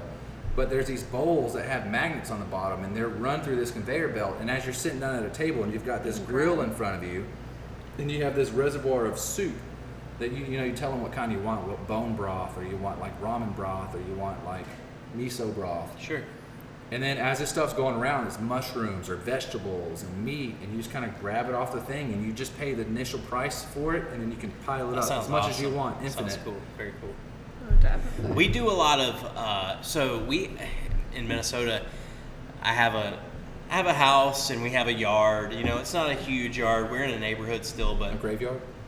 a graveyard. We do a garden. We have a very natural garden, and on the other side of our garden, we do like I call it. Bodies. It's just basically like so I don't have to mow. But I call it my wildflower, my bee garden, so I don't have to mow that area. So I plant like wildflowers and let the bees and everybody do their thing. You Yeah, know? man. But we have a garden. We do sauces. You know, we're talking about sauces. I love salsa. We did it. We grew everything last year from watermelon, cantaloupe, collard greens. Oh, you're getting You know. southern Oh, right bro, there. you know, I gotta bring it up. Watermelon? I gotta bring it up north, man. That's So good. that's our garden, Yeah. bro. We got about a 400 square foot garden or so in the backyard, and You got a garden I that's like literally the size of your shop. yeah, exactly. It's bigger. I like my Oh, hot sauces, you know. So I we love kind of hot decided sauces. everything. We were like, you know, we're just gonna grow everything and grow it naturally, you know, and then be able to cook. And if we can, you know, we have a big family, man. So you know, Yeah, I go that's out legit. every morning. you know, we didn't buy onions, we didn't buy potatoes, you know, like we went a couple Zucchini. years, you know, and just had everything zucchini, squash. That's how it was, like, back, like, I'm going to say the old days, but Oh. when I would go to my great-grandmother's Yes, house, brother, yes. like, when she was cooking something up on the stove, all the stuff that she cooked up, it's back in the garden. She just Yeah. she went back there and was an old lady, just So- picked it all out. You know, it had a nice dirt flavor to it to an extent. Because it was my natural. great grandparents' house is a little tiny yellow house over off of Avalon. If you are familiar, Sounds cool though. Sounds majestic. here in Minnesota, here in Georgia, yeah, here in I'm thinking Albany, King man. Arthur's going to be around there somewhere. Avalon, no, so it's a tiny little spot over off of Avalon. You turn off Slappy Avalon up there. There's a grocery store. Used to be an ice cream shop, the Arctic Bear. Oh, yeah. You turn back by the Arctic Bear over there where the Arctic How's- Bear used to be. is that down you the know. street? It's probably not far from here, yeah, Avalon. But The Arctic Bear thing is at the Throne of Tisca. The massive sign. oh, really? Yeah. Throne of Tisca has fucking everything. That Got sign everything. is at the Throne of Tisca. It is. It's in their backyard. Bro, my grandmother used to take me there, obviously a lot. They're trying to. Orange sherbet, Stubo's, man. Stubo's was trying to I buy heard it, something about that. Yeah, but the Arctic Bear. family doesn't want to. They need to release it and like let it be. I think they want to just let it die with the family. I guess, but it's such an icon, man. That Arctic Bear is such an icon for so many people in Georgia here, in Albany. That I keep wanting to say Minnesota just because but habit. But in Albany, like that Arctic Bear, I remember being there, man. Like as a kid, orange sherbet, almost weekly, man. The like, good. my grandma would take me by there, and you see the big Arctic Bear, big neon sign. It's a big neon sign. He's licking the ice cream cone or something, right? That's at Throne of Tisca, huh? Yeah, it's just sitting outside next to the massive train. Wow. They have a train in the back. Yeah, yeah. It's like the ghost train, or it's supposedly like very active. Yeah. It's 100+ years old. Do they And, still have the where you kick back and see all the stars and stuff? planetarium? Yeah, planetarium. Yeah, they've Okay. upgraded the planetarium. Oh, I've done a really? couple episodes in there. Oh, cool, cool. I had so We should check that out. my lady friend, she is she's an archaeologist, but she also is a tarot card reader. She's a traveler as well, and traveling around, she picked up reading cards. So she's been doing that a few years, and she has a show on Twitch where people call in with whatever they want. That's and cool. does- Is she in the area here as well? Yeah, I think she's actually moving to Nashville too. She's got a job now that allows her to make good money and do it all from the computer. So Maybe when we roll back through here this weekend, maybe we can hook back up and have our tarot cards she's read and she's good, man. check out the. I need you guys because also we're into to, that stuff, man. Yeah, to go get ahead. this grass. Grass. It's a grass that doesn't grow very high. It doesn't. You never have to cut it. Huh. It's pink grass, and you never have to cut it. That's It grows to very that length, and that's it. Can it grow in our environment? Do you think? Oh yeah. I want a Amen. magnolia It's tree. creeping. Like- got a peach tree Creeping now. time. Magnolia. That's awesome. Yeah, we planted a peach tree this past year A in year ago. Minnesota, A and we year didn't and know 3 if it would months. survive or not. But It's a Our reliance. neighbor is a master gardener, He's kind of helping you out. and he with all says that. our peach tree looks very Well, nice. my Yeah. friend also has like 4 of these trees about 40 minutes away from us. And if I had apricots in South Dakota, I'm like, I can find a peach that can survive Minnesota. For sure, it was amazing. So it's I don't know what it requires, but it's basically like a pink grass that you never have to cut. It just always, like, people do their whole yards that way. Oh wow. I would probably work those other green grass out of there. I would probably uproot it all and just do the regular. Fuck around, I'm gonna have purple grass, man. You never have to. My cut neighbors it. already know. They're already like, "Oh, these guys are out here doing their own thing. So I mean, I think purple grass probably wouldn't be that far off, you know. I think having a whole yard look like that. I mean, I probably wouldn't want these splotches in here. I'd probably find a way to fill that, unless those are bricks. Yeah, the whole yard, you can get it done up, and when it grows, it'll fill in. Very pretty and awesome. And like I said, the fact that you never have to really cut it. And quite the alternative to traditional lawns, as we've been taught. Yeah, but it's, you know, I don't want to get into homeopath, but like, we because our conversation always ventures, but like, you know, things like dandelions, which, you know, since the beginning of human Make jelly existence, and wine out you of can them. make everything out of it. It's Salads. medicinal, like all of these things that we consider as like weeds, you know, Weeds. within the last 60 years, you know, like gardening, like the yard becoming like people having super streamlined, trimmed yards, you know, like the American dream yard, you know, getting rid of things like dandelions and these other weeds, like Like these that are- goldenrod's edible too, I hear. all of these, like Well- these weeds are like super medicinal, super, you can do all dandelion wine, you can make all kinds of funky shit out We of it. have Tea, Lilac. dandelion we have tea. lilacs I made in our lilac jelly. backyard, and yeah, make lilac jelly, which translates to lilac jam, you know. And I think, you know, we're gonna, you know, if we get enough people who are kind of involved and want to, you know, make this world a better place for everybody, we're getting away from. And again, going back to this whole past year or two, where like people have a certain mindset about the way you're always taught to do things. yeah. You know, and then now we've kind of like figured out a way to do things on our own. You know, maybe we do have purple yards. You know, maybe we Fucking just run it, mix man. it up, man. Like here we are, we're making the best out of this life. You know, I think as that, we take it and as it comes to us. I mean, COVID was bad in some ways, that there was a lot of businesses that closed down, and there was a lot Yeah. of people who passed away. No, but it there's was a lot terrible, of people yeah. who, and a lot of businesses that did really, really well. That they really focused on their core values. What is important to me as not a business person, but as a human? What are the most important Yes. things to me in life? They had some time alone. You know, you have like husband and wife who've been working and doing their own thing, and they see each other for 3 hours a day before they fall asleep. But they're spending substantial time together, and they're like, I don't know who the fuck you are. Yeah. Like we haven't actually hung out in, No. you know, in 15, 20 years, and they're falling in love with people that they haven't, like, you know, it's crazy what is done for people. They shut, you know, when everything kind of was put on hold last year, I spent the most time with my children. My son's going to be 12 years old. I've spent the most time with him this past year Yeah. than I spent with him my entire life. You know, Dude, that's and fucking his awesome. and his entire life, because I was always focused on what I was taught from my parents. Yeah. And we go down this other path where Mhm.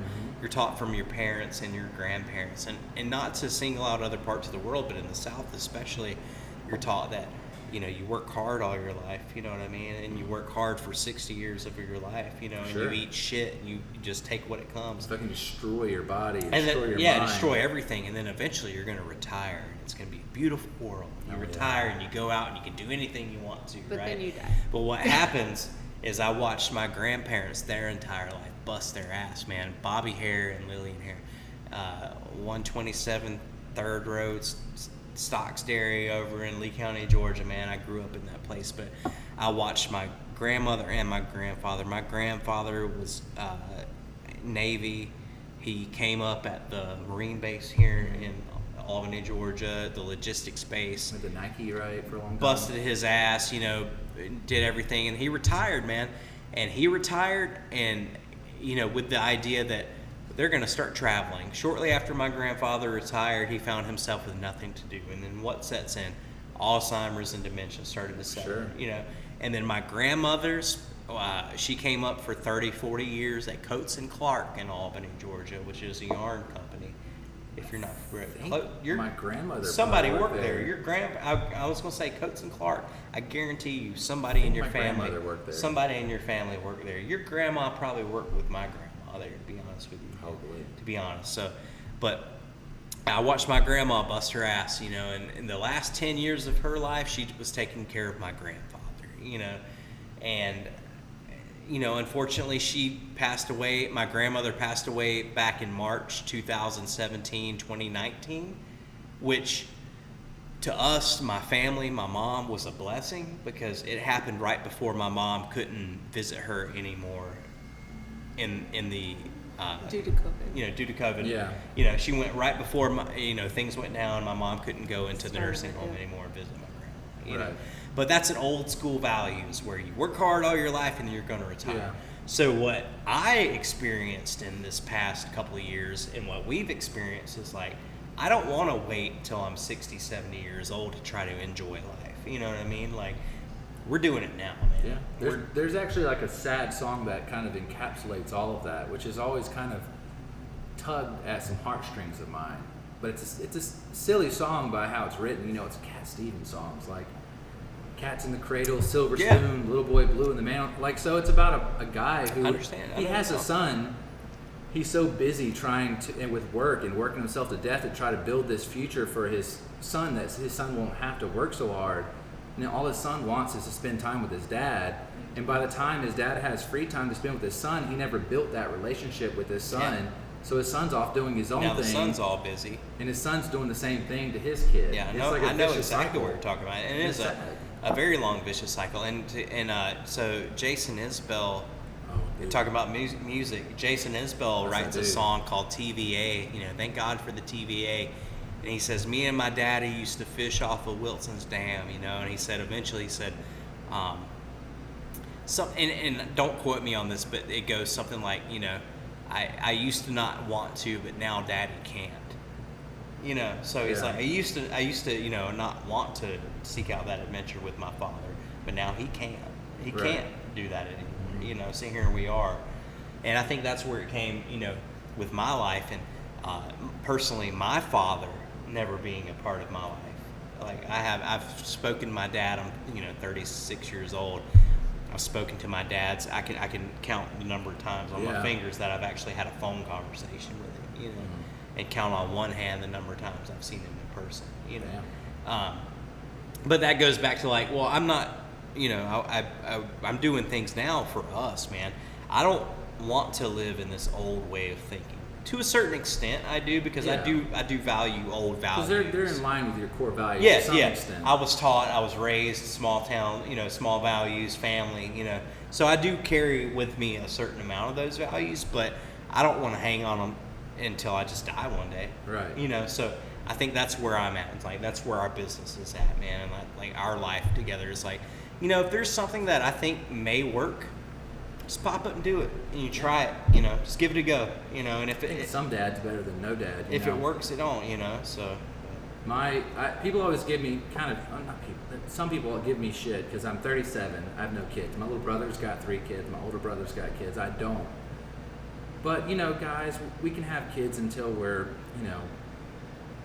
we can be 90 years old and honestly, Yeah, like, Yeah, 50s. But what I'm saying though is like I want to do it when I'm nice and ready. And some people say like you're never ready. That's possible. But for me, I think that some dad is better than no dad. If I'm 42 years old and I have my first kid, I'm going into it a bit wiser. But there's plenty of people who, in your case, that just never had that. Sure. Like, even if I'm only around for 15 or 20 years into my kid's life, if I'm so much into it, then it doesn't matter really the quantity of years. It's more so the quality of years. It doesn't matter, man. Like, and also, even without you having any children of your own, like, look at also on the opposite side of that. Maybe there's been young people or people of any age that you've influenced or that you've come across throughout the years that you've changed your life. You know,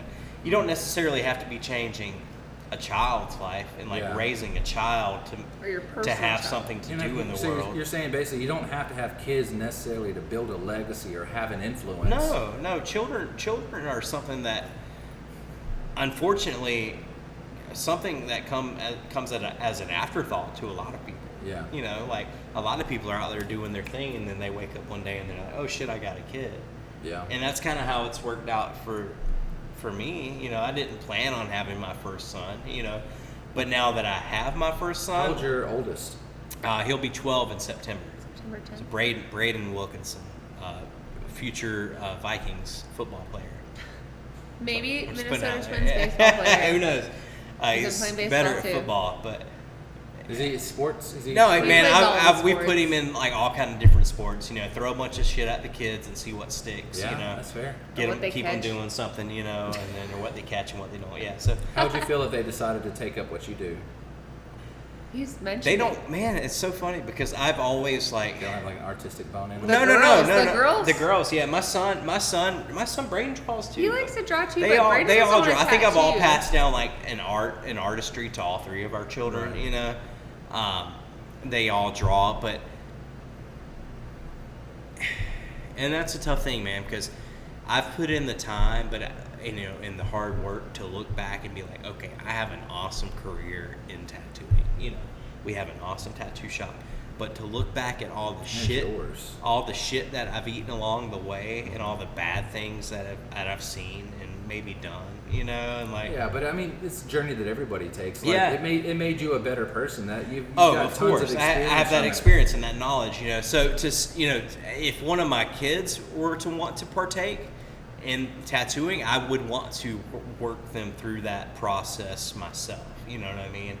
And I don't think that I mean, they're interested in that happening. But who you'd knows? be a hell of a mentor. I've never had an apprentice. I've been tattooing almost 20 years. He soon, said no. Soon, right? No, yeah. So I thought you said He you always said no to everyone but me. So there's a lot of people who are in the tattoo industry that turn and burn an apprentice every year or two. You know, they may bring a young soul into the tattoo shop. You know, suck what they can out of them. $5,000 later, a couple years later, and they turn them out into the universe, and they don't know Or shit, like 3 and they're months just later. back where they started, or 3 months later. So. And they're back. I'm where saying they, that's from. and they're I back think where, that's from and a certain experience. Yeah, and they're back where they started, man. You know, to whereas I consider my tattoo apprenticeship 3 to 5 years. You know, like the little bit that I was telling you earlier, like where I came up around the asylum, came around the tattoo shop. If I wasn't working at AJ's Seafood and Restaurant, Right. I was standing in the tattoo shop watching somebody tattoo for 4 hours. I mean, ultimately, a day, it's an art. You know, anybody. So I've got a friend that's a blacksmith. He's been doing it for 20-something years. Yeah. He's got a guy with him now, and this kid's been with him since he was a teenager, and he's got to be 22 now. Yeah. Like, it is an art. It is a skill. This is not something you learn overnight. This is something that and you have never to know hone. everything. No, you never know never. everything. I'm sure there's still shit that you're learning on a day-to-day basis. Every day. So that's the thing. You sit down to tattoo someone, you're not sit down and drawing on the same piece of paper every day. The same piece of paper every day never moves. You know, it's the same texture. You press hard enough with your pencil to make a line on color. that same Yeah. piece of paper. To whereas you tattoo a person and their skin's different. Maybe they spent their life in an office, or maybe they spent their life in the sun, or maybe they like, you know, You got some this leather parti- ones you're working You know, on. yeah. So My you dad. have all kind of different. Just like my dad. You have all Yeah. kind of different, you know, like scenarios that are thrown out at you. Yeah, and as a variables. tattoo artist, you have to be able to nail that down, and each scenario do the perfect job, right? But that's something you only learn from doing it for 20 years, Oh man. yeah, because it's a business card ultimately. That's on your body. Yeah, you know, Somebody and- asked and- about it. yeah. You're saying this is who did Yeah, this. yeah. This is Exactly. This speaks for you. This Yeah. represents Walking you. billboard. Yep, and Yeah, you know, exactly. I'm like, everyone compliments me. I'm like, it's him. You did all that. For A the good most majority part, of yeah, it. yeah. He's done a lot of so fixing. a lot of cover up. That neck had to be rough. Yeah. Say he did what? The side of my neck, Andre, the one we were shouting out earlier. He did the geometric. Andre Servan. And my like rose lady back there, my dog. I had Andre tattoo her neck, man, and her throat because I said, baby, I would love to do that, but I'm gonna look at it for like the rest of my life, and I'm gonna nitpick every little thing that I. That's the thing about an artist, man, because I like to draw. I've always kind of been into that, and everybody's like, "Oh, that's fucking amazing." I see it, I'm like, "That is trash. Yeah, that is literal trash." Man, I find that's a struggle for me every day. But I think that's the only way you get better at something, and the way you critique yourself, because as a business owner, nobody wakes up and tells us every day, like, you need to do this, you need to do that, so we're left to critique ourselves. Yeah. We're left to lead our business in the direction we want it to go. And that also means that I'm going to wake up and look at something that I did yesterday 9 times out of 10, and I'm going to pick it apart. Right. And I'm going to come down on myself because I want to be better, man. Well, that's one of the great things about, having your own business is that your success and your failures are on you. Yeah. Like like you said earlier, there's nobody like chiming down on you like, hey, we need those TPS reports as soon as you you don't have somebody coming to you literally and I'm fortunate enough to not get enough Google reviews to where they're like, you guys suck. You know what I mean? Like every review we have on Facebook, and I've been tattooing people long enough to where everyone's super supportive, and if there's ever and it's never 100% guaranteed, but if there's ever a problem, I am close enough contact with my clients to where we work it out. I'm like, it's a small town, so it's not like a random person. No, like a restaurant, a random person can come in and eat and leave you a shit review. Yeah. But these people, you come to them, you build relationships and with there's them. people I've been tattooing for 10 years, and every now and then, somebody, it pops up to where like,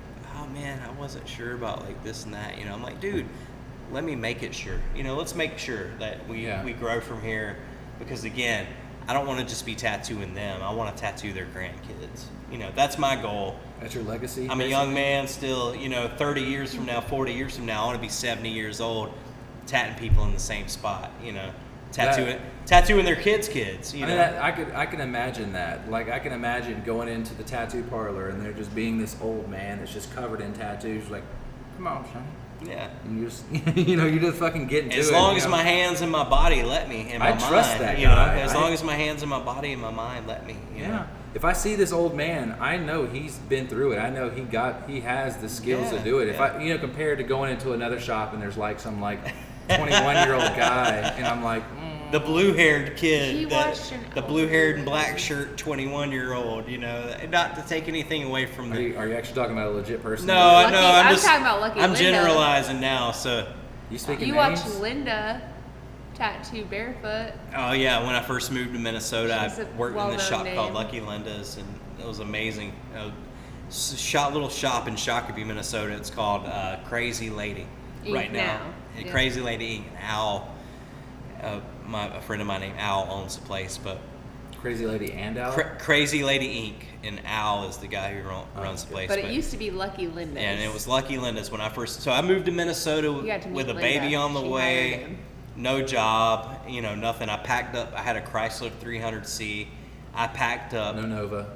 Nothing Nova was long gone. No no-go. I packed up my tattoo machines. I packed up my guitars.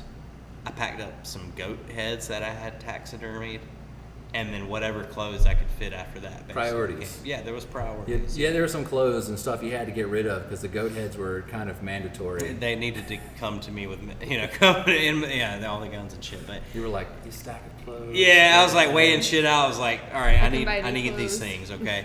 And then I moved to Minnesota, and then I landed at this spot, Lucky Linda's Tattoo, man. And at the point in time, I had no idea where I was at. I don't think we've talked about that one at all. No, that's a new one. So I went through the tattoo shop, and thankfully I met a bunch of good people. And at that point in time, here in Albany, Georgia, I was working at the tattoo shop, man. And then they opened up Tattoos 2, which I was the workhorse. So I went down, and that was in the old asylum location. So that was a crazy time too, right? Learning experience. But that was a weird time in my life too. So there was a lot of extracurricular party activities, I was tattooing the good guys. I was tattooing the bad guys. and I always fell somewhere in the middle. You know Yeah. what I mean? So. You switch lanes. And it was no laws, no rules, nothing. And you want to talk about like what was the craziest thing that ever happened to you, And I think just tattooing in Albany, Georgia, man, back at that time period, and not having anybody looking over my shoulder telling me what to do, it's probably one of the wildest times that I could have had. I was living with a friend of mine named Jesse Espinoza, not to tell too much of our business. I know some Jesse. We lived in. He's doing really good these Yeah, days. no, he Is is. that He's true? great, man. No. We lived in this duplex. We had a friend upstairs named Tree, and everybody knows what Tree does, And then, It's mostly yerba. yeah. I may or may not have seen anything like that happen, So. It's a long time. But it was party, man. It was wild, And Fucking I Jesse had Espinoza. actually just had impregnated my ex-wife, you know what I mean? And she moved up to Minnesota. She left me down in Albany, Georgia, and I was free for all, man. I was no rules. I didn't know what was going on in my life at that time, So, and then again, I was like, coming from Lee County, Georgia, it was like I was tattooing all the police officers in town, right? I was tattooing all the drug dealers in town, I was like, and I kind of got invincible for a minute, It's like, these guys aren't getting me in trouble, and I know how to party, I know how to have a good time. So there was a fine line to be walked, and I was not walking that line, It was like, it was free for all, So, not to get too far off onto that, but it was an interesting time. But also, it when I did leave Albany, Georgia, and I moved up to be a dad, I made that decision. I was like, I'm dad now, Yeah. I went up there with a whole new mindset, and like a whole new like business plan, if you want to say, And it was nice because you get around, anytime you just talk about traveling, you jump town, you get around different people, Yeah. You're like in a almost whole like a nother, baby. you're in a whole nother Yes. world, man, and you have to, you just kind of figure it out. You're like, oh, well, this is different, but also you don't have things that may have been tying you down or holding you down before. Yeah, I was gonna say something about that earlier. I always travel alone, and I'm not gonna compare that to your business per se, but to a small extent I am. So I always travel alone. I go by myself because I make all my own decisions, and whether they're good or bad, it's all on me, and I don't have to rely on anybody else's input. So if I'm walking down the street in Florence, Italy, and I'm like, that place looks amazing, I'm gonna walk in there. If I'm in Morocco and I'm like, I'm gonna go down this alley and I'm gonna just see where it goes. Or if I'm like, Berlin's kind of lame, I think I want to go somewhere else, and just hop on a train and go. I don't have to rely on anybody else. And I've ditched tons of people, and since I was traveling alone, I didn't really have any strong connection to them. So when I was in like Prague, I didn't really, that's the Czech Republic, Prague. So I was in Prague, and I didn't really have, I had some people in the hostels, and I'd buddied up to them, but some of them weren't really like, they didn't do a lot of walking, they didn't do a lot of hiking, they kind of just wanted to stay in the hostel and stay there till 12 or 1 o'clock, and I'm like, yo, it's 7, I'm out, I'm gonna make it a full day. I could sleep in fucking my hometown, like as long as I get a good 6-7 hours, whatever, I'm good. And I would ditch them because whether it's a good or bad experience, it's all on me. I make all my own decisions, and it was a huge growing experience for me. Of course. There was tons of bad experience, but honestly, to be honest, the bad experience were the most memorable experiences. When shit worked out just right, and I made the train, and I made the hostel. Easy. It's too easy, and it's honestly forgettable. The stuff where it went kind of like shitty, at the time it sucked, but in hindsight, it was the most memorable experience. Like I was there during the immigration crisis, during the refugee crisis. And there was just tons of people from Libya and all through, Eastern Europe, and they were sleeping in train stations, and people were closing borders, but you never knew when the border was closed. So you'd go to a train station, you're like, all right, I want to go to Croatia. I'm in Austria, I want to go to Croatia. And they're like, it's border closed. And they're like, the border's fine. Cool, hop on a train. fall asleep on the train and somebody bumps you and is like, hey man, border's closed, you got to go back.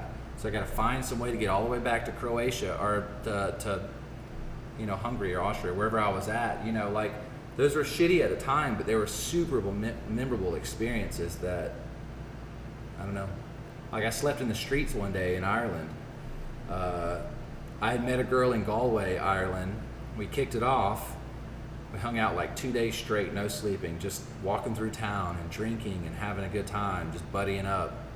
She's like, hey, not tomorrow, the day after tomorrow, I got to fly out of Ireland and go back to the Netherlands. She was a Dutch girl. So she goes back to Dublin, Ireland. She gets there and is like, hey, it's really boring here. I wish you would come here. I wish you were here. And I was like, heard. I had my rail pass, so at like 12 o'clock at night, I hopped on a train and just went straight to Dublin, met her. The whole town was booked. All the hostels, the hotels, everything was booked. They had a big rugby match there, and the whole town was booked. So we hung out that whole night, and I think by about 4 o'clock in the morning, she was like, hey, I'm getting sleepy. I tried to sneak in the hostel with her. They caught me. They were like, hey, what's your name? And I was like, oh, I'm in the same room as her. And they're like, oh, okay, cool. What's your name? I was like, oh, shit. You're like, oh, and they were maybe like, not. Yeah, American. No. You're not the American. No.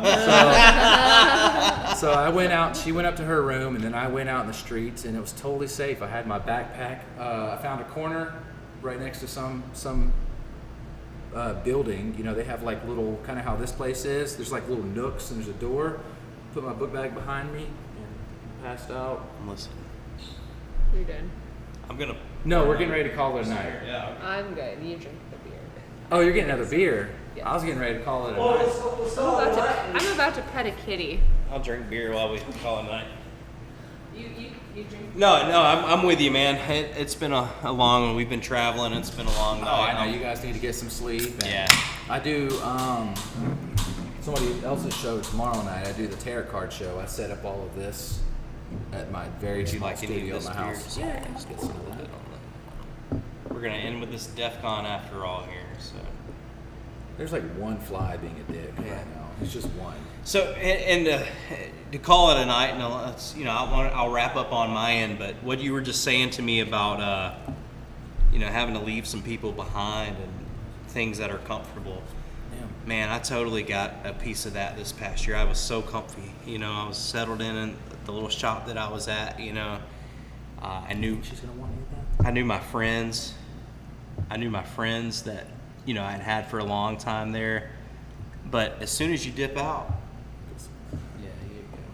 Get your smoke. Get some more in here. as soon as you dip out though, and you don't make it convenient to be friends with people anymore, you start to figure out who your friends are. No, I feel that shit. So I feel that shit. I made it very convenient for a lot of people to be my friend, and people that I thought that loved me and trusted me and like were my friend, But it turns out I just had made it very convenient for them to be my friend. You gave them something that made it, and then when you no longer offered whatever that was. Well, and they maybe gave me a little something along the way too. You know what I Yeah. mean? Like there was probably a bit of that mutualness, but when it came time separated, or where I separated myself from that situation, you find out that only one or so or two friends, stick with you Usually and I still found- contact you.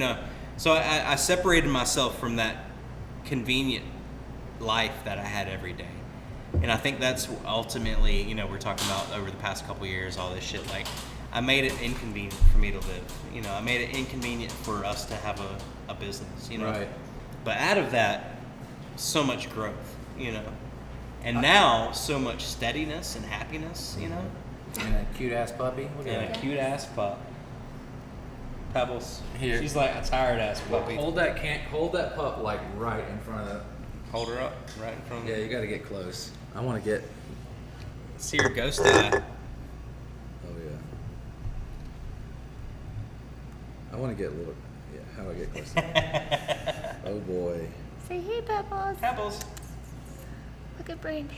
Good girl. Not feeling it. She's just a baby. She said, "I'm so sleepy, you guys. She's like, I'm Got me up usually past my hard bedtime. in bed right now. Gotta Huh? pass me out in the hotel."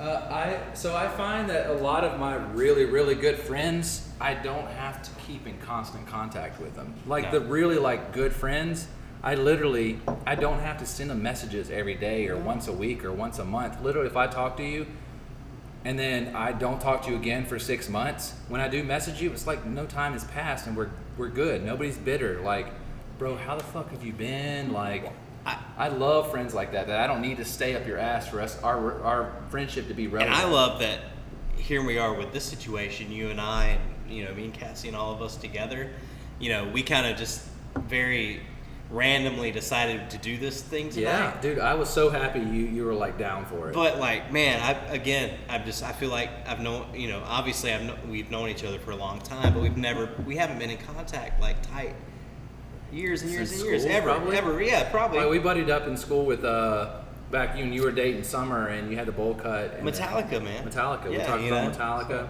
I don't know if But we talked here about we anime are. or anything like but that. here, you know, but then, you know, fast forward, like here we are crossing paths again, you know, and look at this, dude. Good, man. Drinking We're beers. drinking beers. Beers We're hanging bring out us man. together. This is the hoppiest beer of all. Yeah, good It's night. good though. It's It's juicy. good. It's juicy. It's hazy. But I think this is the hoppiest one of all of all the beers we've had. He's just chugging it down. Now, shoot. The first ones went pretty easy, so. So honestly- you're the So last. I'm gonna be real. These Are we, are my favorites. okay. That and I'm the glad that cereal was your one. favorite, man. These are my favorites. Okay. Me too in the cereal. These were good, but honestly, they're forgettable. Like, I'm glad I took a picture of them because whenever I go to try to buy beer again, I'm gonna have to try to remember. So I've had plenty of beer from them, and they always make Yeah. good beer. I'm not Yeah. saying these beers are bad. Yeah. I'm saying that I've just had so many beers. I've been doing the show for well over 2 years, and I've got at least 6 beers every episode, every Monday. So I've had lots of their beers, never bad, but it kind of just gets mixed into the wash. It gets forgetful, so I have to take pictures of them so I know what I've drank. That one was actually really good. It really tasted like the candy, and I love a good like berry sour. That was a Tardy Boy. That one was really good. So I think you know, when we started this whole adventure off, I kind of was like, I like the IPAs. I like, you know, maybe a darker beer every now and then. I was totally steering away from the fruity type stuff. But I'm with what you're saying, man. It's like, after you're sitting down, if you're judging these beers and you want to say what's going to stand out, what you're going to remember, and if you're like, you want to show somebody else a beer, and you say, hey man, check this beer out. We're probably not going to bring them. I mean, that was solid. This is solid. I can drink the straighter every day, but if I'm like, It's I not want gonna wow to me. introduce somebody to beer, you know, I'm not going to bring them this, I don't think, because it tastes like every other IPA. You know what I mean? And not to be, but IPAs kind of taste the same for the most part, unless you know what kind of hops you're looking for. Yeah. Unless you know, like, well, this was made in New England. You know, I don't know. Yeah. Well, you'll know a Mosaic. Like, here, I'll offer you a sample of this slab. Okay.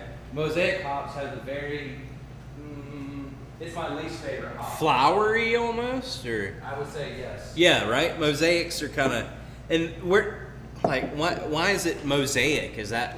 Do you have any insight on that? As far as the actual name, like its Is it a etymology or whatever, I don't Put know. together, like multiple pieces. Maybe, Mosaic yeah. means put together by multiple pieces. Yeah, when you look at like an actual mosaic, it's just pieces of together. stone. So this is like an IPA. What is this exactly? It's a session IPA. Okay. So this is one of Pretoria's. It's a slappy mosaic. And a It's session means you can drink more of them. Is that Yeah, kind of- generally they're kind of designed as an all-day IPA, which that name was coined by Founders, and I think they're out of Michigan.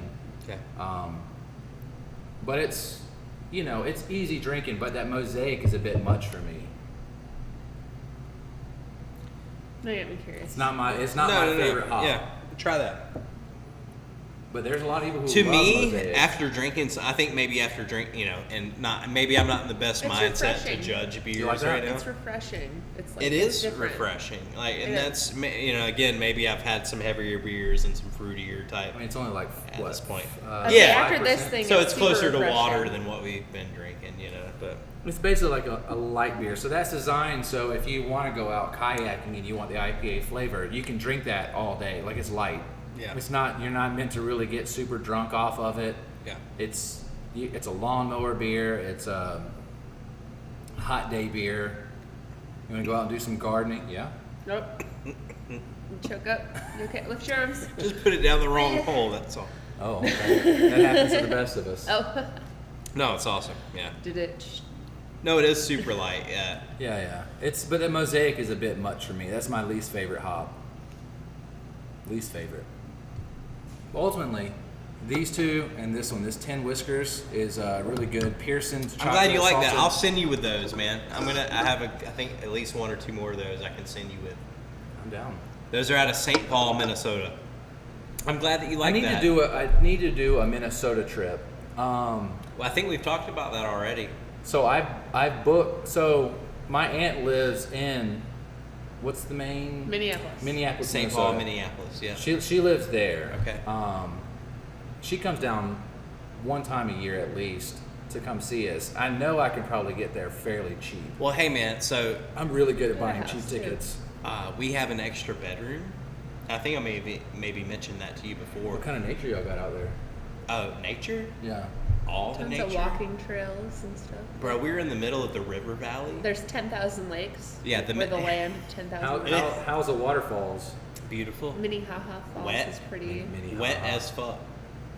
They're wet. Prefer my waterfalls to be wet. No, dude. So we're on the Minnesota River Valley, which is super cool. It's along the Minnesota River. You said you guys are 45 minutes away from. We're about an hour outside of Minneapolis, St. Paul, yeah, and we're in We don't Belle have any Plaine, riots, Minnesota. though. That's Belle good. Plaine? Belle Plaine, Minnesota. So as you get further out, we're along the river valley, and the river valley there is a super special area to me because it's like, yeah, obviously it's always been a port of interest, you know, and like people have traveled and brought in the Native Americans that are native to that area, thrived upon the river valley, you know, Shakopee. You seen these That's- prices? That's round trip. That's what I can get. Yes, that's what you need to do. You So- see that? Yeah. $81. We'll do this again, man. We've Round already, trip. bro. We've been talking for like I could talk to you till the sun came up, man. So you just need to come to Minnesota and we'll chat The it up. cheapest flight from Atlanta is Tampa. I flew from Atlanta to Philly for $24. What are you doing next week, man? You just want to ride back up in Minnesota with us? I got some stuff coming up next We got a free ride, man. week. So next week, I think it's next weekend. The end of this month, my friend comes down from Nashville. We do an episode in Tallahassee, and that following week I go to Nashville. to Okay, meet with cool. the realtors. Sick. I do need to plan a trip though. You're making it happen, man. Dig it. I I have to do U.S. travel Do that because the Nashville borders are thing, closed man. to. Yeah, we were even talking about. So we're driving I wanted to to. go to Canada. So we have Pebbles, the Canada Poochie would be Pup. easy for you. We Well, got. We're going to. 2 day or 72 We're going to hour Ithaca, quarantine New still. York. And, Ithaca, New York. Yeah, it's 16. we're and a half picking hours up another away. puppy. Bam Bam. So we're Bam picking Bam. up Bam Bam, and he's a white Sable Merle. sable merle. So, and we got a blue Bam tri, Bam. and then so we What do got you all use that. to fly? We're driving, man. Oh, I've only We're- flown once. I flew to Vegas once and Bro, back. we and that ju- was we I it. flew to drive, Vegas man. for 40-something bucks from Atlanta. I use Priceline. If I fly, I usually use Priceline. Nah, man, Skyscanner's the way to go. Okay, all right, Departing all right. from, let's just say Minneapolis. Yeah, I'm spelling wrong. MPLS Minneapolis. is usually the Not abbreviation. Minneapolis, St. Paul. Yeah, MPLS. Is that right? Yeah, you're right. MPLS. Yeah, Minneapolis, St. Paul. Yeah, I think that's the airport there. Yeah, I usually use Priceline, but just because I'm a white guy, and that's the what's the You got a Star credit Trek card? dude turned me on to it, and they gave me a credit card and shit. So So, I think for Minneapolis, you can fly to Orlando for 39 round trip. You can fly to Denver for 40. I don't know what St. Cloud is. Duluth, Indianapolis. St. Cloud, yeah, Duluth, all that is beautiful. Duluth is beautiful. Where'd y'all say something about New York? Ithaca. Ithaca, New York, yeah. Nah, It's a this is college actually- town. This is just going to, I guess, Yeah, New York City or something, but Yeah, it's 114 round trip. Nashville will be 124. yeah, If you just wanted to save some time and that's sick.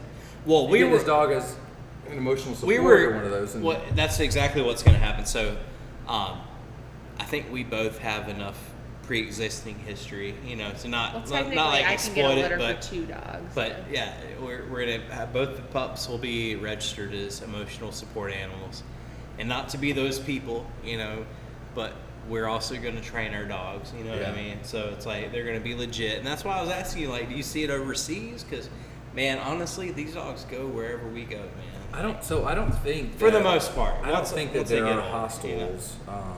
That's okay. You know, and we would accommodate. Obviously, if we went out of state, we do have friends and A lot of other B&Bs. breeders around the area that. So I think there's hotels. I but- saw tons of like bed Yeah, and they always breakfast charge for you a little Airbnb. extra. There's certain With chain dog. hotels that love animals because they get to charge you a little extra for less work. Yeah, at you know? Lowe's, she got a pet bowl, a placemat. Yeah, it was cool. Doggy The Lowe's bags. Hotel, Nashville. I was trying to see something that allows pets. Vanderbilt. If you get a chance to do hostels, We'll all check it day, out. Yeah, no, for all sure. day. But man, you come up to Minneapolis as soon as you have a chance. Like, Let me see.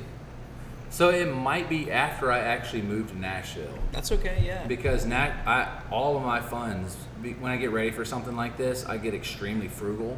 All of my funds, I'm like focused on trying to buy this house in Nashville, especially since like houses are off the market. Like they're 2 days. No, And let's say it's like a $290,000 house. People will offer $330 and never to see get the it, house. yeah. That's just the to get it. market. That's the market right now. So So it's also in Nashville. It's I'm one of the super stoked for you. Buying a place in Nashville, like if you make it happen, you're on point. It's And good, then man. I'll have extra space, so you guys come down. Hey, we got a place in Nashville. Nashville is pretty cool. No, it is. Yo, like I said, we stayed there last night, We man. wanted to check more out, but and then it it was was hot. super chill. It was hot as fuck. We didn't have a lot of time either, but It gets pretty fucking cold there in Minnesota, yeah. So It gets hot and there's cold. it's funny. There's like these meme maps that Extremes. said if you don't deserve me at my worst, you don't deserve me at my other worst. So it's like a Minnesota. Minnesota reference. Yeah, it's like a Minnesota because you might get The extremes 50 of all below zero. seasons. No shit. Like Heard. there's been legit days where you walk outside and you see 35 below zero, Yeah. and it feels like 45 below I zero. feel like your face is gonna fall But off. then like now we've been working on the most consecutive days above 90 in And we're like, history, we I wanna guess. freeze. So now it's like now, and of course my air conditioner broke at the house. 3 you know, air and I conditioners fi- broke. My car, the shop air conditioner, and then our It was house. fucked 3 up, man. air conditioners went out in a Car week and air a half. conditioner went out. The air conditioner went out at our tattoo shop, which was fixed. 2.5 thankfully. days, Thanks it to our sucked, landlord. though. Thanks, Rick. He Shout out fixed Rick. it. That Yo, dude- Rick Rick fixed that Texas. shit. Rick's got it done, man. Rick, it was like within 2 days. I was like, it was a couple days. It was like 85. I'm tattooing. I was like, we're going out He of was town next sweating. week. He was I was like, like- I can't reschedule any appointments. So is it humid? Is it humidity? Obviously, It's Since humid, It's but not humid, man. humid like here. It's humid, but not like here. Like, well, actually, we don't have the AC on right now, so it's kind of. I'm literally just running this big ass fan. This feels good. They become There was dicks a about rain their on the AC, way so- here. This though, feels that really dropped good here to me. the temperature down. I'm super comfortable. I was sweating earlier. I was took a off little the bit shirt that earlier I had. too. When we I sat had it. down to film, he was sweating. Bro, I went and I'm sweating currently. we went to Nashville yesterday, and I was wearing, like I said, a long sleeve shirt with the sleeves rolled up, and it didn't take me long to figure out that was not the proper scenario. He likes to give me shit because he For a cranks the big boy AC in down to like Nashville, yeah. 69, and he's like, "You can put more clothes when on." we're in the tattoo shop, 68 all day. yeah, man. Jake? freezing. Jake, which is this guy right here, Jake will wear that in Nashville. Like he'll wear like Sweater. a denim jacket with a button up and a t-shirt under it that has It's some kind intense. That's like. It's of. intense. Don't see how he does it, but Hey, each their own.